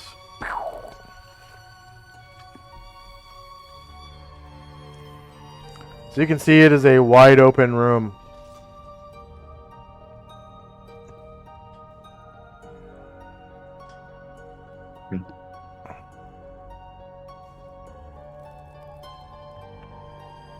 When others come down, he'll tell them that I'm going to just move Tenzi and Musashi, and that'll be it for us.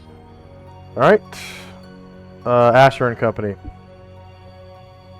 Alright, they are moving, so when Brian Druid comes down.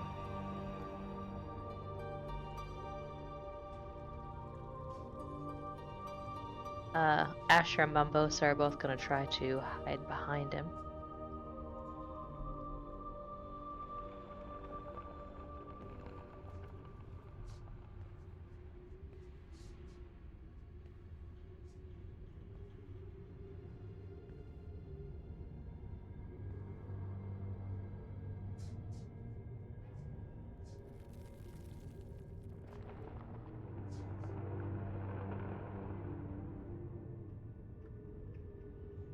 Is going to make just a half move and is going to innately cast improved invisibility. Oh, there he is.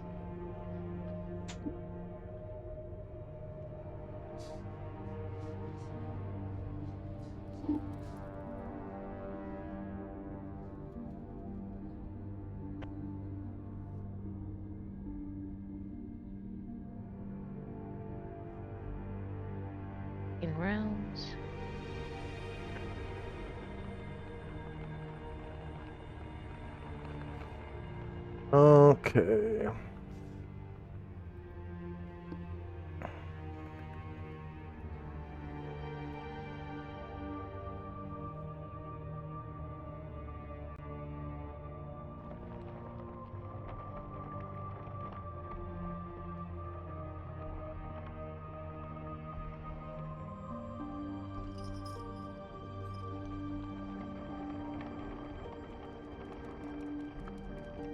And everybody else is just gonna catch up. Alright, end of round.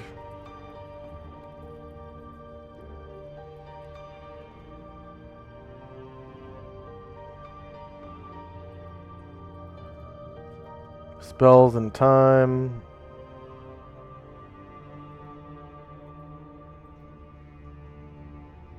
So Asher is not enlarged. First up is Chandrak. Chandrak and Erdrin both begin feather footing towards the south.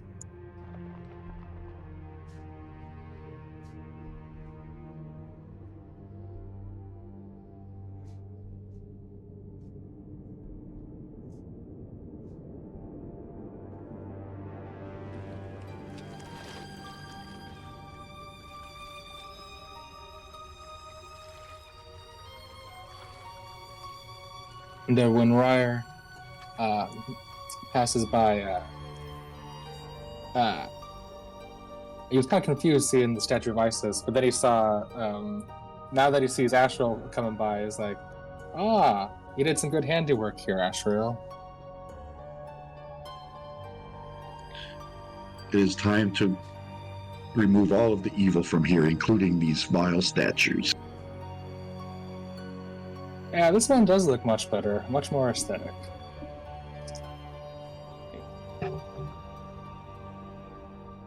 And Ryer will try to listen at the door to the west.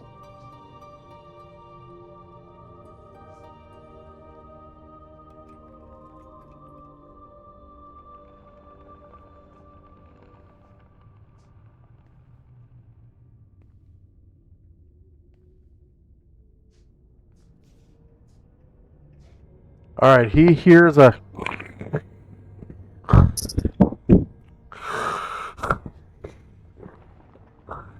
as though some guild creature were trying to suck in air.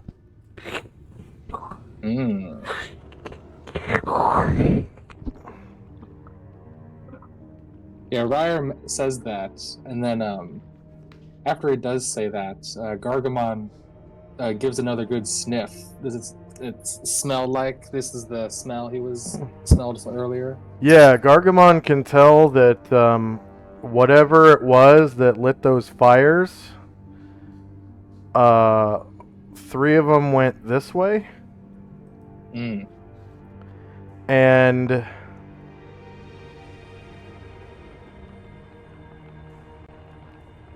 geez, I wish scrolling worked like it was supposed to. 7 of them went this way.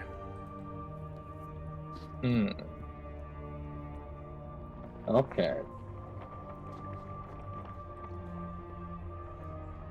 Yeah, so Gargles say, yeah, so And there's 3. they came from this direction.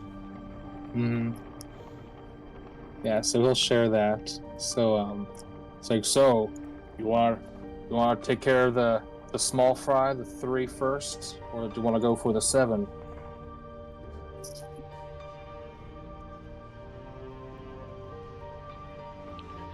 As long as we're over at this door, we might as well do these. Gargamon cracks his knuckles and tries to open the door. Alright, so inside, you can see a room that is held up by pillars.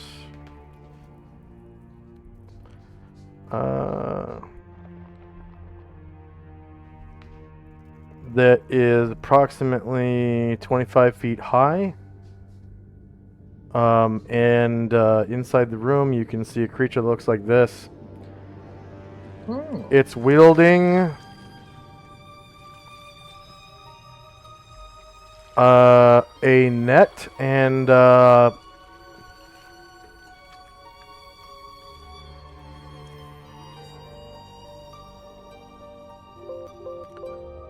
Trident?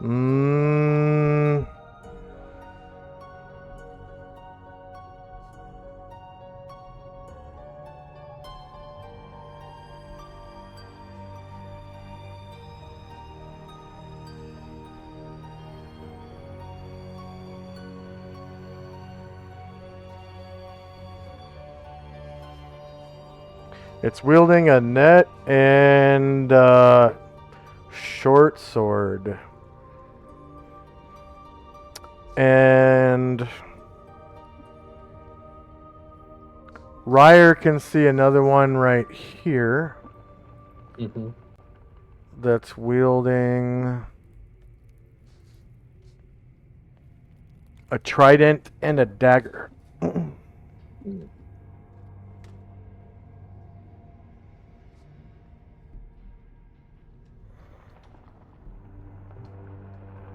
And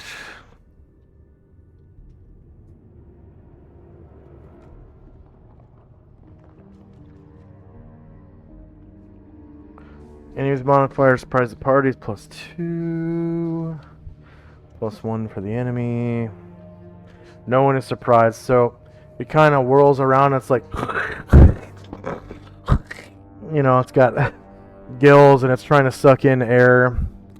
And it's, you know, successful, kinda. And you can tell it's like struggling to keep itself standing up straight. Like its legs are kind of weak. And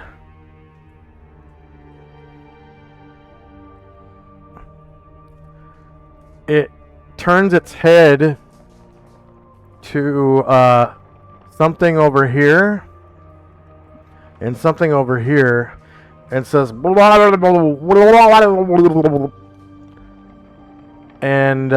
brings its short sword to bear. And we're now in initiative phase. Dun dun dun. From the Fishman.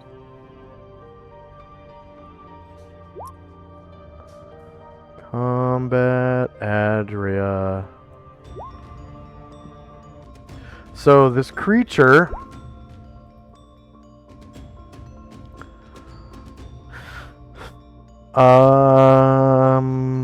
is a humanoid. It's lean and has a solidly muscled body covered in soft fur in shades of green, blue, and yellow. It has webbed hands and feet with short, blunt claws extending from its fingers and toes. Bony ridges encircle its sunken black eyes.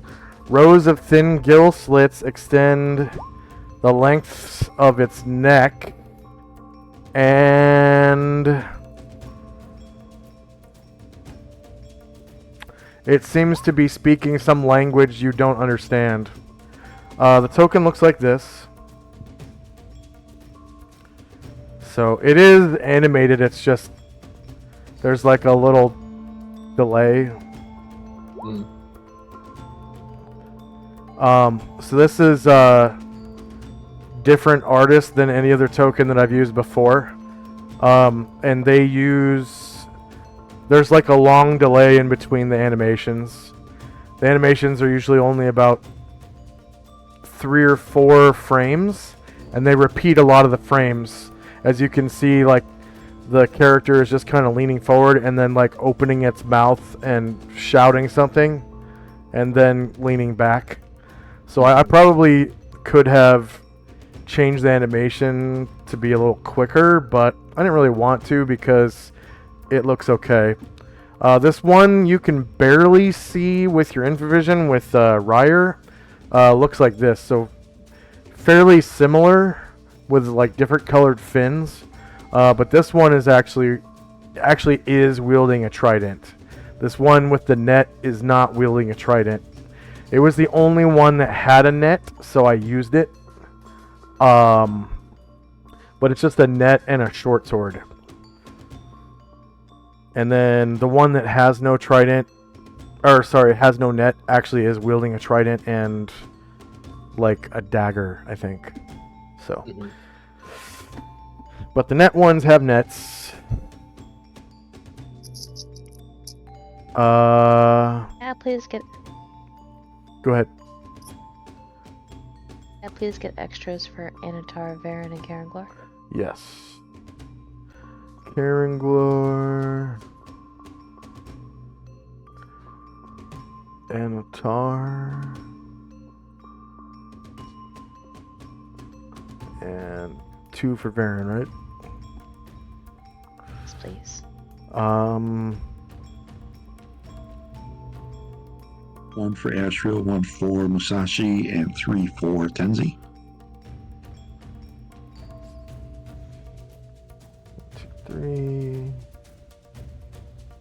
And one for good old Dark. Musashi, 1 for Ashriel. And you said 1 for Gargamond? Yep. Okay. And then this guy's got a short sword and net.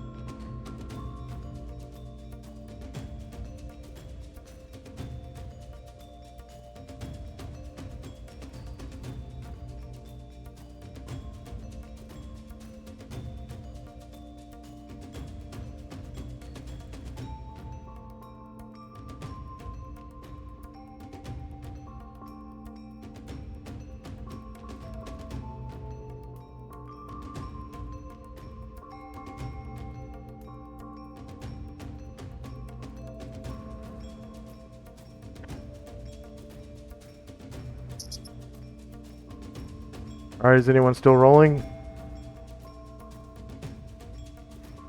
Here we go. So there's spells and time.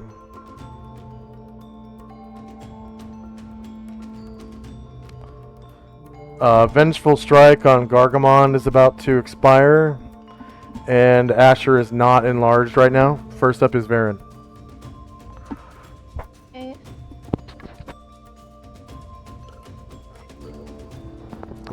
8.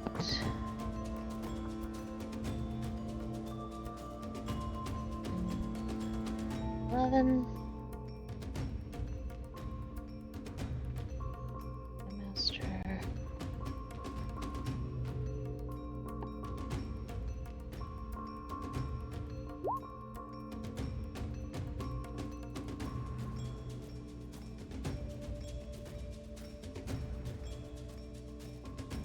Alright. The creature is shieldless, -10, beats AC 7. They're about human size, I think. Like, yeah, 5 feet tall, medium creatures. So you cause 11 damage to what is apparently called a Hainu. Hmm.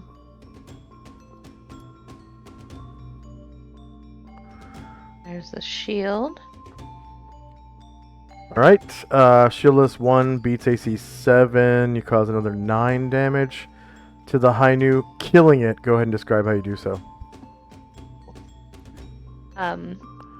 Yeah, so he takes a sword and like slits the thing like right across the chest, and while he's like trying to hold like his like white flesh if he's kind of fishy together, then Varen takes the opportunity to just like clang him right in the face, and he goes down with like just really significant brain trauma. Alright. Your natural fighting succeeds. You have any more movement? say that in case something comes up to him. Okay. Ryer. Okay. Ryer. A little encumbered right now, so he'll only make it up to there. And then he'll try to guard from there.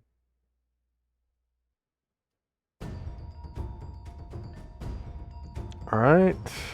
Karanglar. Karangler.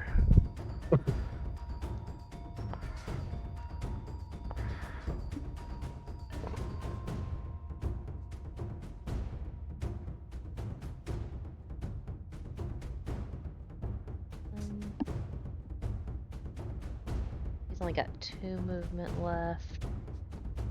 The nearby, so he's going to wait.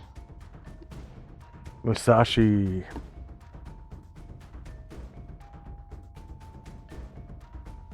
Well, Musashi will move into the room. Hopefully to slay something.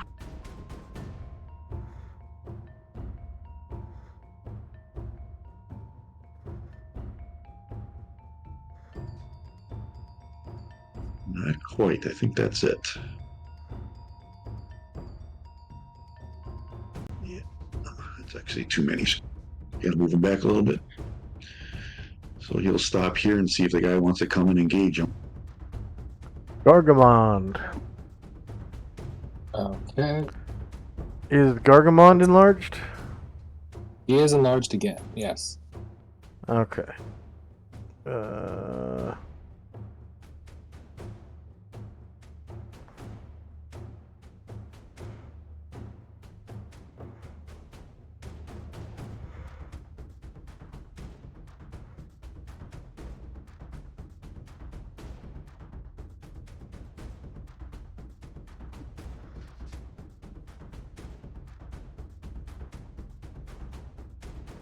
Yeah, so he will just, in that case, yeah. He will come up the stairs. And he will swing at the Hainu. Up and down onto its head. Okay, it will turn to face.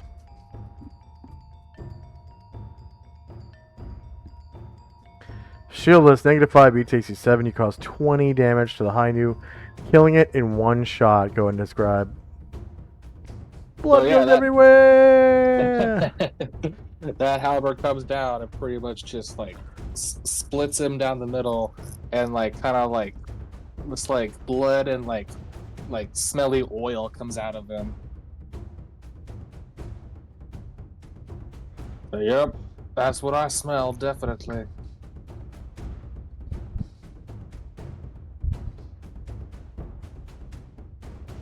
Ashriel. You will fly into the room.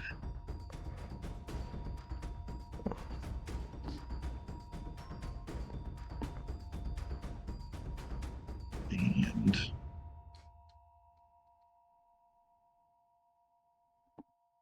is this do I have vision on, or maybe I don't have vision on because I can only see up to here with Ash.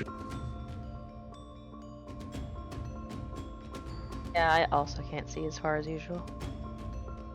Yep, his token has vision on. Okay, I can see it now. It just took a while to change, I guess. Wow. I can see the infravision. Yeah, I have the map set to where you can't see until you drop the token. I think. Yeah, Roll20's been fighting me all day, so no biggie. No, that's intended. It update when token drop is turned on. So you literally have to. I dropped it for a while before and didn't do it right away. Oh, let's see if it makes it easier to work with if I turn that off. How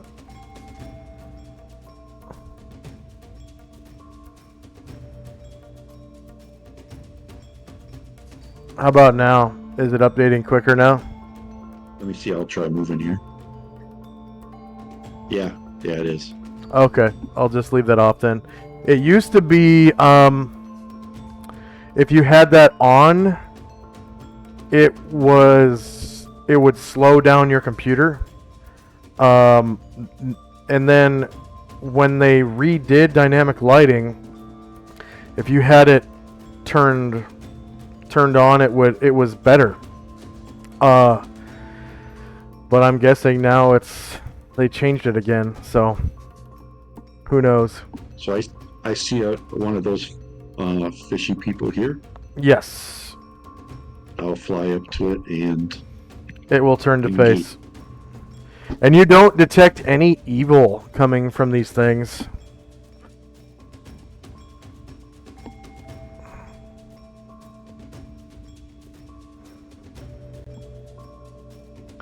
But they were quick to defend their territory. Anyways, they basically started the fight.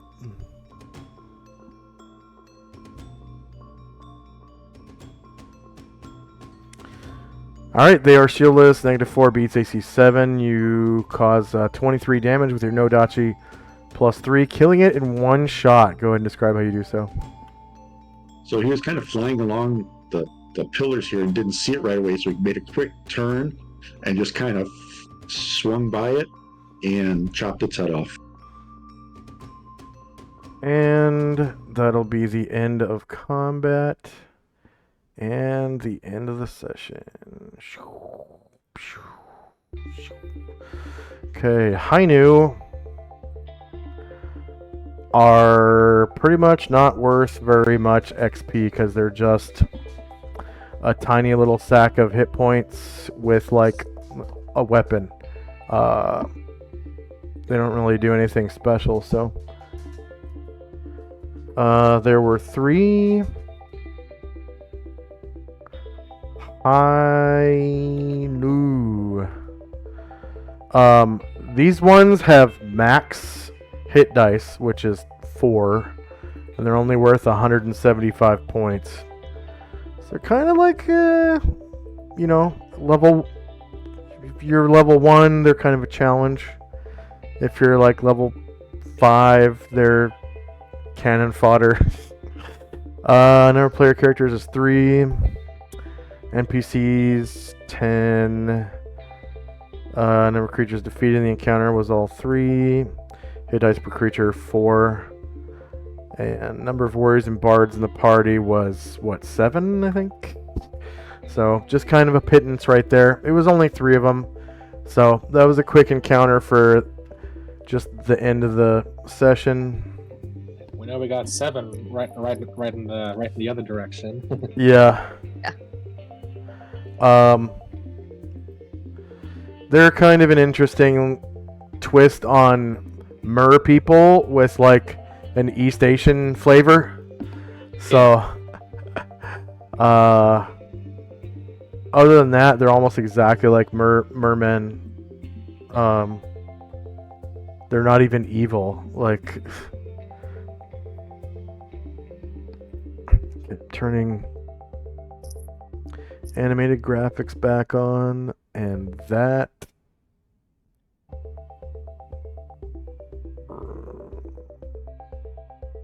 made my music skip for a second. All right. Any level ups? Aaron is so close. Varen? Oh, nice. Varen's close? Yeah. Wow. I think so, yeah. Okay. Any Yeah. questions, comments, or concerns for me?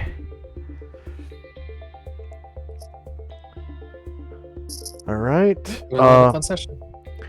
Mm-hmm. And for our viewers, thank you very much for watching. Please like, share, and subscribe. If you're interested in donating to charity, we have access to St. Jude Children's Research Hospital. It's for children's cancer research. We're at the $15 out of $100 level.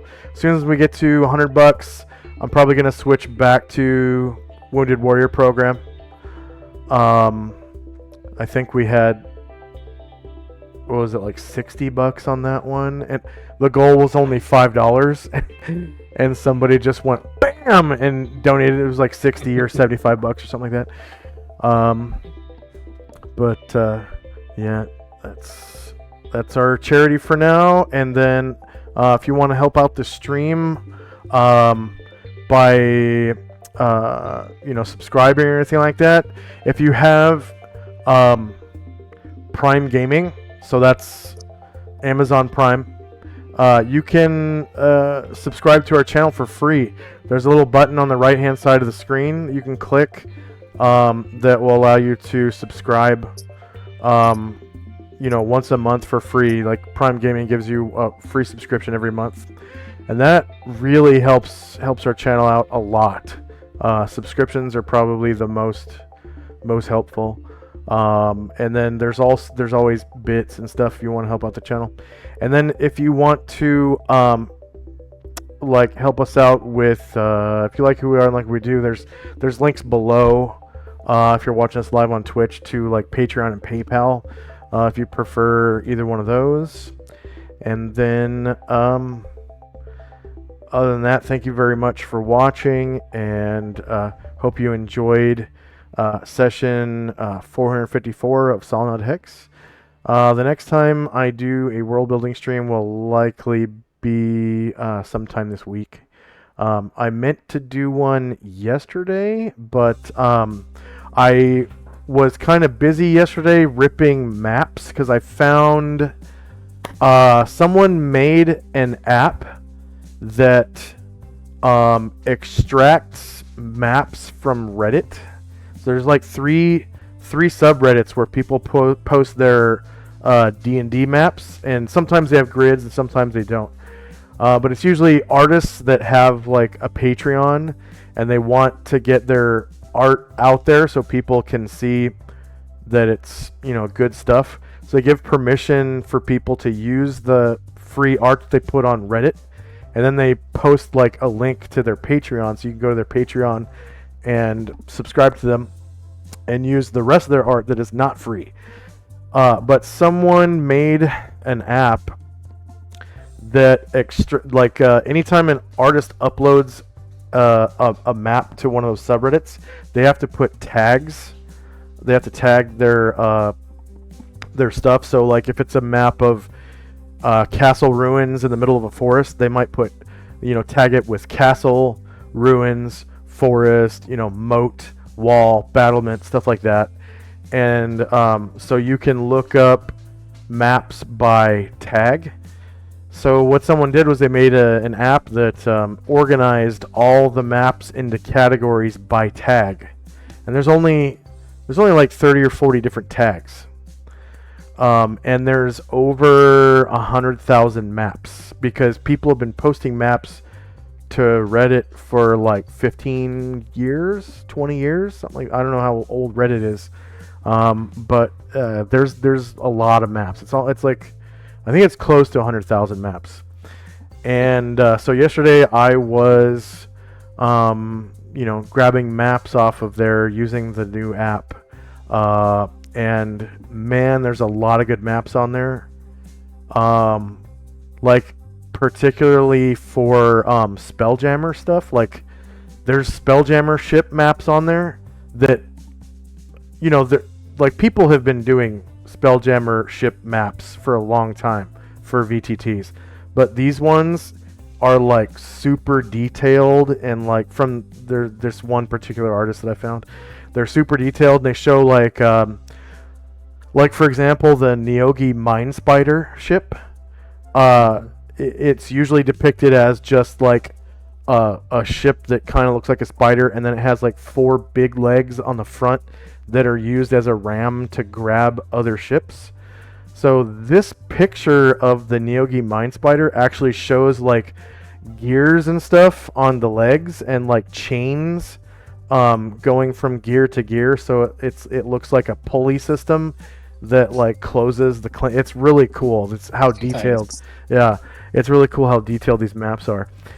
So I was taking those a bunch of those ship maps because eventually I want to kind of launch this campaign into space. It might take a few years though, But in the meantime, I can use those maps as like one-shots and stuff like that.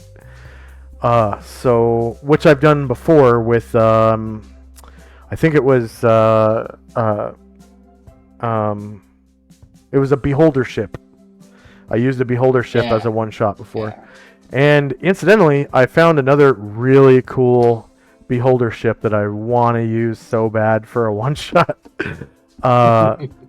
And it looks like a ship that's straight out of the Spelljammer art, but no one ever mapped this type of ship before. So I'm really looking forward to using it. But again, thank you very much for watching, and hope you enjoyed, and we'll see you next time. Have a good one, everybody. Bye-bye.